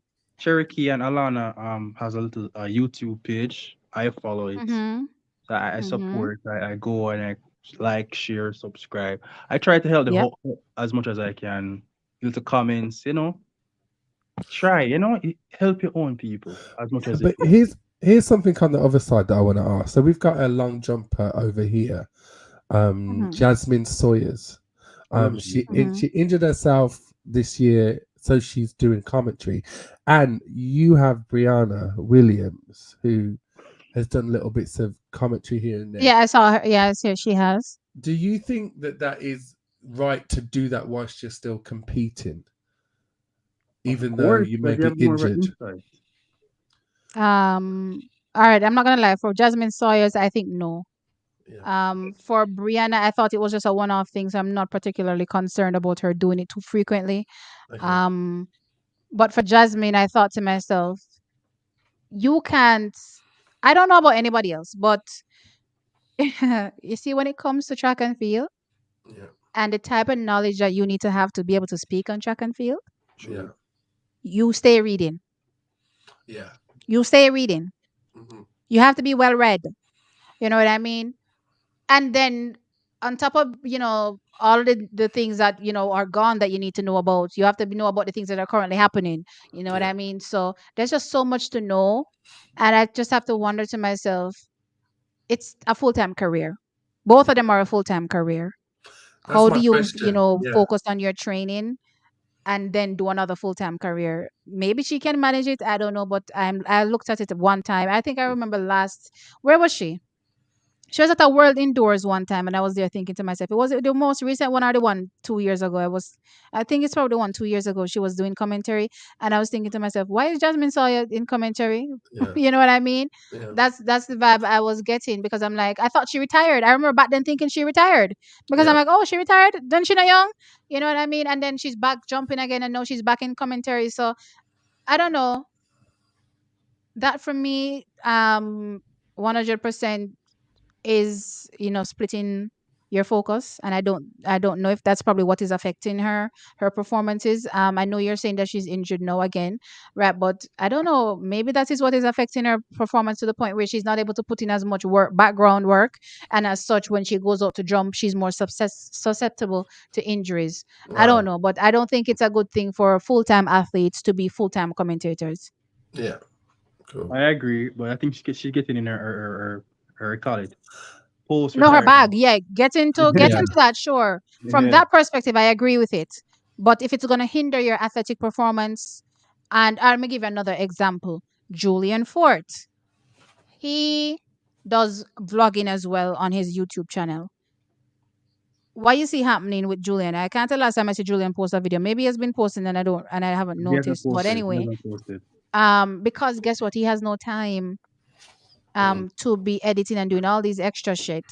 For that channel. You know what I mean? The focus is trying to make the Jamaican team to go to the Olympic Games. That's where his bag is at, right? Sure, he has a passion for, the YouTube that he can get into later, but that's the focus. And you realize that the moment we get knee deep into doing everything to make sure that I am, can challenge for a spot, YouTube forgot that long time, him dash that way, right? So, and that's just YouTube in the sense where he's creating his own videos. It's not content on anybody else. It's just content on him. Yeah. Recording, putting it together, editing it, putting it together, and posting it. Not even that him can manage to do. So how you sit down and manage to learn about every athlete where run, jump, and throw? Yeah. I mean, the thing is with Jasmine, she actually comes across really well. So I'm like, maybe she is too split because she's actually not doing a bad job, and I think that maybe she's looking towards her career at the end of what she's going to do. But I think I agree with you. I don't think you can do both. You have to concentrate on Is one. she better than Daphne? She's better than Daphne. Oh, bless Daphne. Bless I said, bless her, bless her. She tries. Bless She Daphne's tried. poor heart. Best. Yes, yes, yes. Actually, can I say one thing? I don't know if you obviously do, but you must watch the World Athletics. There's this British commentator, female. The lady. Yeah, I She think is it's Hannah so good. England. You really like her? She did the press conference of Prefontaine. I like that lady. I think that's Catherine Merry, but I'm talking Catherine. Yeah, about that's I like Catherine, I Catherine. think. But I love Hannah her. England, she's so good for the middle distance, but for the sprints, I always feel like I need someone She's else. boring. Yeah, Those I Right. The need. two, thing those is, two men from because she's Simply. coming from long distance, Yeah. and that's the thing. So it's the same with me, which is why I don't really talk about distance events because it's out of my depth of field. Yeah. Right. So I understand it. Yeah. But I can't give you down to 400-meter splits and what should an athlete be splitting if they want to run a particular time and all these extra stuff. You know what I mean? I can't give you that, but I can definitely go into it with sprinting. So I think a lot of the commentators, they're coming from longer distance events. Most of them, if not all of them, actually, are coming from distance events that I know that are British. They're very good, right? But the energy that they give to long distance is not the energy that they give to sprints. I agree with that. Um, I think probably just more years will make it better. But aside from that, I love listening to British commentary, love listening to American commentary. The only difference is that I find they're a bit biased, clearly, because they're always going to be focused on, their athletes, which is completely fine because the same thing I do over here. It's just that for world athletics, so if you're on BBC and you're focusing on British athletes, no problem. If you're on NBC and you're focusing on American athletes, no problem. But when we're talking about world athletics, that is for everybody, right? That's where you have to start to make sure that you're covering everybody. You're not just focused on. You're still not into your British bag or your American bag. You're looking at everybody, a wide scope, and you start to cover them and give them the attention that they need. That's my only view there when it comes to commentary from a British perspective on world athletics. They seem to still think they're on BBC. That's my only thing. They do. They do. They do. But I hope I So, just like, if hope. I get invited to Sportsmax, let's just give you an example. If I get invited to talk on a panel on Sportsmax, I have to make sure I'm covering all athletes in the Caribbean because that's what Sportsmax is about. I just can't be going on there and saying Jamaica, Jamaica, Jamaica, blah, blah, blah, blah, Jamaica, blah, blah, Jamaica. You know what I mean? I have to make sure that I have the depth and range in covering all these athletes, right? So it's the same thing when that's my expectation, at least when you're on a global platform like World Athletics. I'm expecting you to be able to cover all these athletes. Yeah. Yeah. Great. All right, guys, the show has gone 4 hours now, so I'm about to wrap up. I just want to touch a few more things that I saw here. Like the little girl, like the girl that switched to Jamaica recently from US. We're talking about Lene. Lenny. Loved Lene's interview. Absolutely sold on me. She now has a number one, super fan over here for sure. There's another little young girl that switched allegiance to Jamaica recently. That's American. Um, I got the story, but I don't know what I did with it. So I'm probably gonna have to touch on it in later videos. But we will be seeing her, I think, at the Jamaican championships for the running for the under 20 division. So look out for a new young athlete, American athlete. Well, not American, formerly American, no Jamaican athlete turning up there. I'll probably talk about her, in the coming days when I'll be covering, trials, because trials is coming up and trials is going to be a big thing. So I'll be covering that a lot, clearly talking about the Americans as well. You don't know how that go. We have to talk about competition and everybody else. Julian will be covered. Dina's everybody that's that figures. Let's just put it that way. We'll be talking about them all. Let's see if I'm missing anything. Okay. Any final comments that you guys want to make before we go? Will Daphne be at the Olympics? With who? Daphne. I just want to know. No, I don't think Yeah, that's going she to will go be. I'm forward. assuming they're pushing her into the spot, so she's just gonna have to read. All right, this is my thing. People automatically assume that because you did, track means you know how to talk about track. That's clearly not the case, right? She's new to the role, so she's just gonna have to learn quickly because people are clearly annoyed at the commentary at this particular point. So she's gonna have to learn quickly as she goes. But yeah, you have to start someplace. You know what I mean? They should You give have it to to start someplace. Sanya. I must say, Say that again. I wish I give it to Sanya. Sanya's way more better. I love Sanya's But vibe. Sunny works for NBC. Well, by next So year, when he goes to Flow Track, who knows? no, Diamond League is going to flow track, not Yeah, the Olympics and yeah, World Championships. I don't believe. but she now recovers the Diamond League meets. I think I I th- mean, it's interesting with Daphne because I feel like because I remember when Elaine beat Daphne in 2016, at least on the She BBC, sting her shoes. you could see that the team were upset because they really wanted Daphne for that gold medal. They Same. they did not think Elaine was going to do it. I think they forgot it about. was mad, mad, mad, mad. I don't think it was against Elaine. It was just because they really wanted Daphne. So I think they've No, always felt, it's nothing personal against the athlete. It's like how we sit here wanting Jamaicans to win. yeah, yeah, It's the same thing. So we don't particularly hate anybody that's winning. We just yeah, wanted our people to win, and it's the same thing with them. So that's why I say you have to prepare yourself if you're not for that audience watching that commentary because it's for them. yeah, They're yeah, expecting only British people to be watching, and I don't know yeah, any right person in their mind that's British that wants somebody else to win. You know what I yeah, mean? And it's the same thing for Jamaican. If you're watching, TVJ, TVJ is gonna be focused on Jamaican and Jamaican athletes. Now, when we talk about Sportsmax covers the Caribbean, so it gives you yeah, a wider range. But don't go listening to TVJ thinking you're gonna be hearing, a Caribbean perspective. Though they will give it to you, is they're not gonna give it to you as in depth as Sports Sports match. Max Yeah, does. You know what I mean? And it's the same thing for NBC, right? The only way you're supposed to see that kind of separation again is when you're watching World Athletics. That's where things should be level in my view.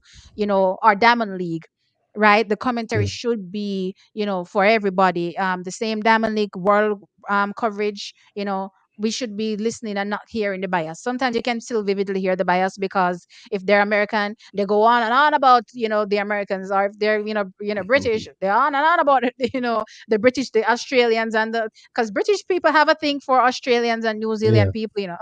yeah. They just talk about them The nonstop. cousins. And remember last Olympics 4x1, the guy yawned and said the Jamaicans have lost and they're disqualified and the Americans have He found won. every reason to tell us why we were You missing. know that same Every man is the same reason, that came like an NCAA. every reason to say why we will be disqualified. And it's so funny. I was watching NCAA's, and it's like the dude on it was trying to find every reason to disqualify some people. I'm like, what is this man on? Same man, the I don't know same if I problem. don't know if you caught some of those races. I'm like, what is he talking about? He's just Same randomly man, finding things to same disqualify problem. people. I'm like, okay, this is crazy. Hope they don't bring But it back. anyway, guys, it's been 4 hours. Yes, So please. final takes and we go. It seems as Basil, final take. Basil, are you still with me? Basil, don't tell me say you drop asleep on me. Oh my gosh, come Matt Kane and Has, give me a final Uh, takes. just hope and pray for Elaine, Shelley, everybody. Um, Yes, we're and closing with hope that. and pray for the 4x4 team. Just pray that a good breeze, a angel just blows on their feet and they qualify. And yeah, just hope and pray. That's all we can do. Rocky Hill, you know what people some money? Me just remember a while ago. You know what people some money? You pay them yet? You pay them yet, sir? And Mike C. I'm with you, Husk. I'm definitely with you 100%. Matt Kane, what are you saying? Elaine, Shelley, Sharika, Paris. 1, 2, 3. That's my final take. Shak'ari, I have to wait until Shelley done. At where? At the Olympics or trials? Oh, I'm dreaming, but the Olympics. That's what I want. Oh, So okay, I'm with you. Listen, I'm with you. I'm not mad at that. I'm not mad In at the name that. of, in the All name of right, so Jesus. Basilio, wake up now. Tell me your final thoughts. Hello? Are you with me? Oh yeah, yeah. All right, Basil seems to not be here, and I don't see Rocky Hill responding to me having to pay the people them with them a bit. I thought but them I got pay up money. I know Maxie still hide. Mike Boy, says, I tell you, Mike says, Maxie, Maxie put on I come on that different account nowadays. Him now come back as Maxie. All right, guys, it's been fun. It's been a wonderful stream. It's been 4 hours, so it's very long. There's a lot to discuss, in coming weeks, trackies, and there's a lot of growth to make. Remember, me telling you say underneath you start support the channel so that we can buy myself one generator. No joke, no joke. I'm expecting to see y'all be donating in the coming weeks so that I can get myself a generator in preparation for trials, not trials. When him Olympics coming, not sitting here and JP's cut off my light. I mean, I have no way to move forward because me we mad. You see, just like how I locked off my stream on Sunday. Yeah, best believe I will lock off everything is gonna be off anyway. I probably destroy stuff, for sure. Um, but yeah. Um, T, did you wear your pot cover on your head? Oh crap! I forgot. Did I say I was gonna wear a pot cover on my head? I'll do it next time, Rocky Hill. But remember, say owe the people them your money. I don't have a problem wearing the pot cover on my head. Nothing wrong with that. At least I know money. All right, guys. Love you lots. Appreciate the support, and I'll see you guys in another one. All right. bye, T. Bye bye.